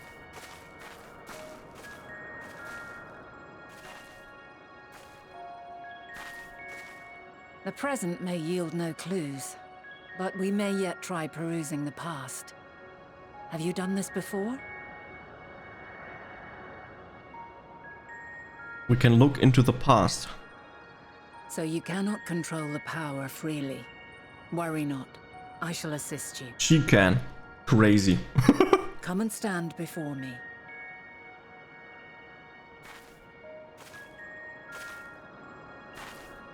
There are two ways to see the past.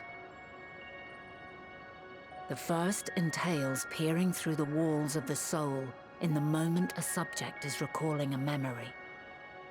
The second requires no subject, and is instead a process of piecing together an event from ripples left in the ambient ether. As memories are etched upon the ether of the soul, so too are they etched upon the ether of the world. In this way can history be preserved. Such memories are given to fading, however, and can prove challenging to visit.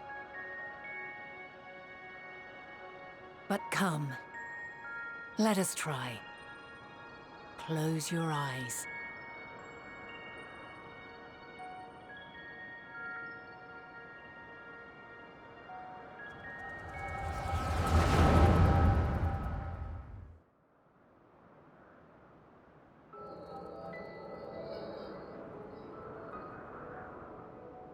All units fully functional and proceeding on course towards their respective stars. Estimated time to completion of survey is 108 cycles. End of status report. Severing connection with shared consciousness.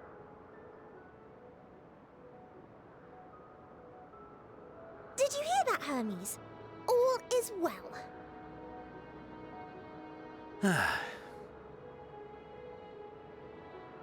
Yes. Good tidings at long last. Every step of the way, I've been reminded how little we understand creation. How the universe defies imagination. But soon we won't need to speculate. We'll know the answers. What others live for. Indeed. And we'll owe it all to you and your sisters. I wonder what answers we will get. Whatever intelligent beings that exist out there are bound to be vastly different from us. Diverse in form and culture, possessed of unique ways of thinking. Their conception of life and its purpose will be no exception. Completely and utterly unlike ours. Utterly unlike... how? I have no idea. Yet whatever answers we receive, I will not dismiss them out of hand. No, I will think earnestly on them all. And I will share them with our people, that together we may contemplate our own existence. Perhaps then our star will become a better place. Not only for man, but for all life.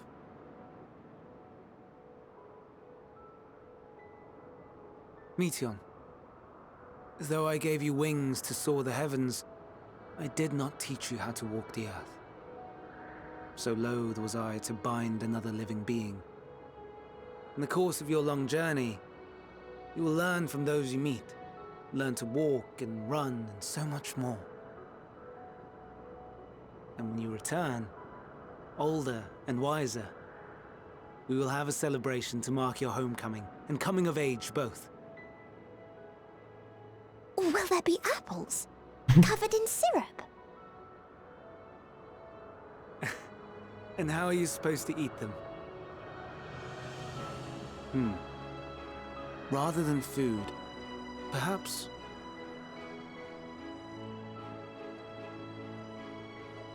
a flower.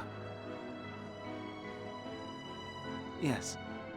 Upon your return, I will gift you a beautiful flower.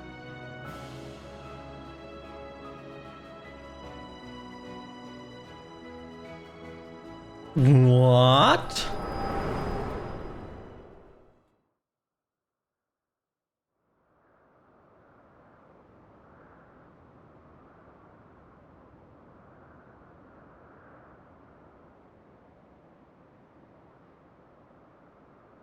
So, what is your opinion? That this is kind of suspicious. Hermes wouldn't wish for the final days. Hermes is a gentle soul, and yet I couldn't say just by this moment alone.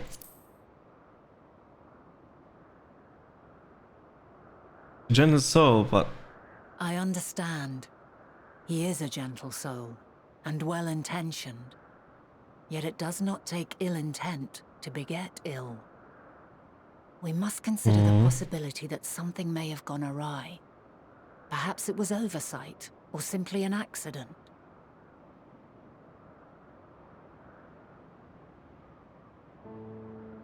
In light of this, I propose that we reveal your tale to Hermes himself. If he does not wish for the final days, as we believe, he may well join us in pursuing a solution.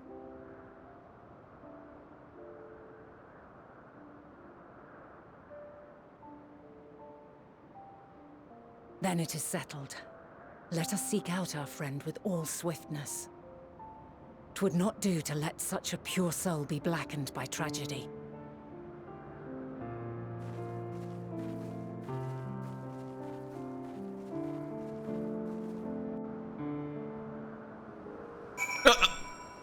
What is this view? In the middle of flowers. There are any numbers of places where Hermes might be in Elpis. We could do not worse than look to Catis Hyperborea, the largest facility. It stands in Etholisticus Boreas, Northern Isles.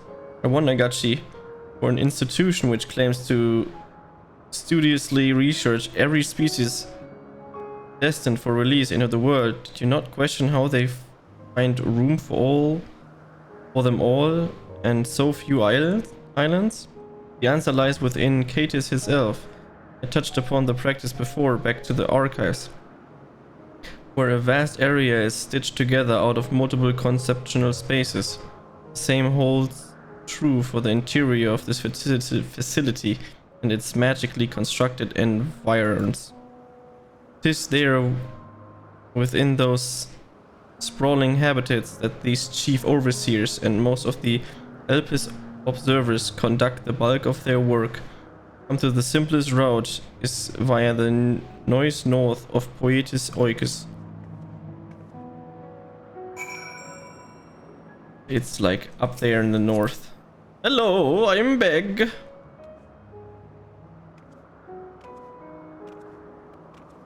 Sadly you missed the flight with the dogs, yeah. Would have been cool.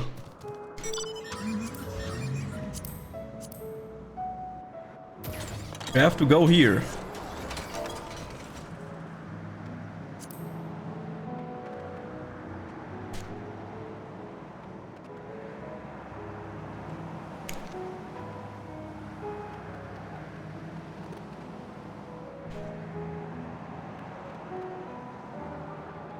There's multiple things that could be going. I'm not speculating much because probably get an answer soon-ish.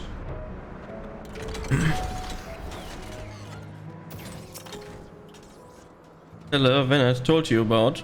Notice the light of that yaw in the air and the device been recently activated.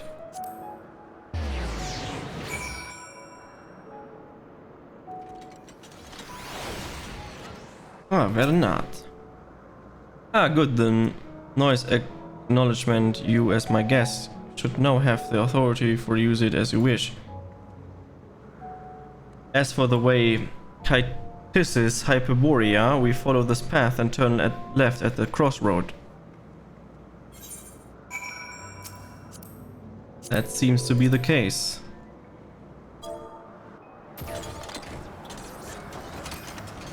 Not far though, or we would just fly over everything.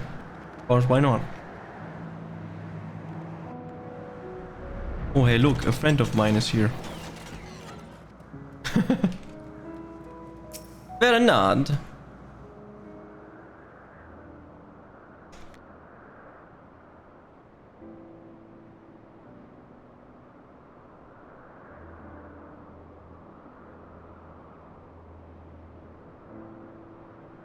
Here we are, the grandest research facility in Elpis. We should head inside and ask after Hermes' whereabouts.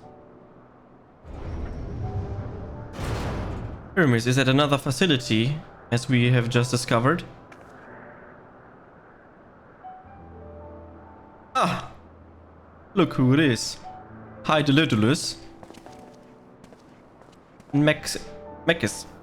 Furthermore, we've confirmed that his studies in Dynamis, as well as his creation of Median, were entirely private pursuit. No one else we spoke with appeared to possess the chief's depths of knowledge on the subject, and neither did we hear any tales of stolen research. Which means that if Hermes himself harbors no desire to bring down an apocalypse, then he might be recruited to help prevent one. Or, so say it, the illustration itself.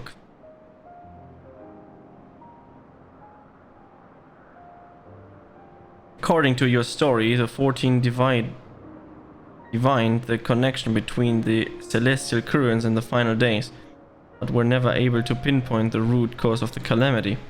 With our people greatest minds, not to mention Hydelidus' sharp eyes, committed to the pursuit of solution, such an outcome seems inconceivable. The only possible explanation is if the nature of the catalyst was so inexplicable that even we failed to perceive it. And what better fits the description than the invisible, intangible dynamis? Which in turn leads us to our next question: how did Hermes, in the role as and Daniel, not recognize the subject of his own research? We must assume that he either knew he and was unable to help, or that he was otherwise prevented from identifying that cause in the first place. At this juncture, all we can do is speculate. To be clear, the convocation does not tolerate acts of deception or malice. We are practiced at perceiving truth and would have known had Fandania lied to us. Hermes has no concision wish for the world to end. Of that I am certain. It seems there is more to the tale after all.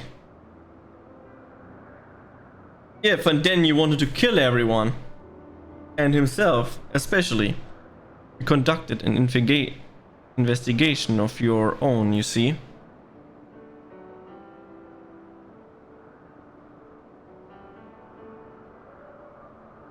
Gonna get the gang together. Yeah. How comforting. We seem to have reached the exact same conclusion. I see no reason for further delay. This time we brought Hermes into the fold, as it were. Thank you for your understanding.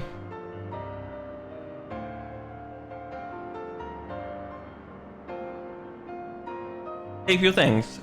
I do not say I believe your ridiculous story. But as MSL, I have a duty to examine any potential threat to our existence, no matter how ludicrous or personally offensive I may find it. I mean, you were fucking ludicrous! Still amazed by the game. Same! Now I have 2 cars! I think the time for leisurely exploration is past. If I might have a moment to adjust my vision. There he is. On the next isles over. Median is with him. Hermes appears to be in the midst of an observational study, but I suggest we hurry over before the venture elsewhere. Head straight down the path. We can teleport to Miss Pose's Euros over the sieve at the bottom of the slope. And this stuff happened.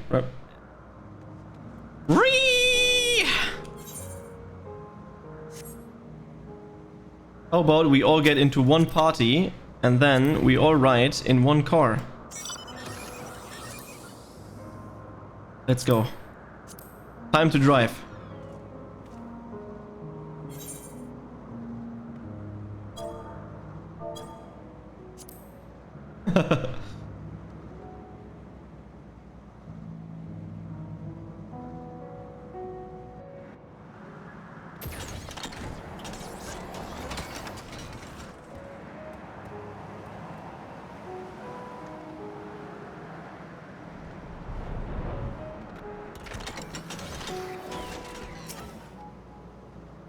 Take a moment for me to get in on controller. Yeah, it's fine. This appears to be the teleporter to Miss Perseus or Euros. Sorry guys, I have to take it.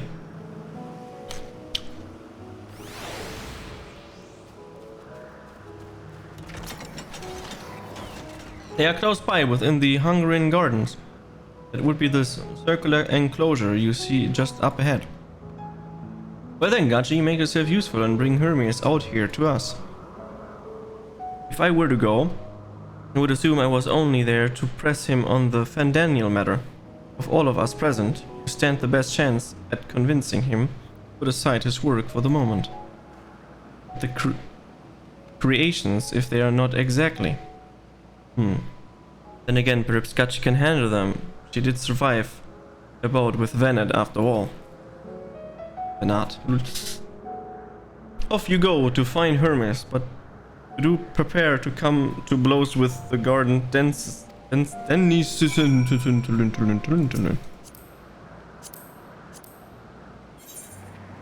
yeah. Somewhere there in the middle.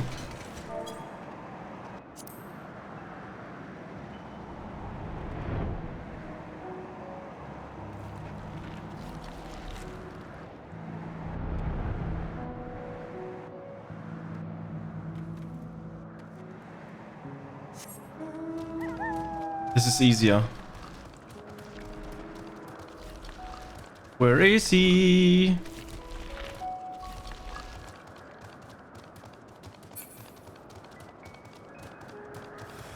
Oh!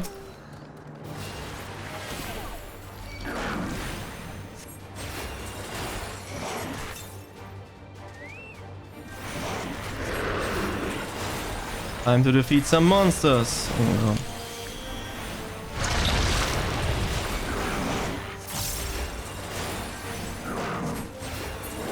Oh, this thing is going down quick. You've been more balls.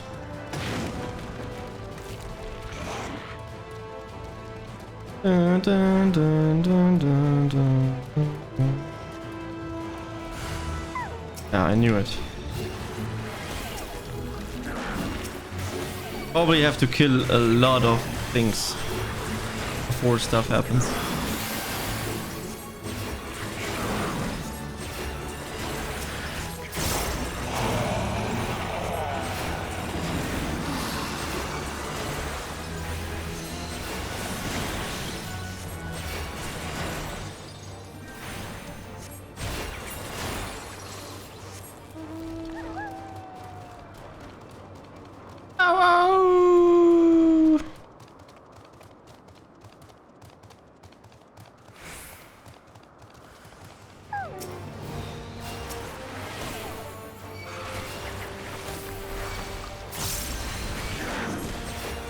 Time to defeat those.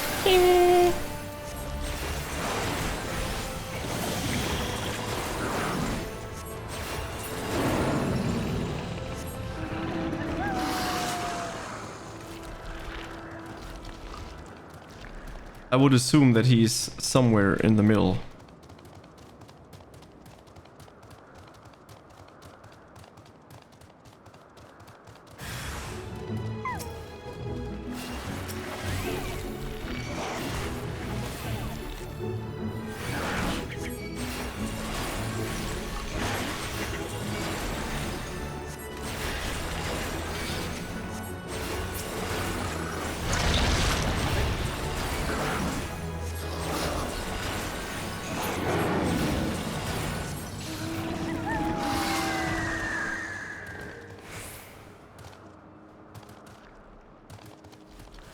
Yeah, probably in the middle now, and then, I don't know, he just appears. Because we killed all this mobile.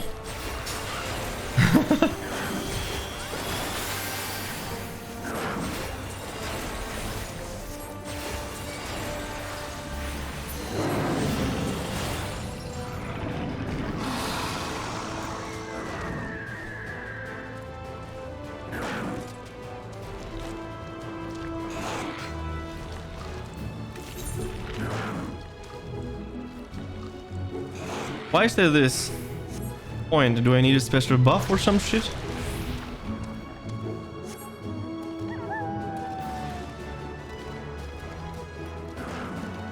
Because he's not here.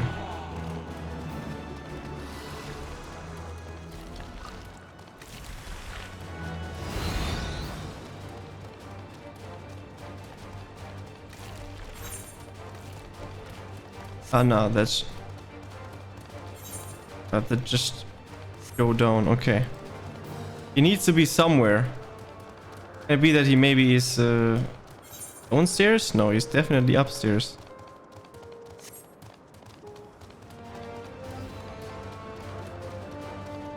But we're everywhere. He's not here.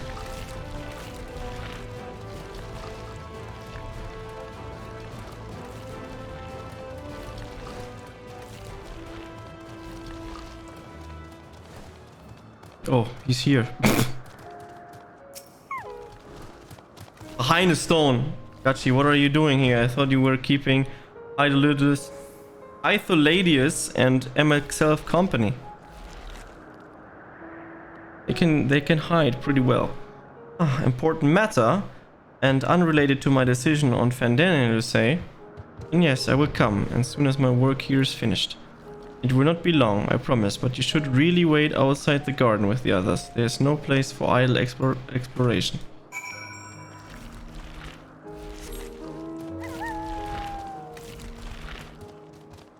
We done it.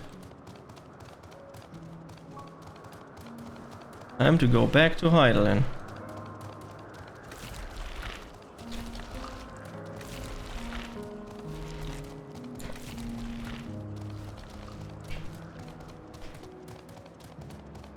So if a dungeon or trial pops up, we're already 3 people. But I don't think there will be anything coming right now. You spoke with Hermes then, and were briefly entangled with the denizens of the hungering gardens as well, I see. Or should I say smell. I cannot speak for a certain convocation member, but for one, and I'm impressed with your fortitude, well done indeed. Not if you'd convinced Hermes to confer with us. Let us pray the things will soon take a turn for better.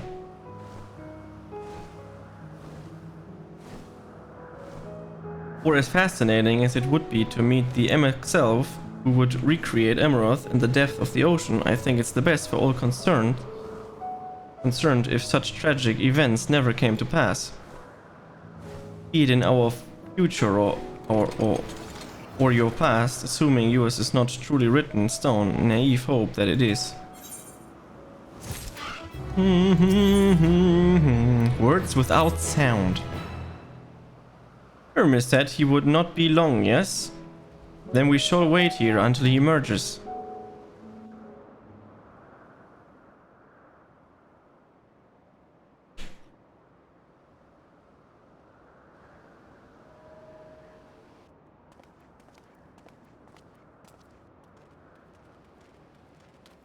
My apologies for keeping you waiting. I understand there is a matter you wish to discuss. Aye. A matter of the utmost gravity. If one can suspend disbelief. Go on then. Tell him what you told us. Who you are and why you came.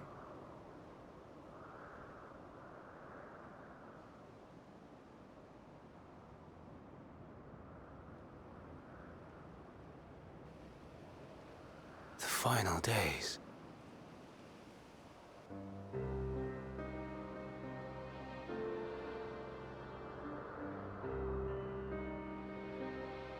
The phenomena observed during these star-encompassing calamities is likely the product of a dynamis reaction. And none is more versed in the applications of this energy than you, Hermes. I must stress that we do not believe you would desire such destruction. We come not to lodge accusations, but to beg your wisdom.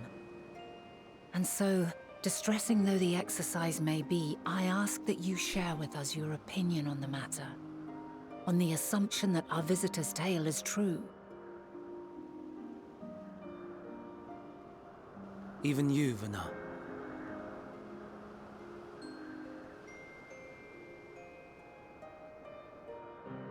As you say, the phenomena observed in the two calamities may both be attributed to dynamis. Of note is the difference in its effect. In the first final days, it warped creation magics. In the second, it warped the people themselves. The key variable, I suspect, is the etheric density of the men of each age. As you know, ether, in essence, negates dynamis. Harboring high concentrations of ether, we ancients cannot readily manipulate dynamis, nor be manipulated by it. Therefore, rather than ourselves, the calamity affected our magics.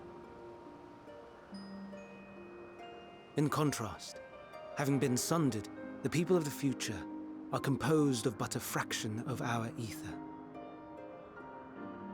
Thus are they susceptible to the influence of dynamis and its transformative potential.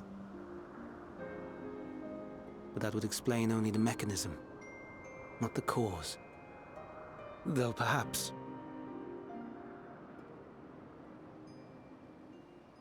What is it? Even should it be a hypothesis, we would hear it.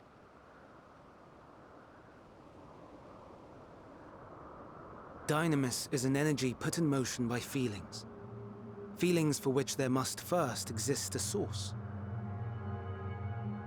A source to which the victims must be attuned. One that harbors the selfsame negative emotions. Elsewise it could not be the agent of such extreme change.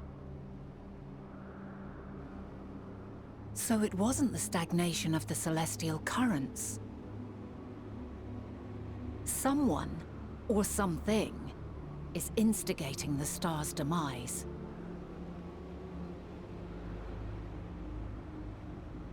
So, we've a villain on our hands after all. Any idea who or what it could be? The celestial currents comprise the outermost layer of the star's ether, encasing it like a protective sphere. According to your tale, it was where the currents were weakest that the phenomena first manifested. If the inciting factor came from without Aetheris, then its effects would first be seen in those locations.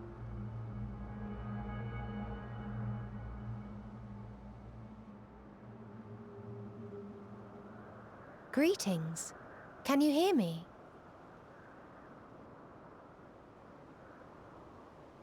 Do not be alarmed. I mean you no harm.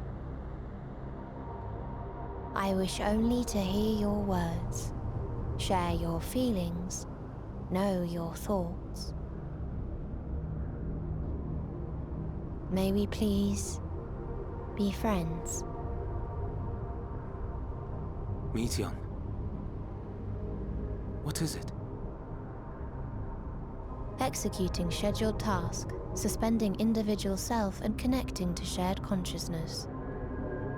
Connection established. Commencing status report.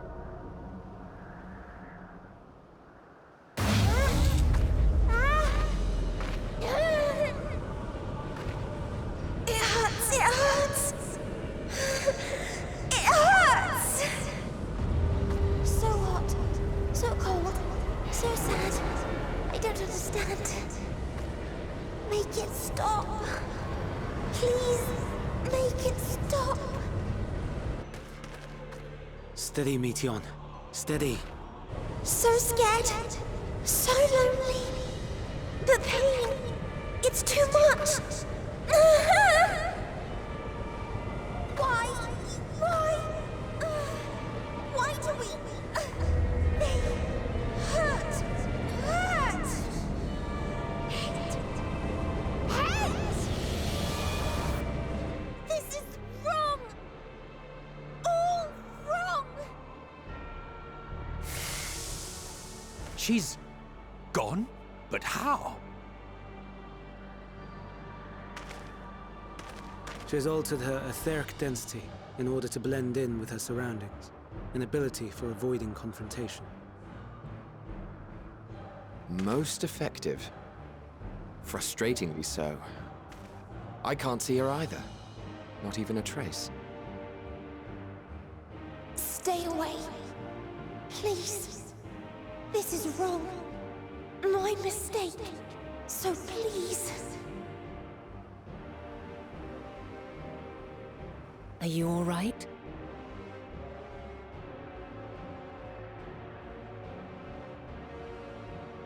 Shit's going crazy! No. We only heard her speak the instant before she vanished. Of course. When communicating without words, Meteion also employs dynamis. That will explain why you were able to hear her, when we could not. Then you are our best chance of finding her. Follow her voice and try to track her down. Hindered though we may be, let us split up and search as well.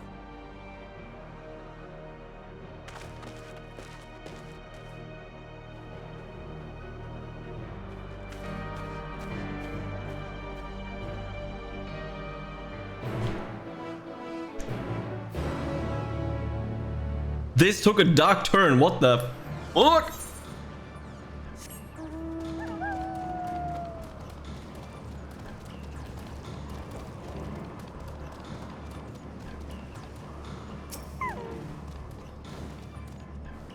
From your mind, your senses questioning for any of the Median's presence.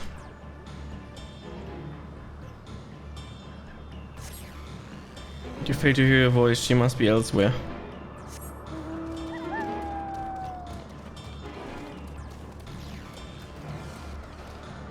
probably down here somewhere. Calm your mind, your senses, blah blah blah.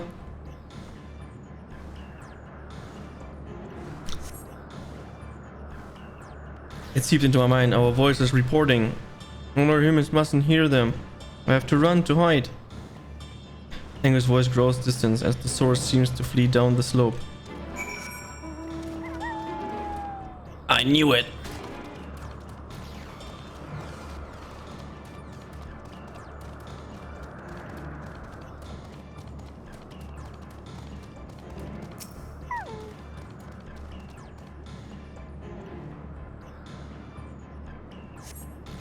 Trying to catch off even the faintest whisper, but fail to hear her. She must be elsewhere.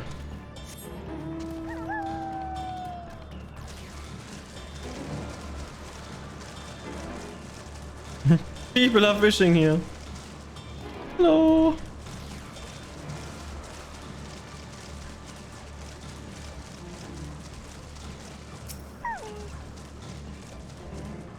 Sorry that I'm not reading chat, but this is intense.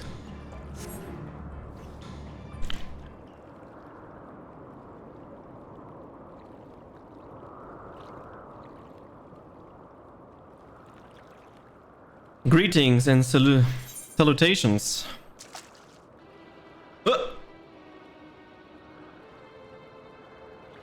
Commencing report. Oh no, no, we can't tell them that. We must run far away.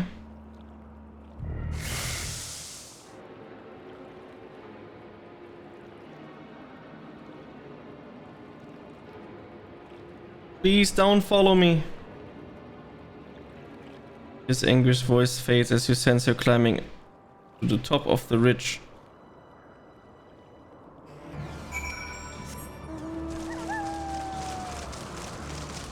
Someone suspiciously stands there.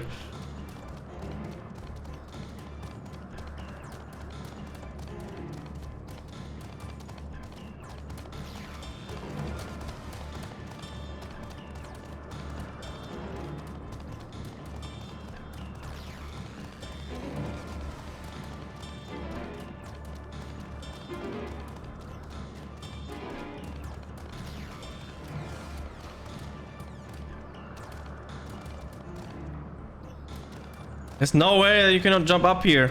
Come on, dumbass game.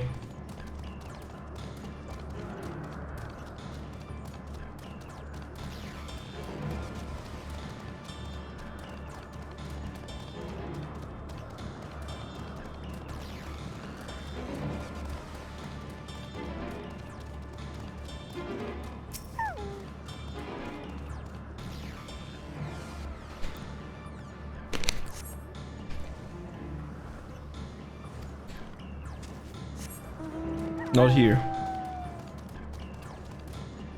There's Emmett.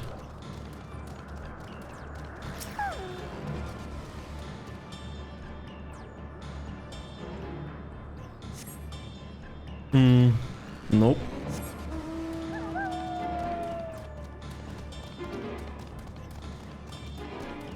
Maybe at the tree.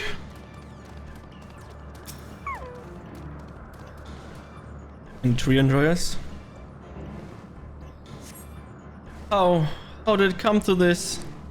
Is this the reason we traveled to the stars? Why we sought out of other life forms? Is this it? Is this the answer? No, it cannot be. It cannot be. What's just the way to the south? Any taxi enjoyers? The one quest I hated in Elpis.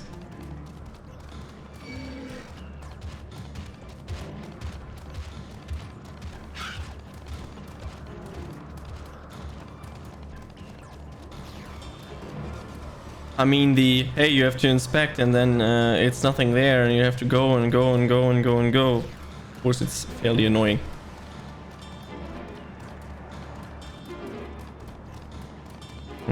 At second thought, a taxi would also be bad because you can't see where to go, so.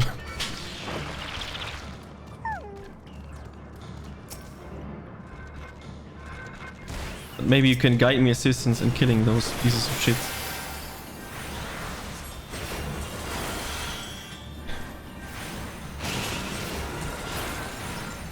Thank you.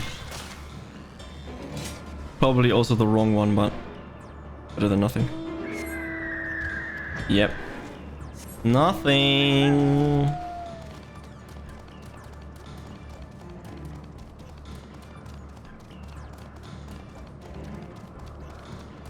Why do I think it's there? Over there, at the trees.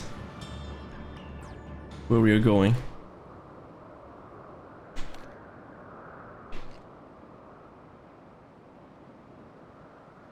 Compiling report for dissemination to Hermes and all peoples of Earth-eaters.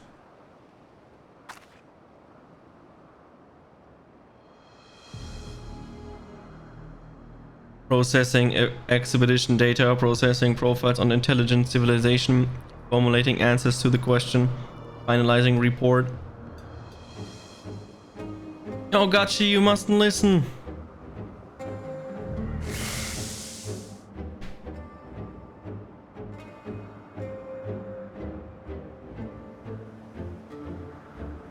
It's wrong, it's all wrong.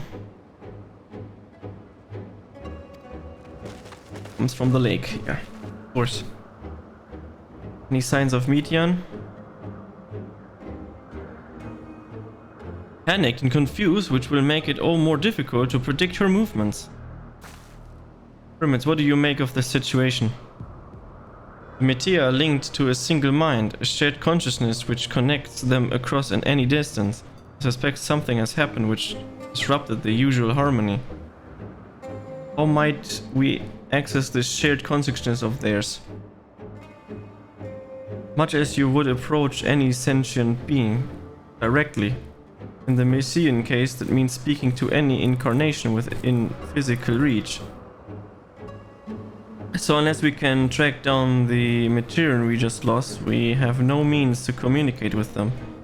No way of knowing what befalls her sister, no way to provide directions or guidance. Then we had best set our mersing aside and concentrate on how we might find her.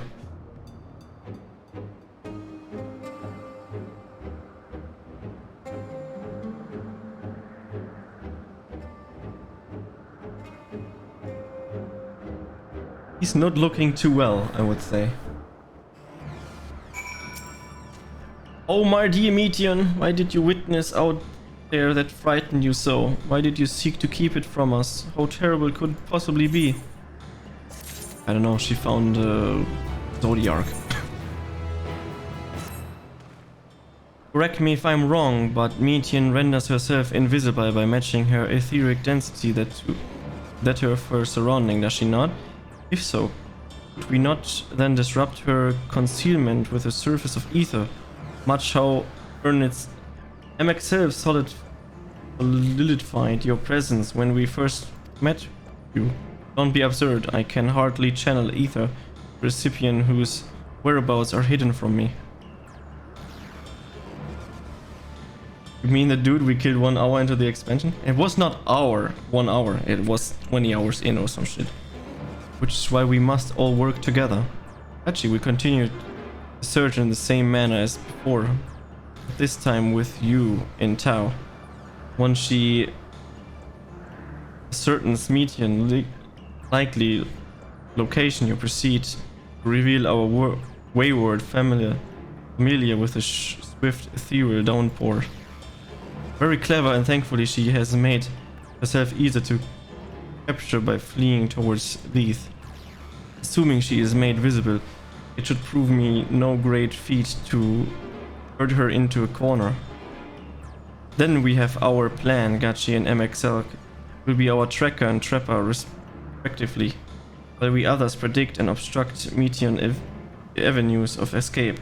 MXL and I keep an eye on each other's ether to help coordinate our efforts. Let us be about it. Well, it seems we are partners for the time being. Let us return to where we last saw Metean and pick up the trail from there. I will keep myself in a state of preparedness, ready to rain down ether at a moment's notice. meaning it falls to you to keep the way clear. FFXIV is now accompanying you. Okay.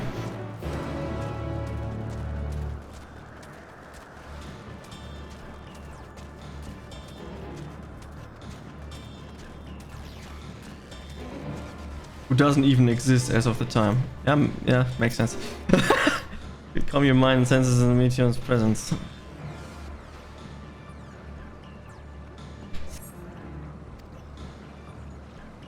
Nothing this way. We try another road then.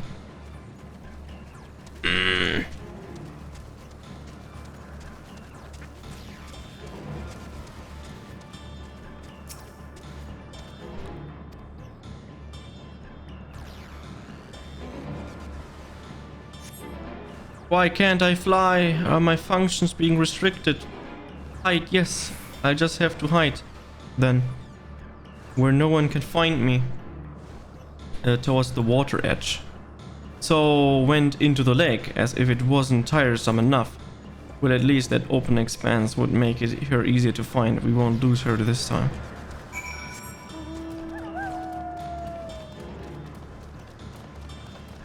Emmett, I have no fucking... I don't care what you tell me about the lake. But it seems like we have to go into the lake.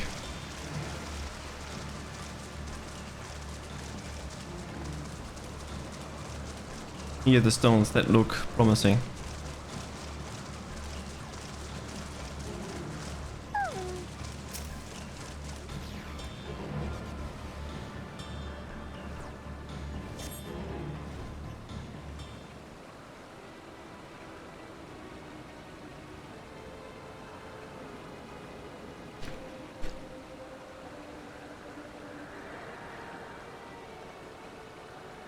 Not here, I'm not here, please.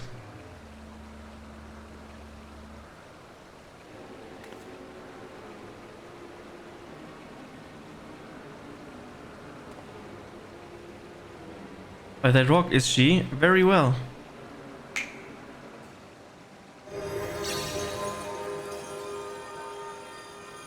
What? Why can't I hide?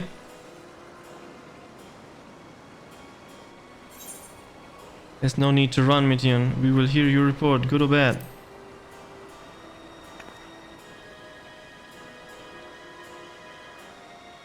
Gachi, what are you saying? Everything is so faint.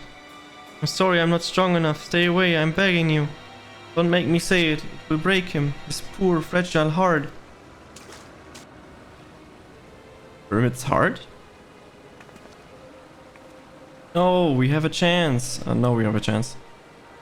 Once the others are in position, the two of us hurt her in their midst. Okay, apparently it is probably something that could hurt Hermes. So that's why she's running away and doesn't want him to tell him. That's my guess. Probably wrong, but probably right. That sounds like a terrible bug. Imagine you're going on your mount and then rip, have to run all the way again.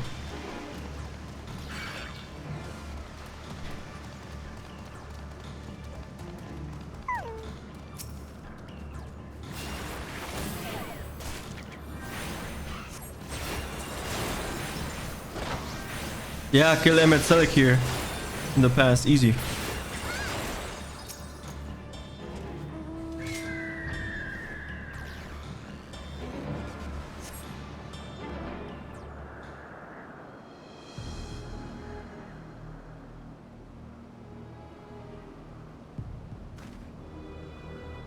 There, I see her.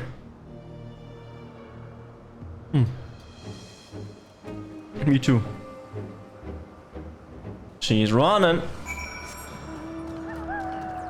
Okay, this is kind of annoying. Just saying. They made this hunting section way too long. Could have shortened it.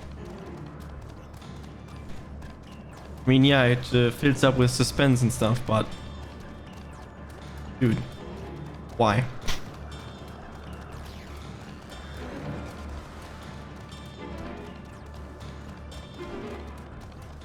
We end up here on the middle of the thing. Ah, he needs to walk a step. Okay, no problem.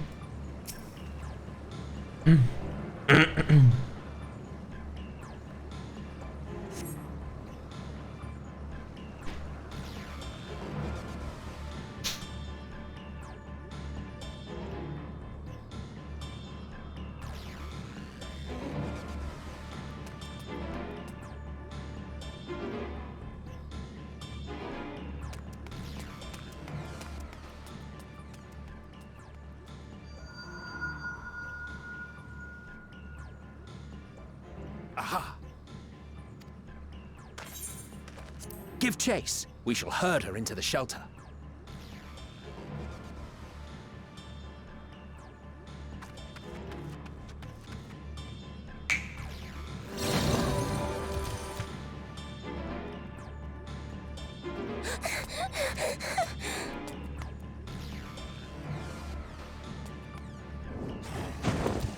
No.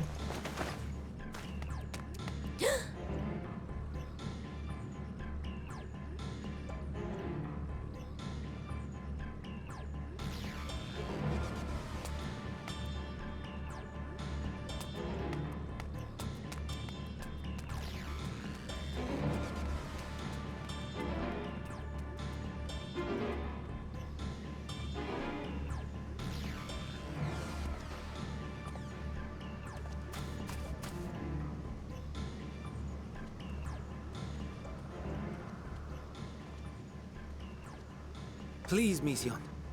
We must speak.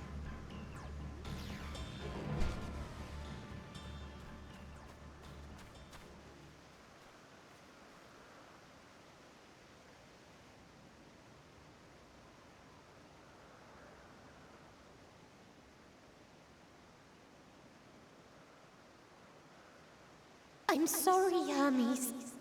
I'm so sorry.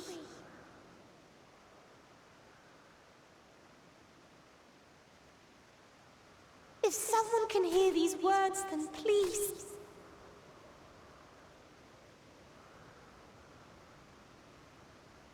Please protect them. Protect them all.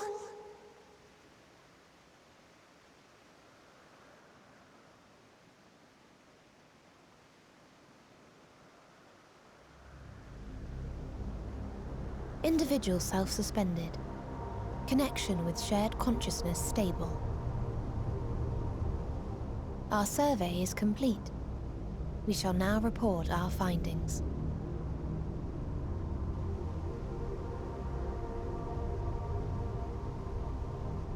All units safely arrived at their respective destinations. Seeking answers to Hermes' question, we attempted to make contact with the intelligent denizens of each star. Results are as follows, in order of numerical code. Enna. Traces of civilization found. Structures believed to have served as domiciles. No extant life forms detected. Dio. Ruined remnants of buildings scattered across star, surface of which is encased in ice. Presence of life could not be verified. Tria. Evidence of large population centers, akin to cities recovered. No extant life forms found, only their lingering essence. Tessera. Edifices surmised to be abandoned residences found. No extant life forms detected. Deadly plague or extreme environmental degradation likely to have led to mass extinction. They are all dead. Octo. Star found in state of violent conflict. Contact successfully made with inhabitants, but deployment of weapons of mass destruction resulted in total annihilation of local population shortly thereafter. Inea. Star is a barren desert. No identifiable flora found. Bones of living beings resembling men discovered beneath sands. but determination regarding their intelligence inconclusive.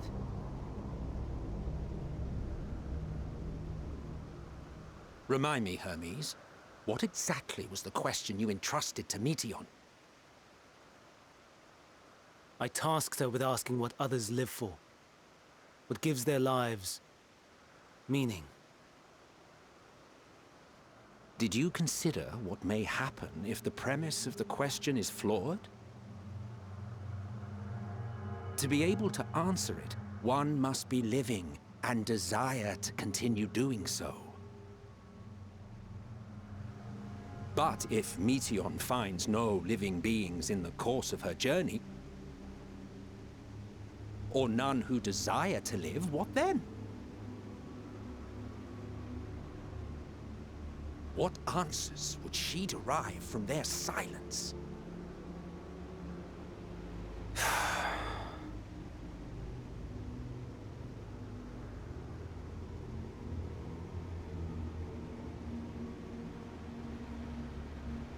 Meteion, enough! Suspend your mission and return hither at once. Decapente. Local civilization once flourished under auspices of higher power. Said power later laid waste to civilization in fit of rage. Upon revealing this to me, entity elected to self-terminate in lieu of providing answer to question. No other intelligent life forms found. Turning a deaf ear, are we? We are taking Meteion back to Amarot. As I understand, we will need her if we are to bring back all of her sisters. Yes.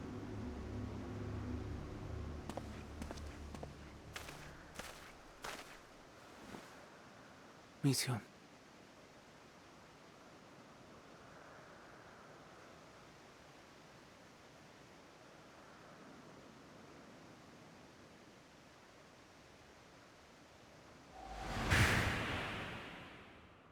It isn't right, is it?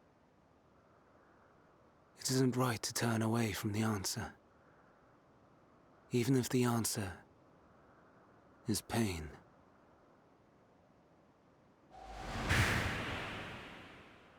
Even if we aberrations must scream ourselves hoarse to be heard.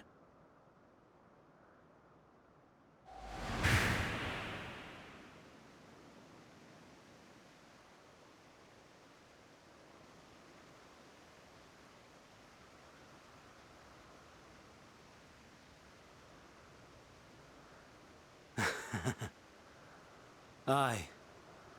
Whatever answers we find, I will not dismiss them out of hand. These words I said to you, and I will hold myself to them.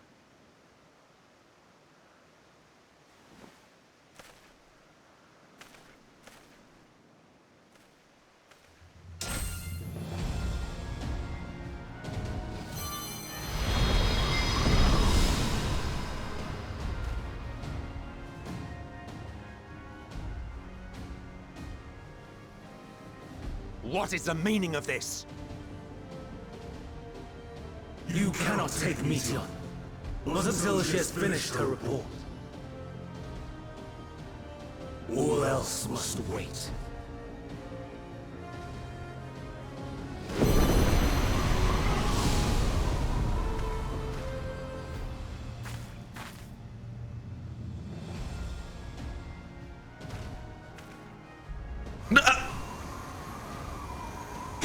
Okay. You fool!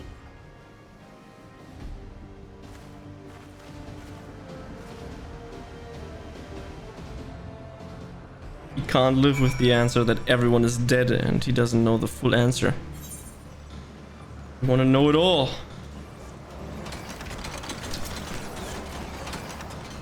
Why, Hamish, could you not leave well enough alone? Will these answers hostage to pain you feel when a creation is returned to ether? That you never cast your accursed question to the distant star, who may have one day learned to be at peace upon this one.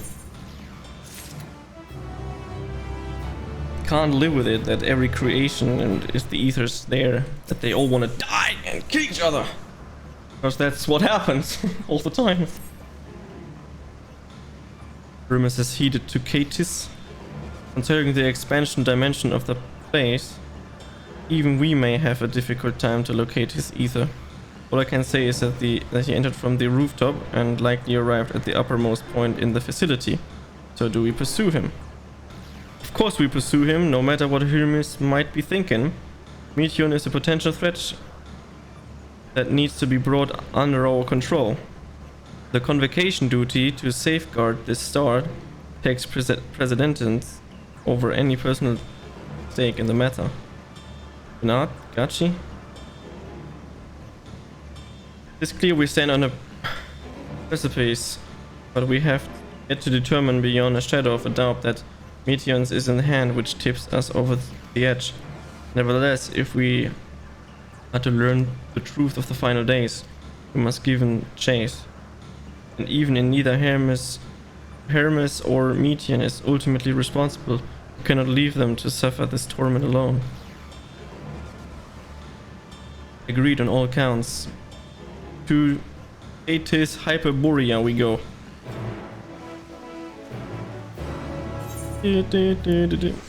Okay, get teleported there.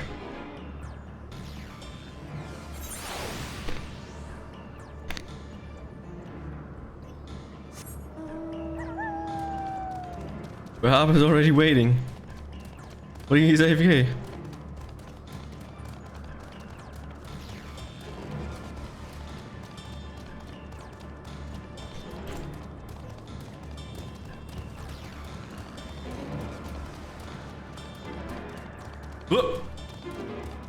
Ah, they fled, okay.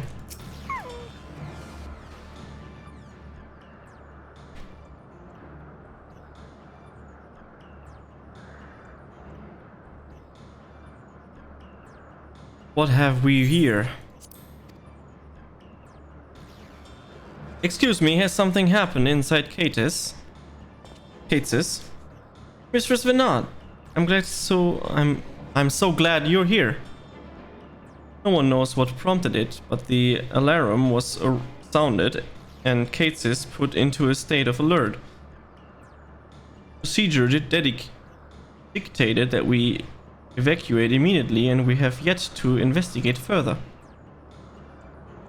This is Hermes doing, obviously. And what does this state of alert entail exactly? A field of dampening magic is trapped over the entire facility, usually in response to escape entities and the like. Catis scholars and observers are unaffected, but everything and everyone else is weakened to a fraction of their usual capacities. Then consider us forewarned. We do, however, have urgent business with Chief Hermes and must enter the premise regardless.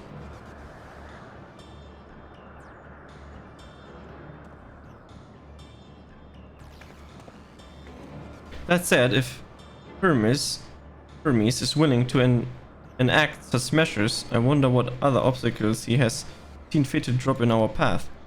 With that enfeebling spell in place, we're not likely to be in our fighting best. And I was hardly an effective combatant to begin with. I have little to offer beyond my ethereal vision. Then you will put that talent of yours to good use. You were fairly skilled at spotting weaknesses, if I recall. Fairly skilled? Now you've gone and raised everyone's expectations. You all need only make the most of your strength, and I will fill it in the gasp as required. I was once ASM. After all that was my job to rise to the occasion, be that as defender, aggressor, or healer. I feel better about my lack of prowess already. And you, MXL, can impress us with the arcane majesty. The low potent spells as easily as breathing, but can also channel the power in a protective manner if you choose so, yes? Well, yes, should the situation call for it. Excellent. That should cover us on all fronts.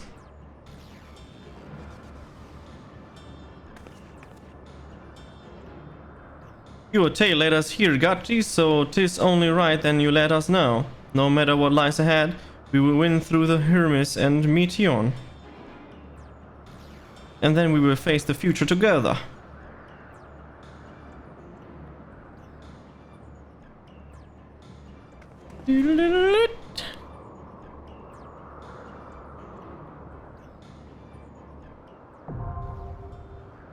Atis's Hyperbolia is now available.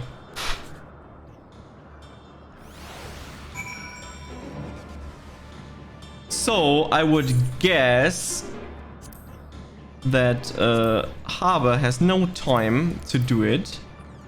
So I will remove him.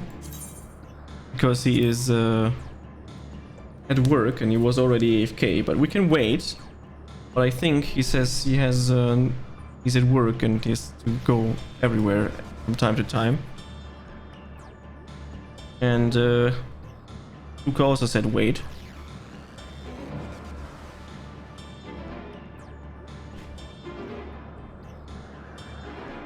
You may want to do this as trust.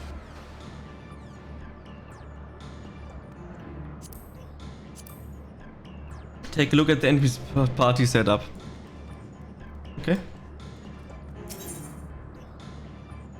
With a party of NPCs.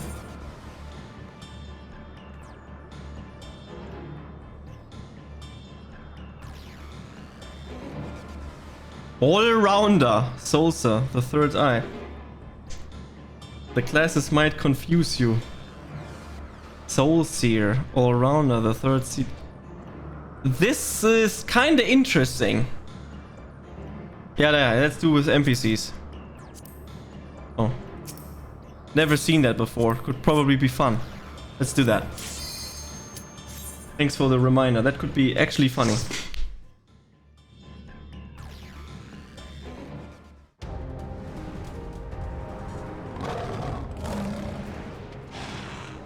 It probably takes longer with NPCs, but when will I have the chance to see these classes?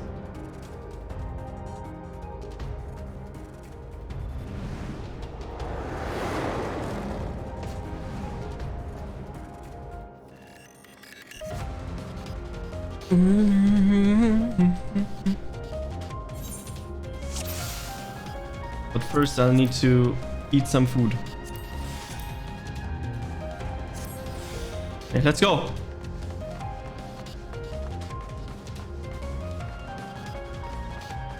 Please, turn back, else I might be forced to.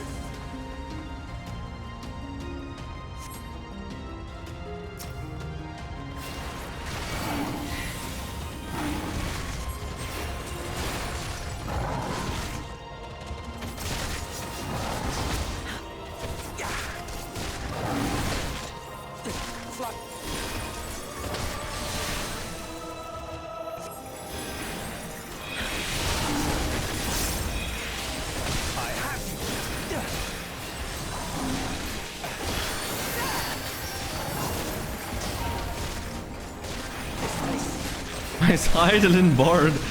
I have no idea. My way. She wants to be a bard.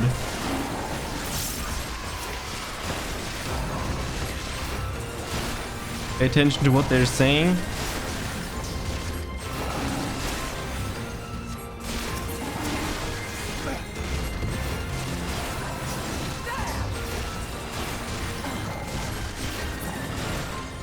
Okay. I will.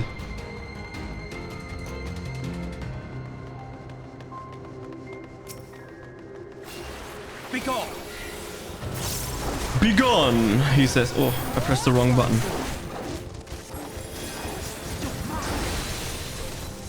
Let's AoE.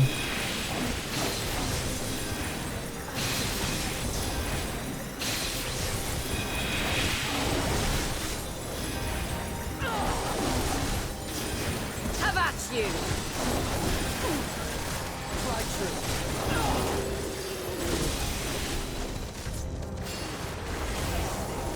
I'm not entirely useless.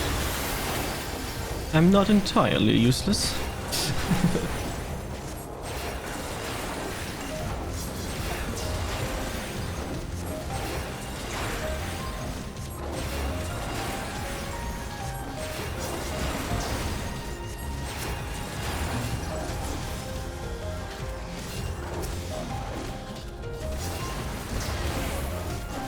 Out of my way. Out of my way.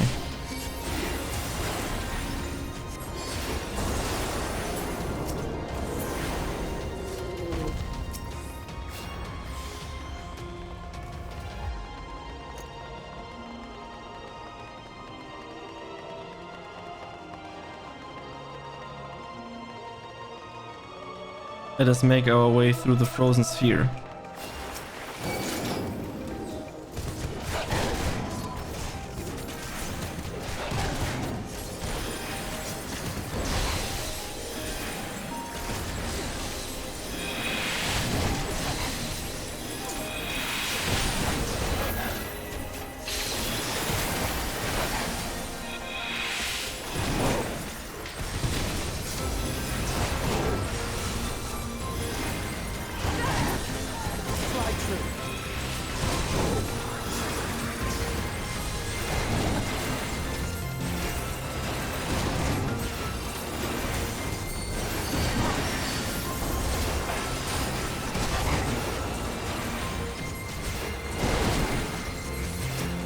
I see you opening.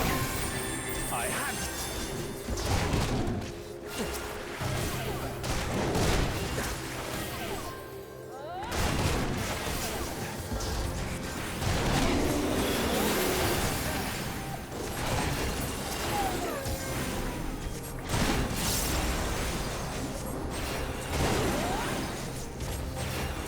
Venard is a dancer.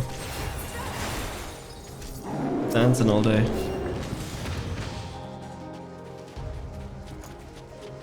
They already said... Huh.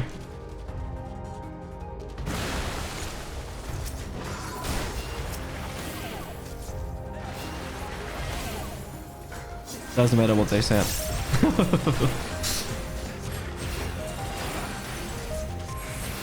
Team, he is determined to protect Metian. Hey, I write Bother this is going to be. Bother it's going to be. I see you opening. Have at you! fall! Oh!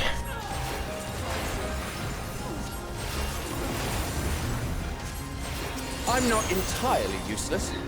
I'm not entirely useless. Not wrong, you're not useless. Yet.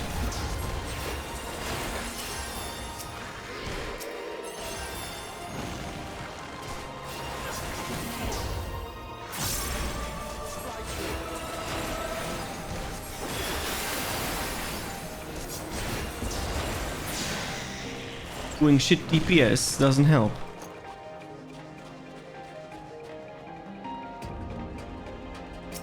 Isa? Oh dear, this fellow seems disciplined to let us pass. Then we have no choice but to brute force our ways. Yes, yes, yes!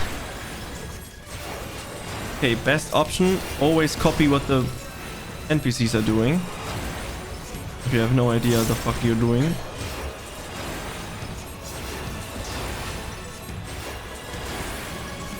Okay, they're running here, so I guess here's safe. Or not. He's really trying to hide from us. Told you. Just copy what the NPCs are doing. You're good to go.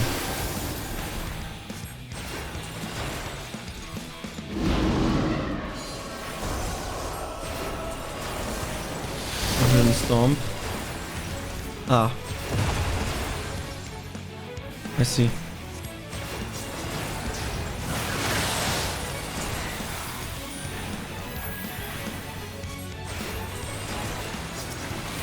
Out of my way.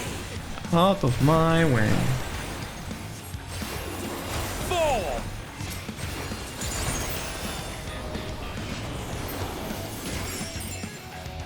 Frostbite. At least I got a little bit of damage through. Oh, creative. So easily confused. She's running here, so I would assume we go here.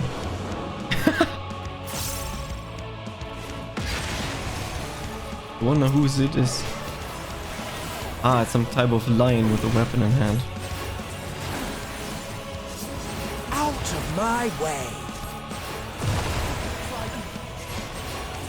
Oh look, I can heal everyone. Crazy.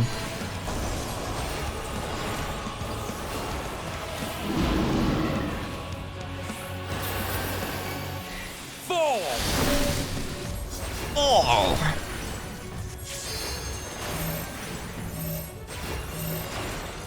Have at you! Have a taste! Limit breaks, let's go! I'm not entirely useless. Can you withstand this? Fall! Have at you! Have at you! I wonder how you figure out where he's going. I mean, maybe the steps on the ground. That could potentially be it.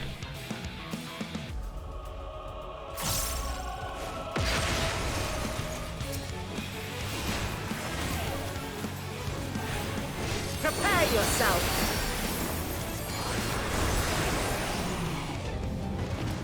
Wow, wasted it.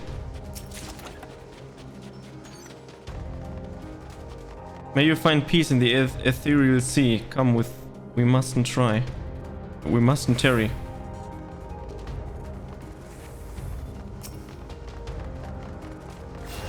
Be gone! Be gone! Emmett, can you take this guy? Thank you. Fall!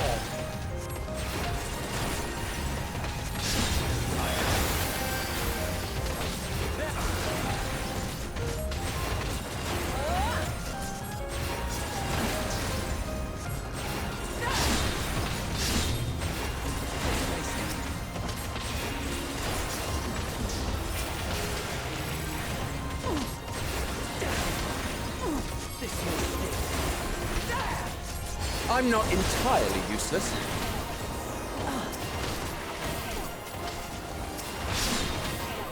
Can you withstand this? Fall! Oh!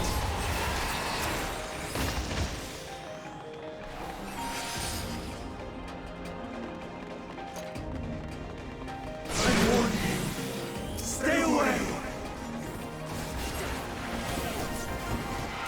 Have at you!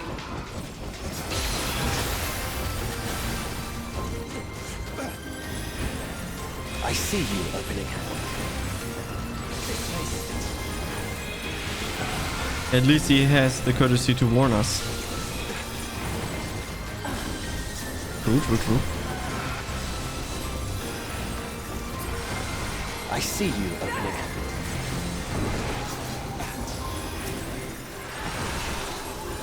Fly through.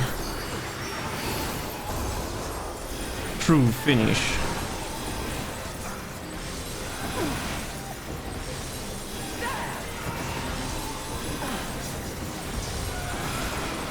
Oops. Don't use repose.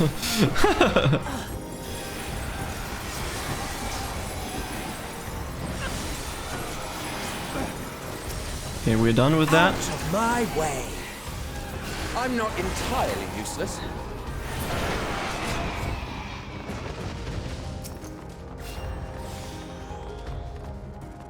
Treasure cover.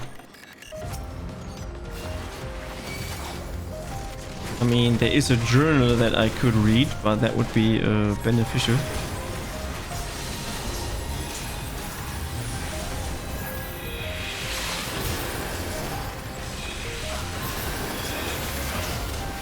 I'm gonna use all those so I can stack up on the other things. Spam holy again.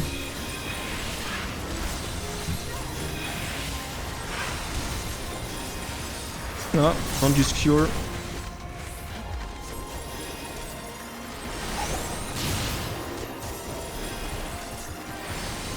Have at you!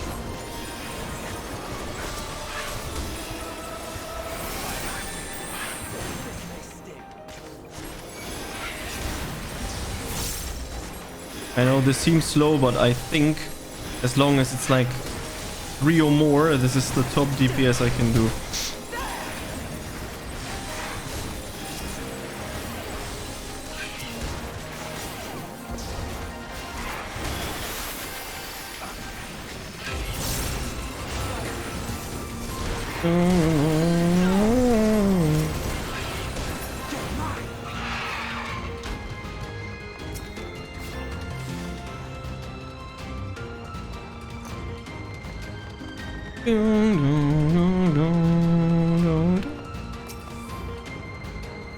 Oh, there's shit on fire here. Holy moly, holy lolly.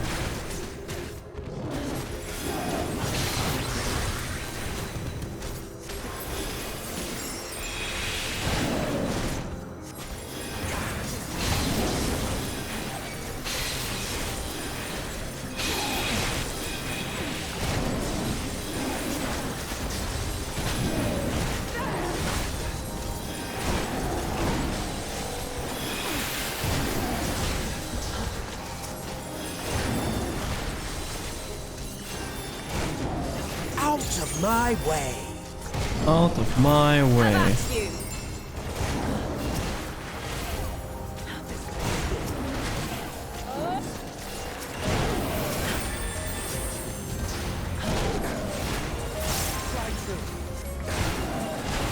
Can you withstand this?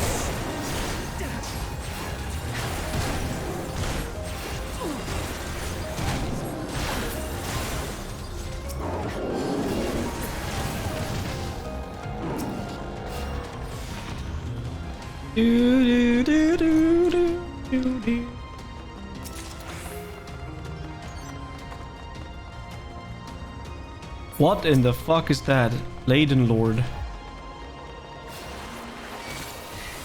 Let's see what they also said. Hey man, have this flaws, but you can't fault his Magnarian powers. Seriously, you want to discuss his candidacy now? Goodness me, we manner of thinking is behind this. There truly is no accounting for this taste. Good, I have not paid attention for the last 30 seconds in the fight. I have no clue what the fuck is going on. But I guess we are going here. Out of my way! I see.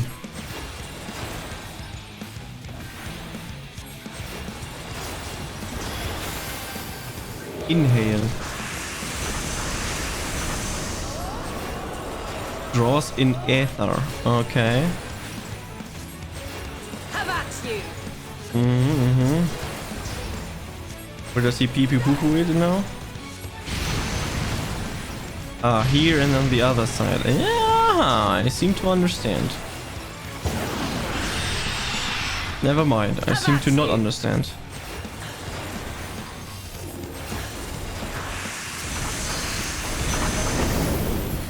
Ah, fire and ether. Okay. Have at you! In the middle and on the left.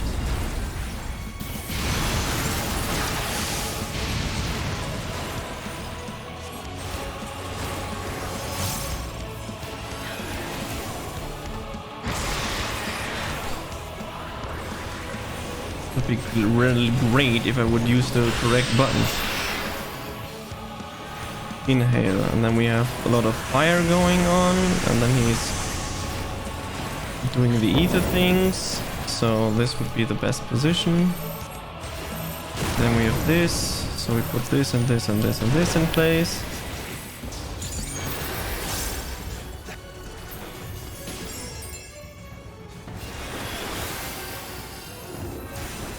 Oh, didn't pay attention.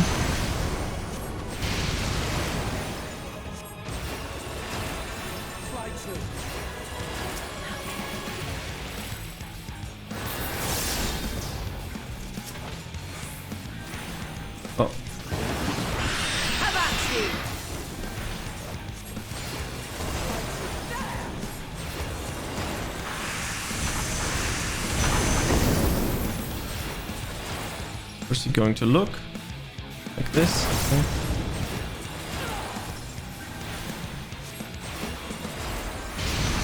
Prepare yourself. Intimidation.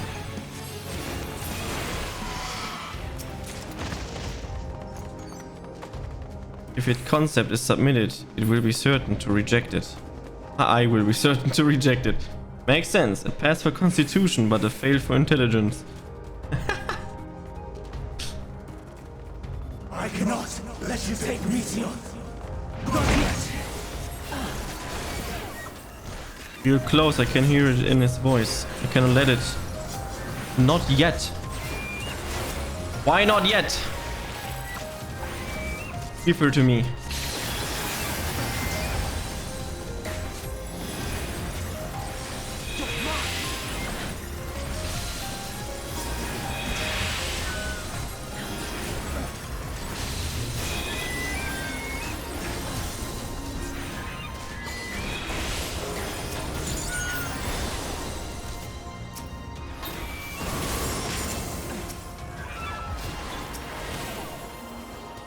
Oh, wrong button.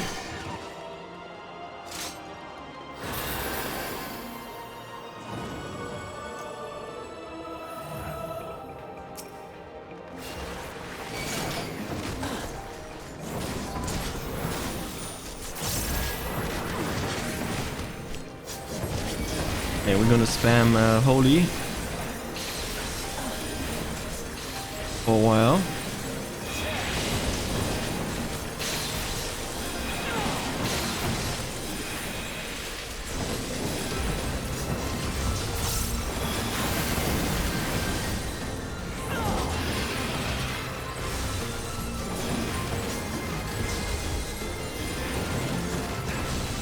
Dun, dun, dun, dun.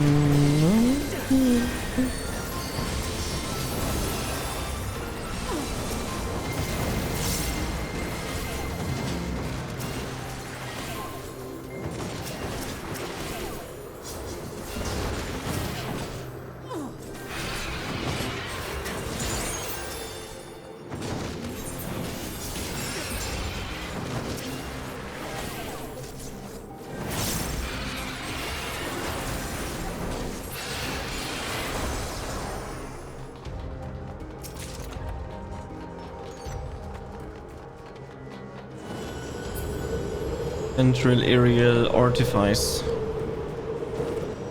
Oh my god. How high up are we? Holy moly macaroni. Hear their answers before they're a sponge of existence.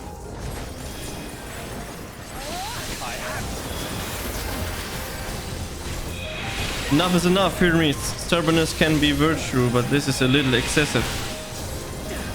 Not wrong.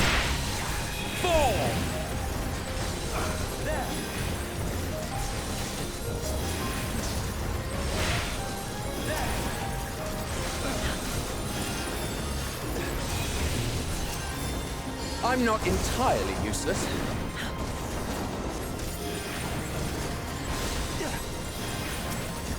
Yeah, this should be fine.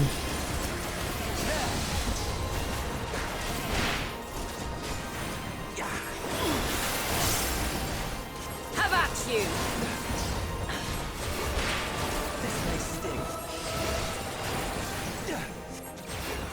Flying life forms in introduction.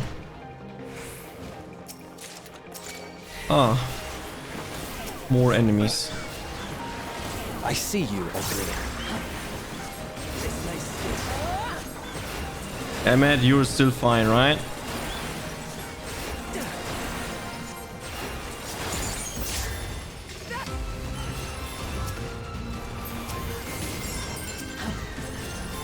Yeah, for sure you're fine. I feel it. See? You're doing good.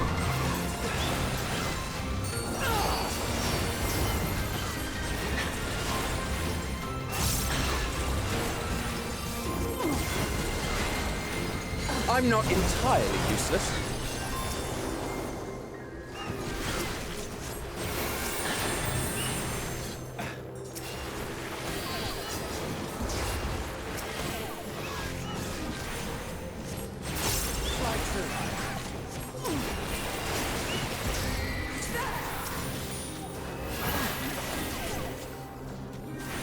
We're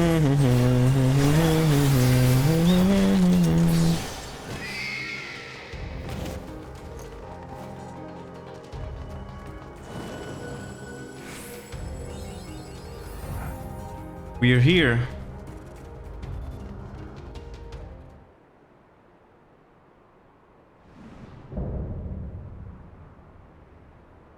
Bring Defiance, Hermes.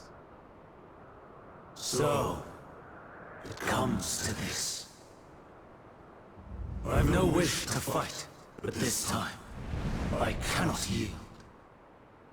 Though the world may think me a mad, desperate fool, I will hold fast to my conviction.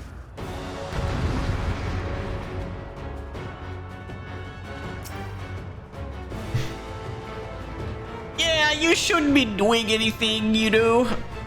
To protect Metean, he would go so far as to transform, so as far as to make him a villain.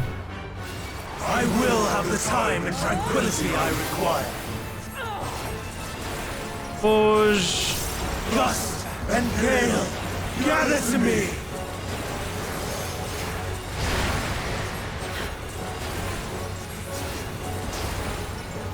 Fall!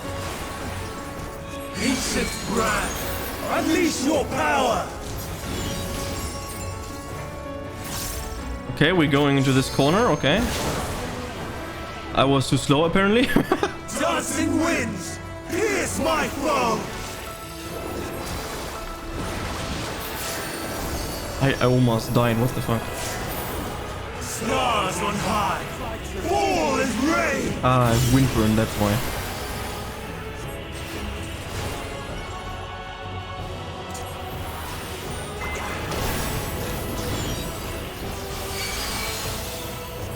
And we have stones. More cards.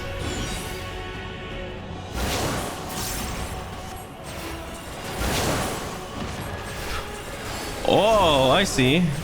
Yeah, I didn't pay attention to that, but that I'm following the NPCs.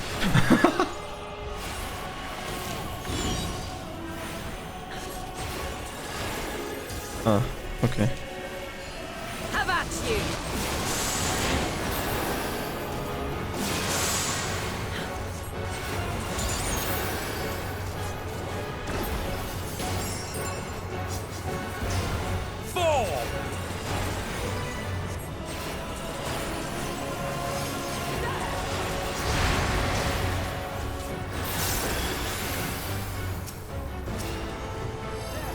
Streams of ether, surge as one! Okay. Out of my Okay. So I guess we're going here again. Oh no. We're going here. And this, and then we're going to this side. Understood.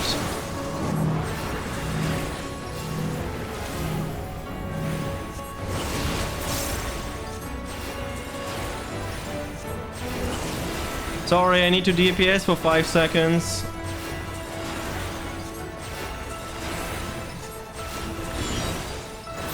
dancing winds, pierce my foe!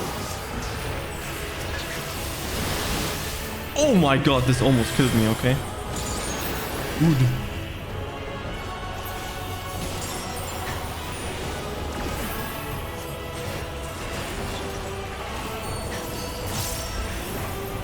Chris McGeddiot. Out of my way!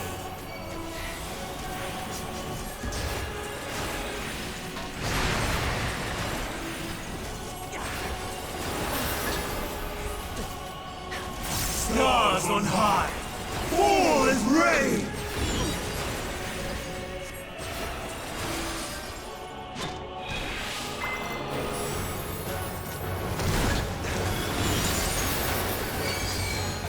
Can you withstand this? Ren? Nay. This shall more than suffice. Okay, and then we go here. Even when transformed, but I am not finished yet. Use limit break. Ren? She does it. But too late.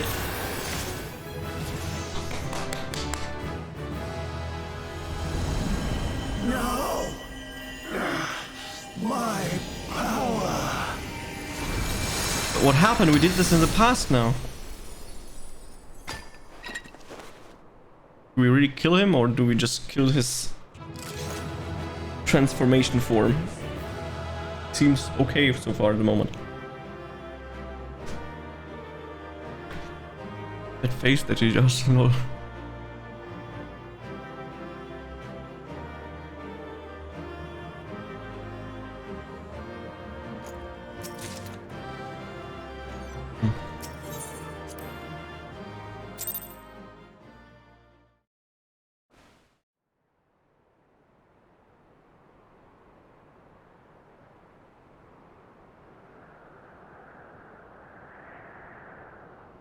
It's over, Hermes.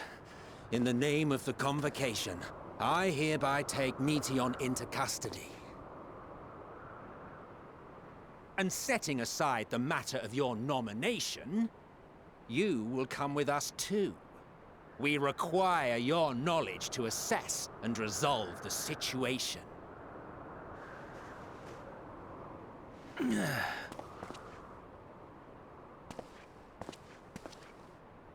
Meteon, I am so sorry. Would that I could have listened to your report in full. Reflected upon its meaning and conveyed it to others. That they might reconsider their chosen course. But I have failed. And that wish will never be realized. However, ere our fates become the province of others, I bid you tell me just one thing. Was there happiness in those distant stars? Was there a reason for living?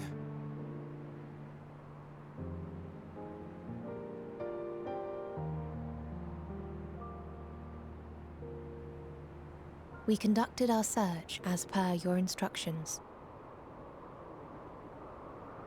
We scoured historical records, communed with the spirits of the deceased, heard the final testaments of the dying, welcomed their shadowed hearts into our own. One race had striven to create a world bereft of animosity. They renounced relationships to avoid interpersonal strife, and in so doing brought about societal collapse. One race had renounced war and devoted itself to the enrichment of its people. They were conquered. Though they destroyed the enemy in reprisal, they could not regain their former glory. One race had concluded that finite time was the root of all woes. Aspiring to shatter its shackles, they went in search of infinity. They discovered nothing is infinite, and that neither time or death can be cheated. Disillusioned, they gave up on the future and themselves. One race had discarded all things that gave rise to sorrow, hoping to have only joy. They found joy lost its savor in the absence of sorrow, and lost their will to live. Though worlds apart, these peoples shared a belief. The belief that they had tried their best. That they had tried to fulfill their potential with every step and success. In the course of which they learned the truth. That they would never be free of fear and sorrow, anger and despair, of loneliness, so long as they yet lived. Even now their souls cry out for oblivion. And to this song of anguish, I lend my voice. We lend our voice. Oh, beloved mankind, shimmering jewels of beautiful Etheris, rejoice, for we will free you from the cruel yoke of existence. There is no need to struggle in vain, for in nihility awaits salvation. You will know peace and serenity, and it will be beautiful. We will make our nest at the edge of the universe, and there in the dark of dead worlds hoard sorrow and suffering. There we will sing, our chorus ever louder and ever clearer, that our song may reach even this ether-shrouded star. Such is the answer we have found in the stars. Such is the gift we now offer to Etheris.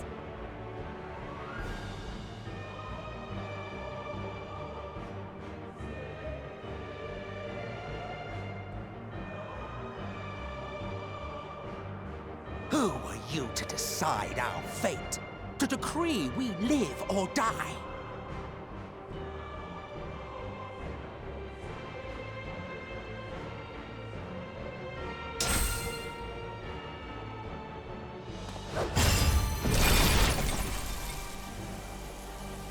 Have you lost your mind? You heard what she said. She means to destroy us all, yet you'd still take her side? In the name of the star, we have discarded those creations that we deemed flawed.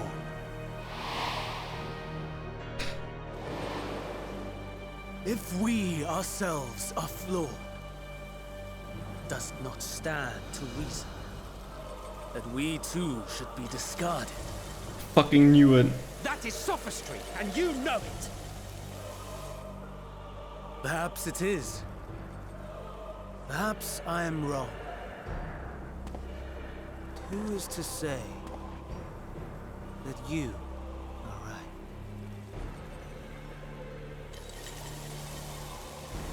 Let us settle this with a determination.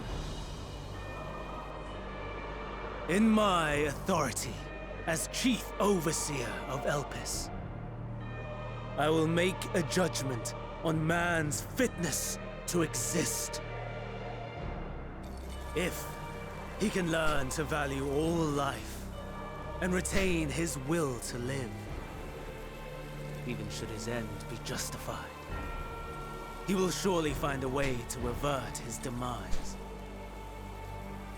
If not, he will perish in the star. As with all determinations, provisions must be made to ensure fairness. Kairos! Awaken!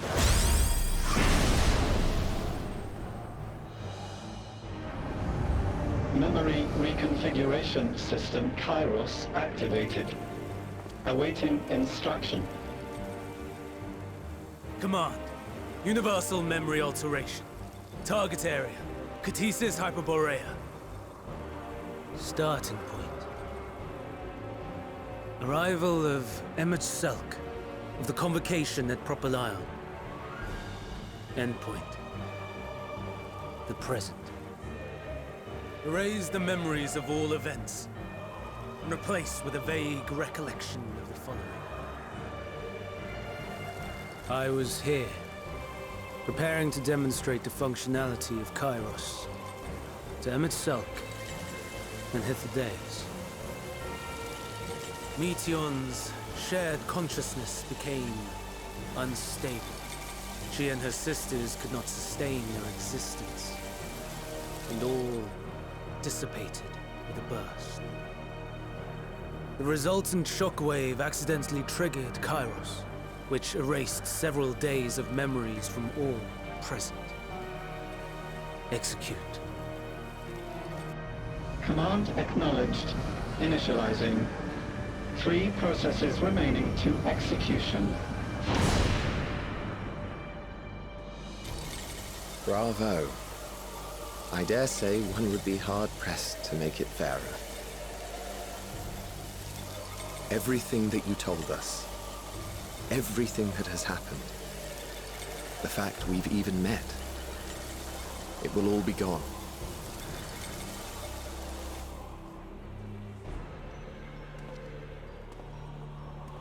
Go, Meteon, to the edge of the universe, where none can reach you. Hermes, won't you come with me? If you were to shed your flesh, I should be able to carry you.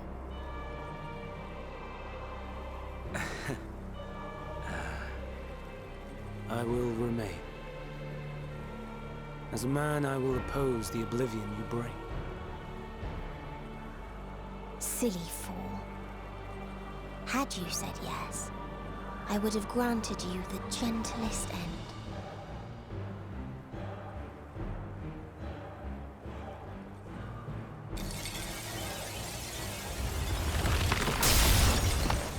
This ends here!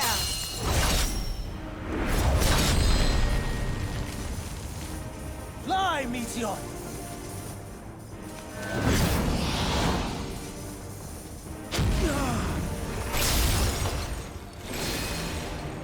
That is far enough, Hermes! Argos, to me!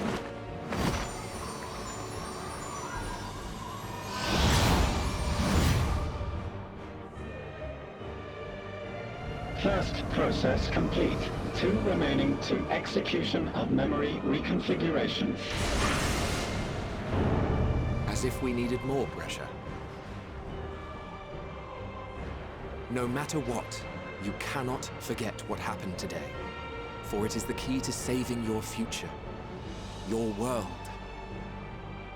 This fight is our fight. What comes after, our problem to contend with. Not yours. No. Your own struggle awaits. And no one else can take your place. You must flee this place with your memories intact. And I will see that you do. Now then, where is it? There you are, my little confluence.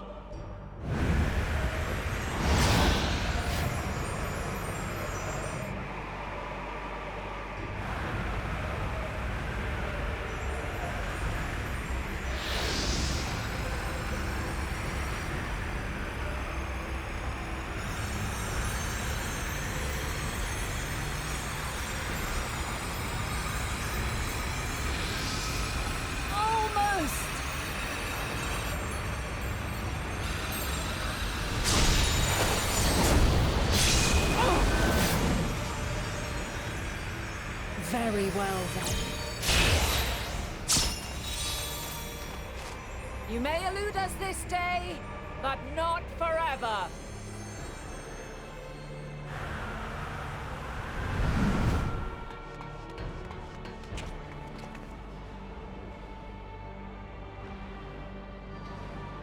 Meteon's gotten away. Second process complete. 1 remaining to execution. Ugh. No time for brooding. Listen well. Beyond lies a spatial confluence that connects the interior sections of this building. I will destroy the confluence and force open a way outside. When I do, you must jump through.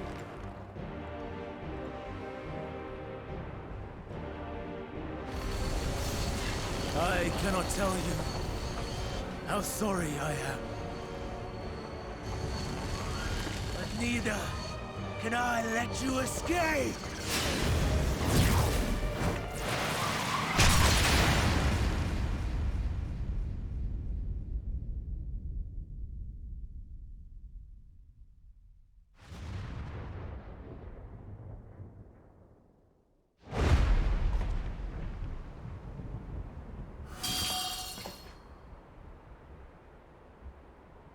Too brave by half.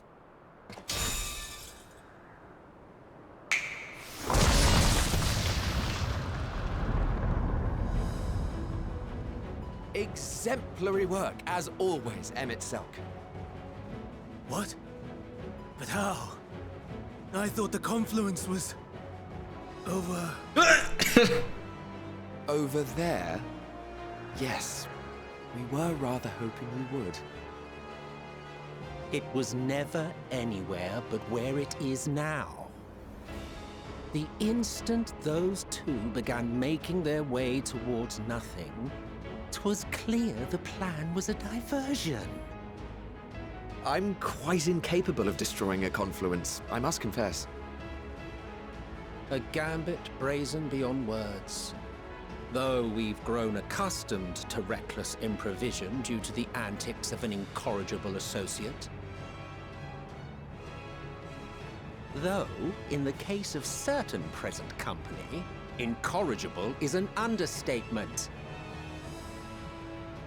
Honestly, I'm beginning to suspect it's a requirement for every Azen.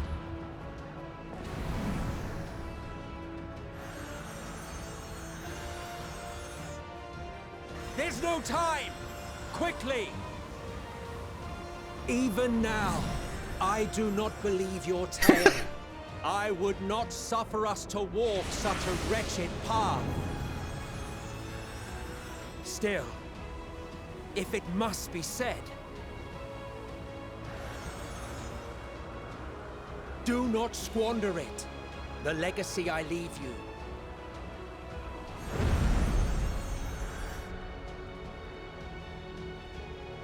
Final process complete. Executing universal memory alteration.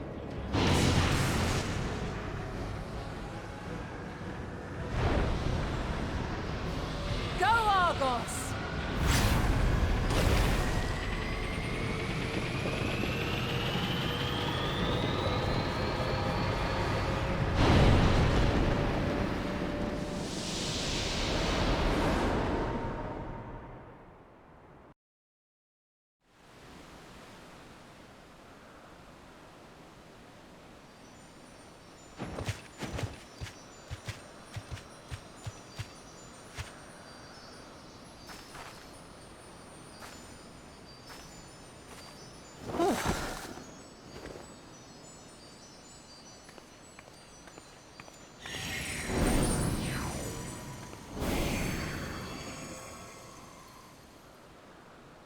I'm fine. Just a little tired.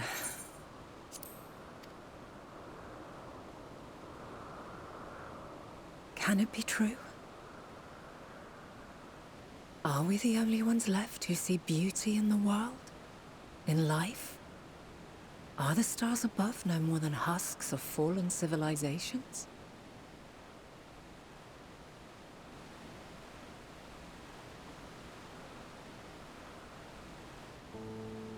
And yet,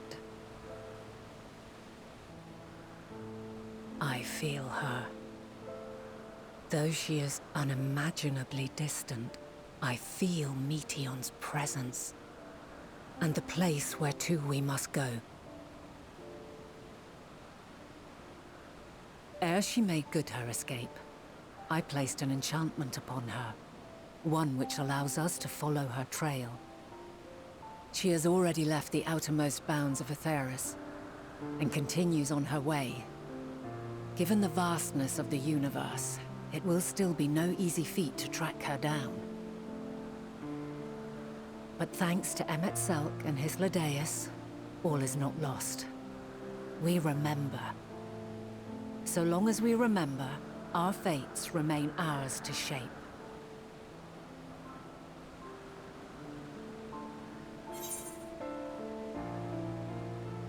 What became of the others, I wonder. It's normal, they can't remember, I guess. I'd like to know too. Let us ascertain the situation at Cutisis Hyperborea, where they should still be.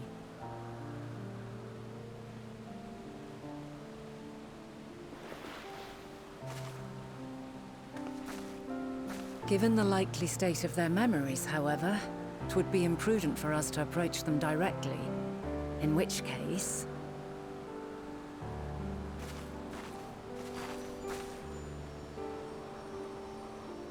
I am sorry, my friend.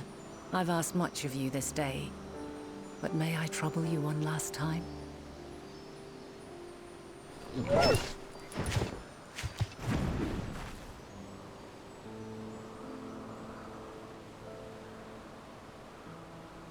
Argos will investigate in our stead. We will share in his consciousness and see and hear as if we were with him. Now, close your eyes and open your mind.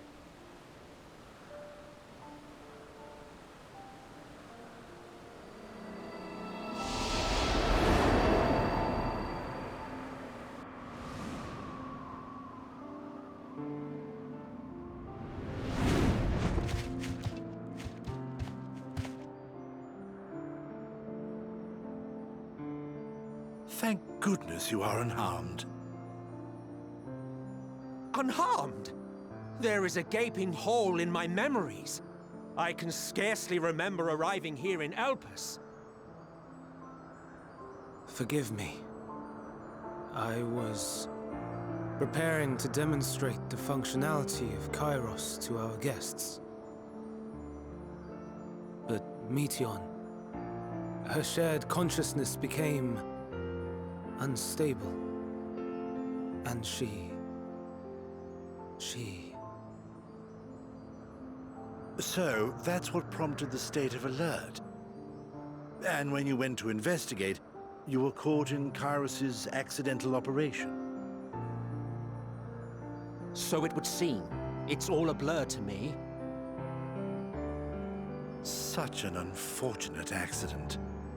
Oh, and what of Venar and your other companion? You went inside together, as I recall. We did?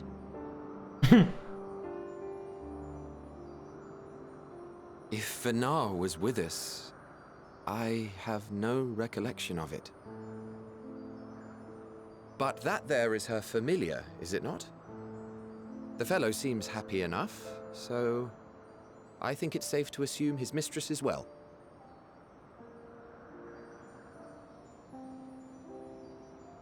I haven't the slightest notion who this other companion might be, however.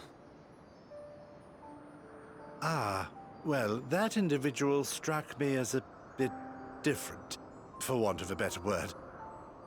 Perhaps it wasn't actually a person, but some manner of creation. Curious.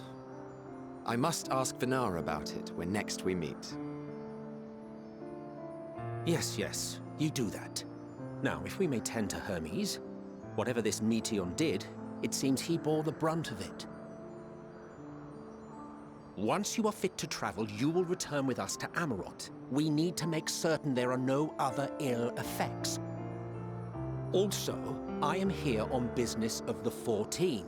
We've already had the conversation, like as not, but since your toy wiped my memory, we'll have to have it again. Yes, of course. As you see fit. This Kairos, it manipulates memories through the emission of etheric waves, correct?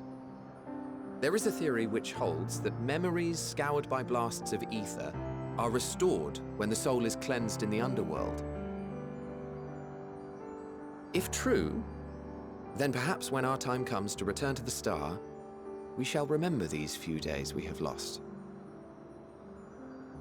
I doubt aught of interest occurred. Look forward to the revelation if you like, but I should prefer to reminisce on more meaningful moments.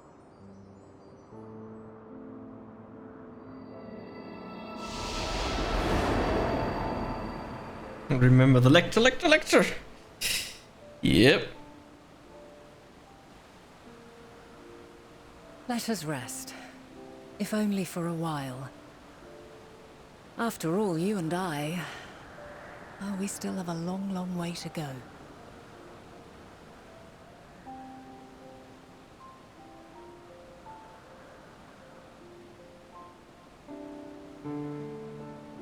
This was a lot to take in. A lot happened. My brain goes...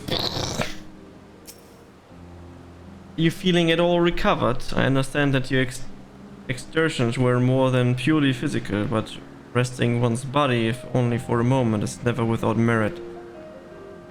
As for Hermes, I think it's unlikely he will create more anthologies. He poured much of himself into Metian, and now that she and her sisters are gone, dissipated in his mind, the grief must be unbearable. He will blame himself, he will believe that. Had he never acknowledged his dissatisfaction with the world, and the Meteor would have never been born to suffer and die. The offer to join the 14 will be a welcome distraction, and one day hence he will face the advert of the final days in the role of Fandania.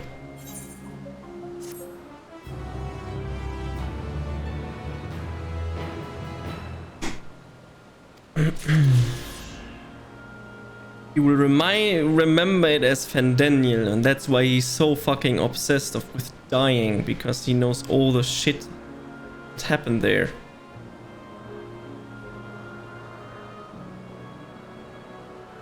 If that's true what the Deluct said. Oh!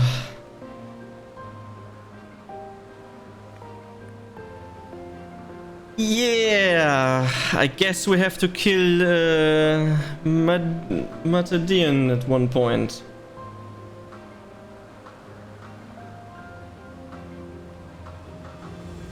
No, why Emmet was an antagonist?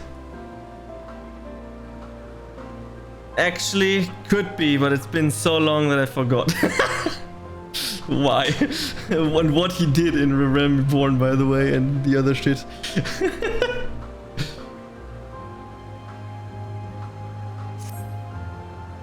Gachi, listen to me. Our duty now is not to denounce Hermes for his misguidance, determined, or to convince MSF and Hytholadius that they have been deceived.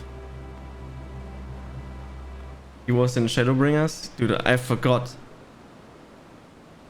No, we must instead ensure the experience Hermes sought to expunge or preserve. The issue is with Shadowbringers, I only played the second half, and in the second half we already dealt with Emmet Shelk. So we only know that he was a piece of shit, basically.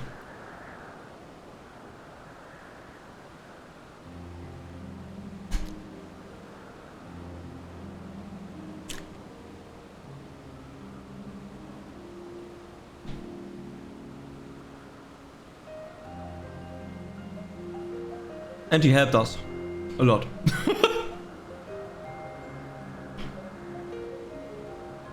What remains in our memories alone will be our weapon against the final days.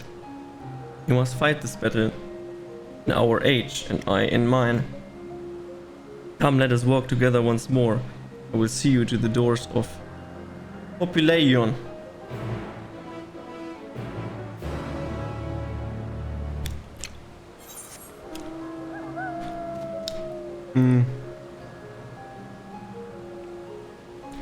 I say he was a piece of shit because he fucking scared me. Because of all the creatures that he created.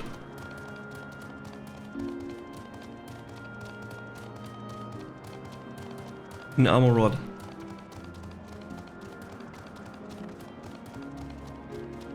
The first time I was there, I fucking pooped myself. It was so fucking scary.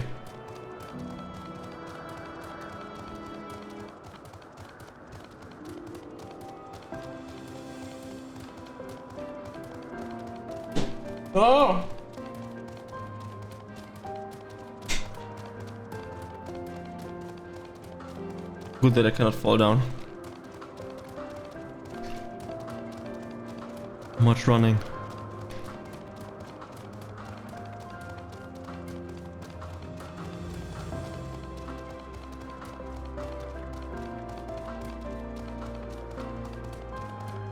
Maybe I have to watch rewatch story summary for Shadowbringers. When did Shadowbringers got released? I played the first half when the release was there. But like, it feels like 40 years or some shit. A long time.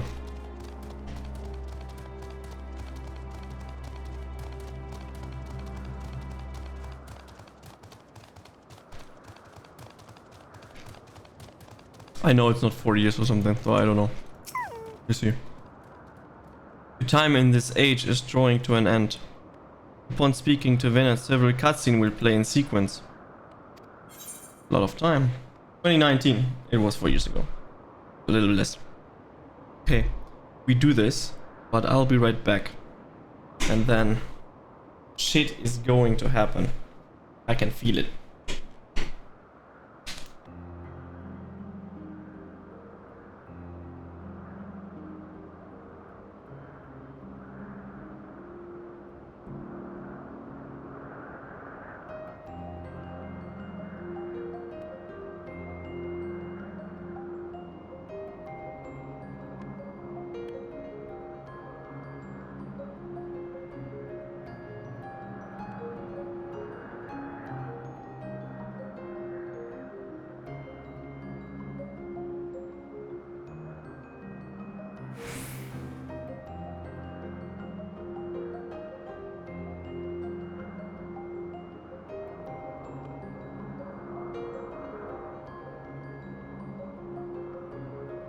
Grab a snack? Is it that long that I need a snack? Okay, I grab a snack.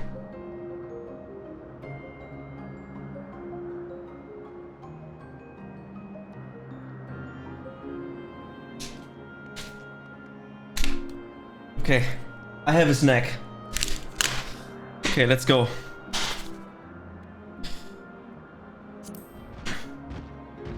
Increase the volume. Fully embraced.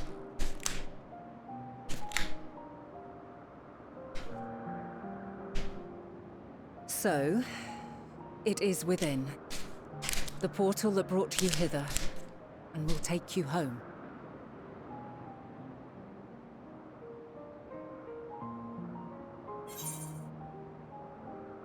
Yes, this is where we part ways. Perhaps I should stay and help. I guess it's the first option.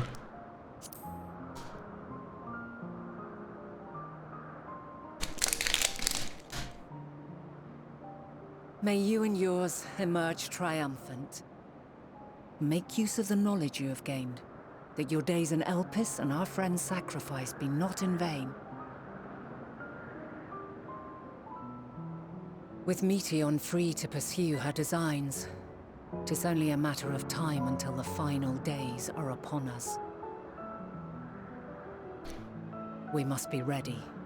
From fortifying our defenses to securing our escape, there is much to be done. In spite of this, we cannot allow the report that set this calamity in motion to become common knowledge. Were the masses to learn the fates of the other stars, I fear the situation would spiral out of our control. I must carefully consider who can be trusted and bring them into the fold.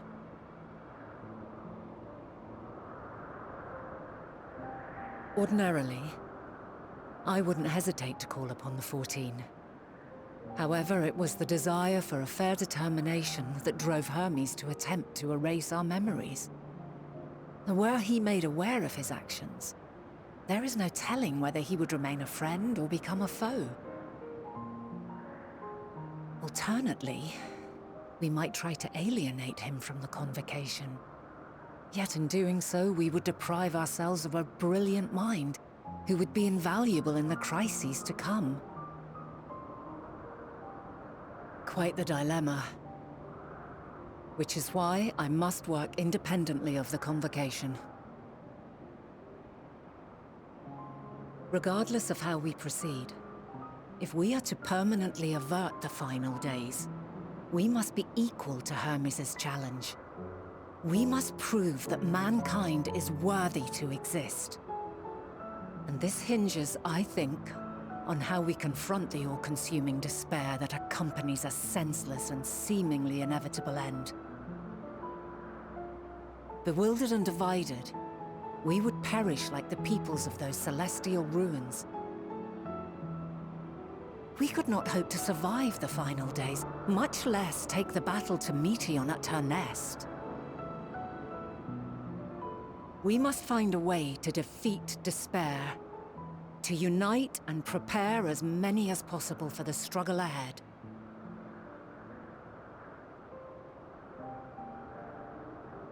Heavy will weigh the burden of guiding this legion of souls. Yet I have faith in mankind's potential. As long as he believes in himself, there is naught he cannot achieve. So I will not give up on him, on us. You may find your world to be very different, or perhaps the erasure of our friends' memories has sown the seeds of a conjunction between us. We cannot know until the moment is at hand. So shall I strive to do my best, taking naught for granted as I walk my path.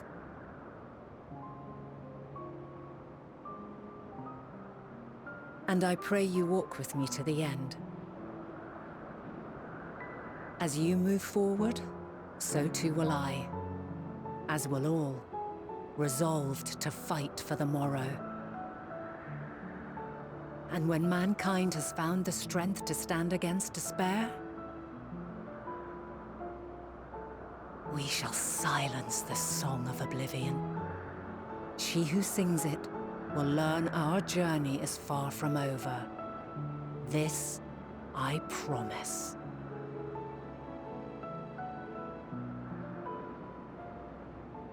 Fare you well, my light of the future, till we meet again.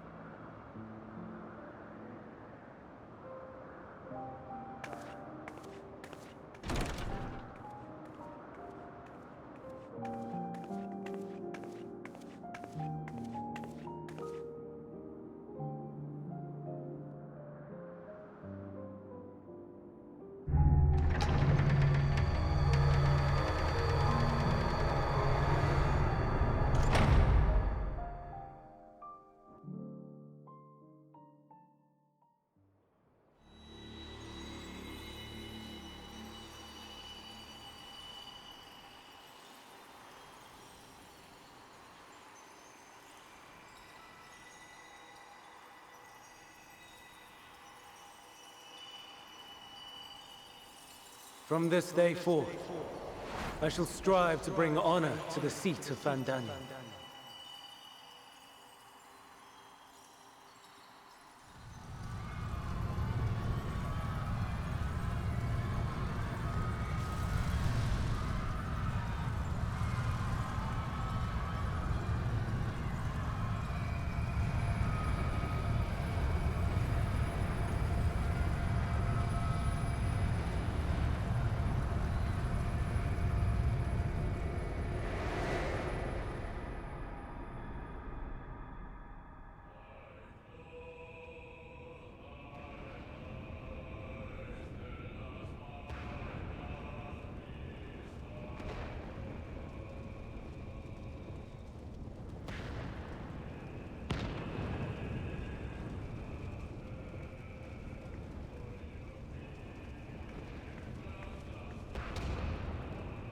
Even now, I remember standing there, locked in a moment where the sky is aflame.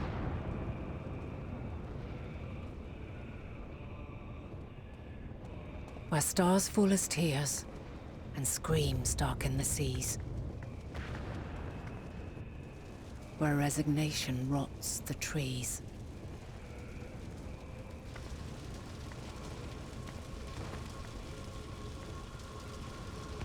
where terror twists magics into abominations. Such is the lament of they who have gone before. The song of they who tried and failed to create a better world. The song of the end.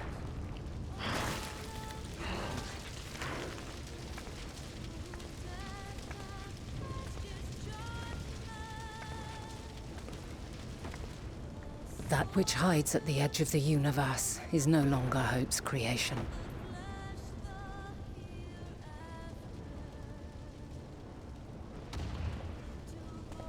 It is hopelessness incarnate.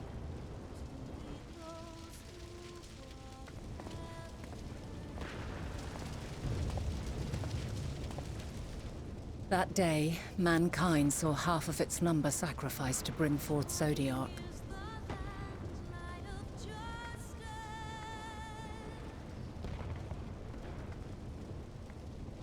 And covering the star in a shroud of ether, we forestalled the final days.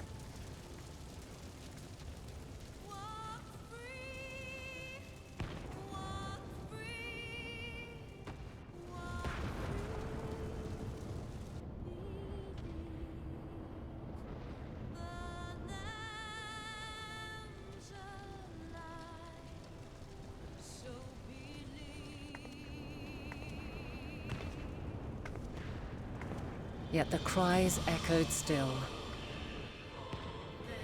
We wept for innocence lost, wailed for death inevitable.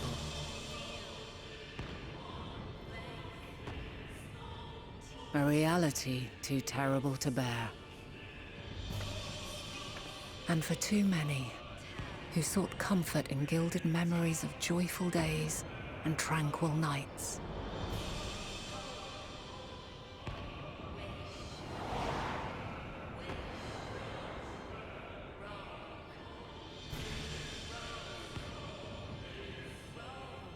This is all wrong! Why must we suffer so?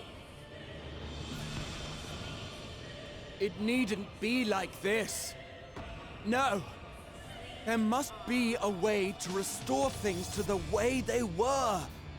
To reclaim the perfect paradise we once had. No, my friends. Suffering exists, and we cannot pretend otherwise. No civilization, however great, could eliminate it. If we would live, we must accept it as our constant companion. Let us not seek to forget this tragedy. Let us carry it in our hearts, that we may grow stronger and know true happiness. We can't accept it! We won't accept it! It will be ours again! A world free of sorrow! No, it will not. For there has ever been sorrow. Mankind was but spared its biting sting for a time. So please, open your eyes. To try and reclaim those lives we lost by sacrificing yet more isn't wisdom. It is weakness. No paradise is without its shadows. If we cannot accept this truth and learn from our pain, then our plight shall be repeated.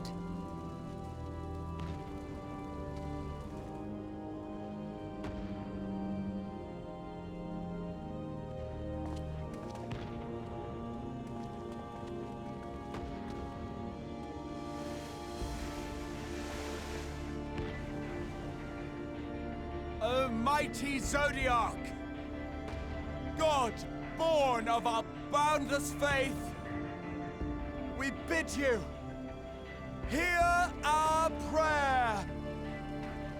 Accept this offering of lives, and deliver unto us the lives we once had. Deliver unto us the days of old, the days when the star was a font of love, and we knew naught but bliss.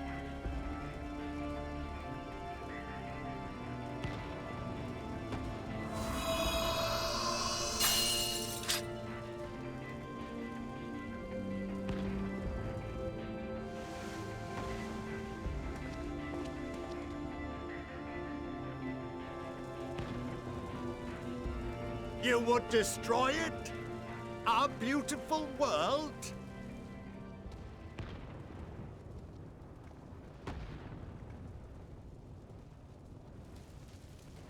Lands that stretched on forever.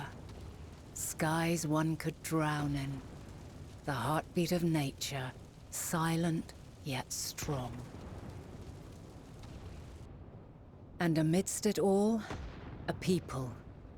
Beacons of light and life. Laughter that warmed my heart like naught else before. They are my meaning and my purpose. My love.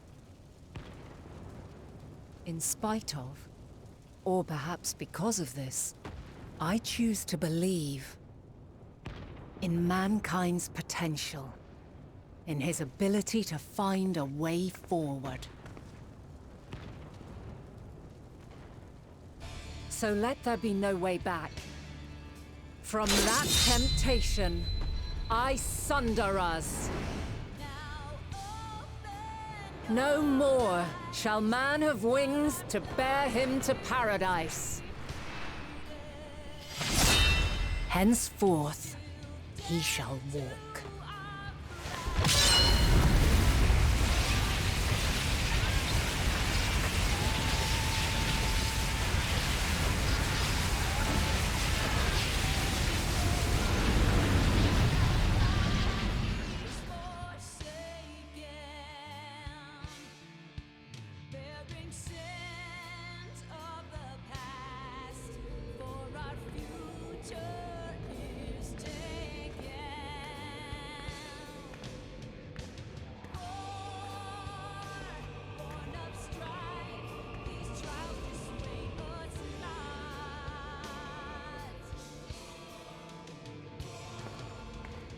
All is excruciating pain.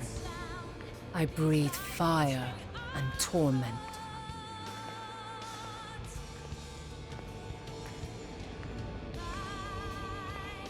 I birth a world of suffering to mire and plague.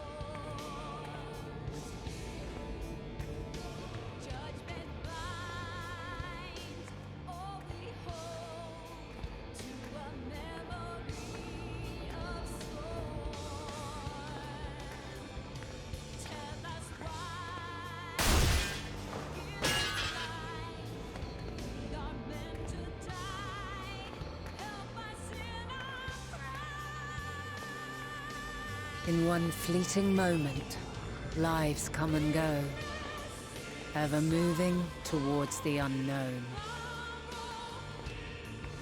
And in that fleeting moment, they cry for the answer to the question.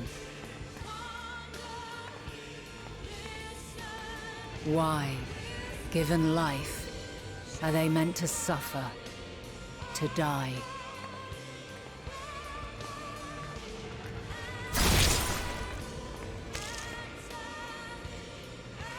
As fragmented, imperfect beings, yours is a never-ending quest.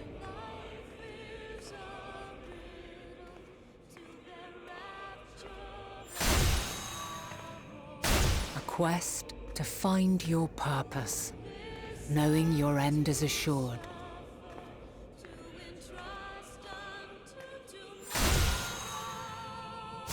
To find the strength to continue when all strength has left you. To find joy, even as darkness descends. And amidst deepest despair, light everlasting.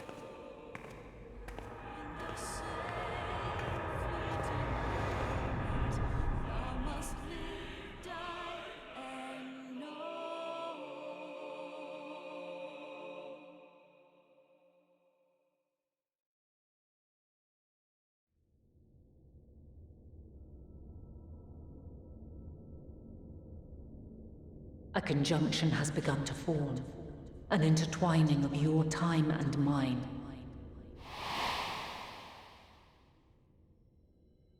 When you truly understand what is at stake, and your journey has prepared you to surmount the insurmountable, then shall I honor the promise made in another time, another age.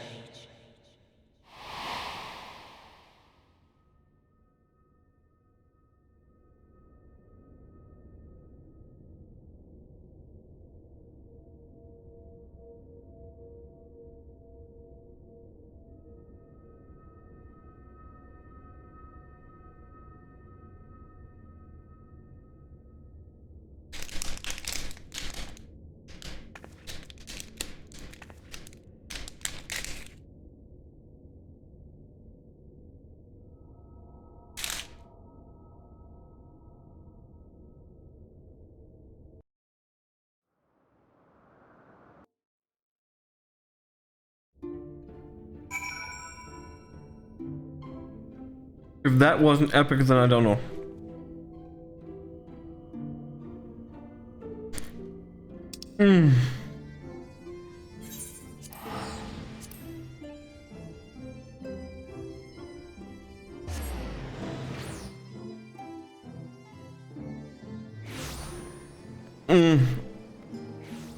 Is it normal that you don't know what to say after all of that?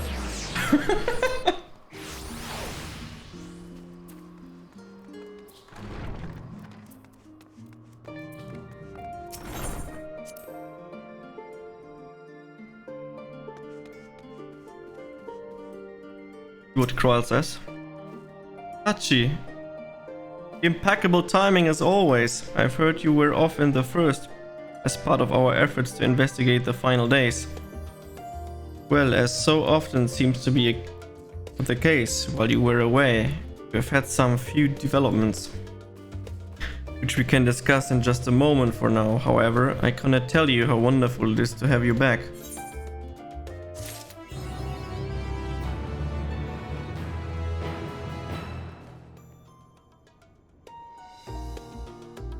Yeah.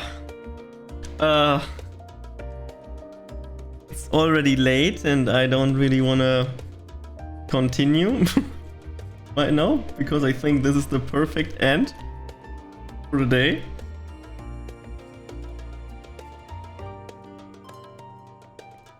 I don't know. I cannot say anything. I just don't know. I probably need to sleep about over all of that. This was too much to handle. We got a lot of questions answered, but there's still things in mind.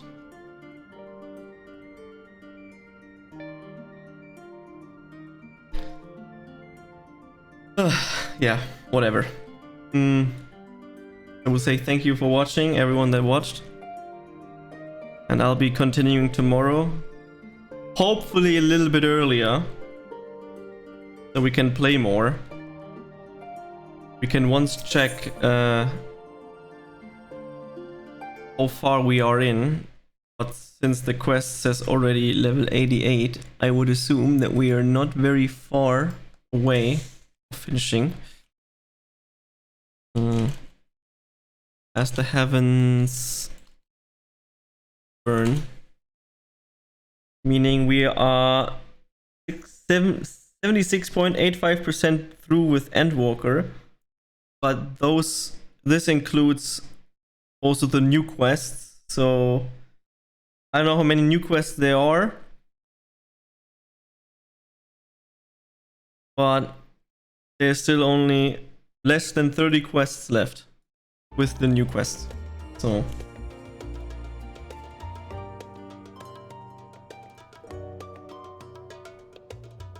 and yeah, with that I say thanks for watching.